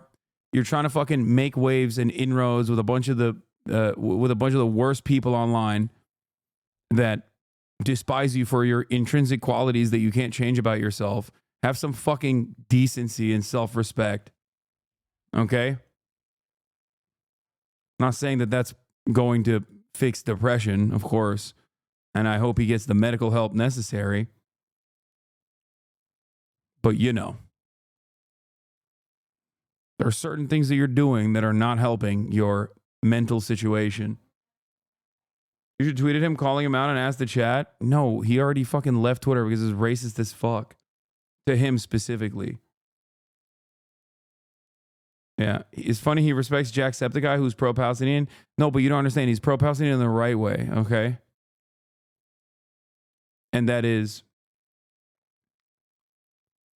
a way where it's like other drama YouTuber friends of his have not put Jacksepticeye in the crosshairs. So he's not an appropriate or acceptable target of people's ire.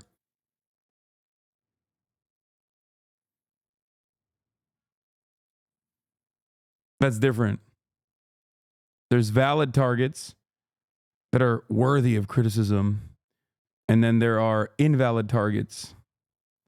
People who are well liked by everybody else is not a valid target. You must understand, especially if you're a fence sitter who cares about what people think about you.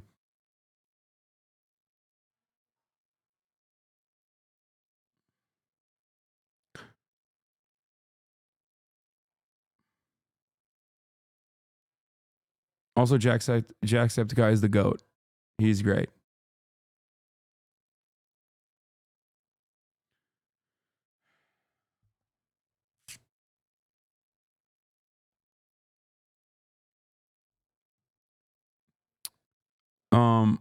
I don't even remember how we got to the fucking end of England from the end of England video.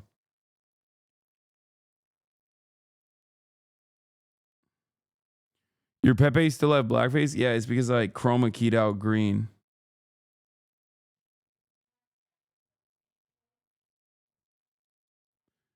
What? Because one person mentioned Muda? Wait, what? Oh, I did get one guide. That's true. Take a shower. I'm doing a video. Cheryl Hines, the co-star of Kirby Enthusiasm, promotes products from her health and beauty line for Black Friday, while her husband, the Secretary of Health and Human Services designate Robert Kennedy Jr. showers behind her. No. You've got to give me a second. I'm doing a video for Heinz and Young. Okay, this is, honey, the 60% off. No, I'm gonna hang out with my family. No dating game, but we'll figure it out tomorrow. You didn't know Cheryl Hines was married to RFK Jr.? That's crazy. I'm done for the day. One more giveaway for the day. Let's do one more giveaway. One more giveaway for the day. I'll do the Jose vid tomorrow as well, and we'll do some longer reacts and React Lord shit, and maybe some fun stuff too. I got some stuff in the docket. Don't worry. We'll figure it out. God damn, people are going crazy with the enter. Last giveaway of the day, baby.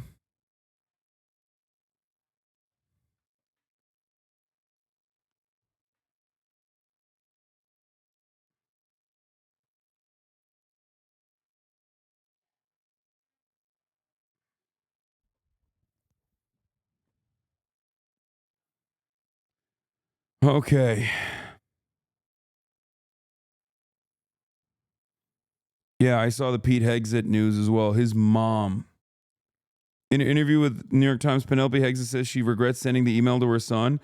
In an email that she sent, Pete Hegseth's mom, our new Defense Secretary Pete Hegseth's mom, sent Pete Hegseth an email in 2018.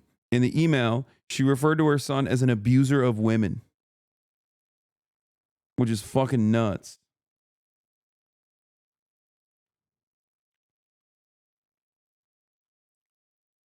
All right, is the giveaway done? And the winner is Objectively Lime.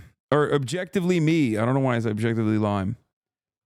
Objective Lime or Objectively Me. Congratulations. All right, it's done. Stop doing enter.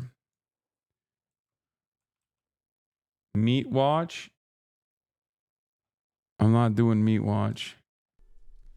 I've been victim to Meat Watch myself. Anyway, love you guys, and I'll see you tomorrow, okay? All right, peace, everybody. Bye-bye.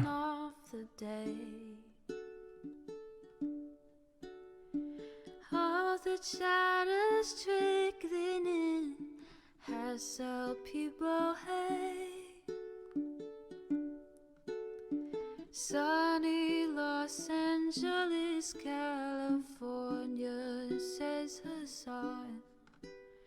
The starlock to the starlock to the topic just begun. There he is again, Hasan is streaming. Hasan is streaming. There he is again, Hasan is streaming. Hasan is streaming. Reviewing the P.O. box, Uncle Uyghur's face. Sudden Discord agitprop, great names take embrace. Tiny Bernie Sanders, LGBTQ Air Force. The whole left at your fingertips, on at your door. H3 crowded debate, the Young Turks online show. 3 full fucking years of this, plenty more to go. 90-day fiance talks of champagne bourgeoisie. A Trump rally live reaction, a mass riot at DC. There he is again, Hasan is streaming.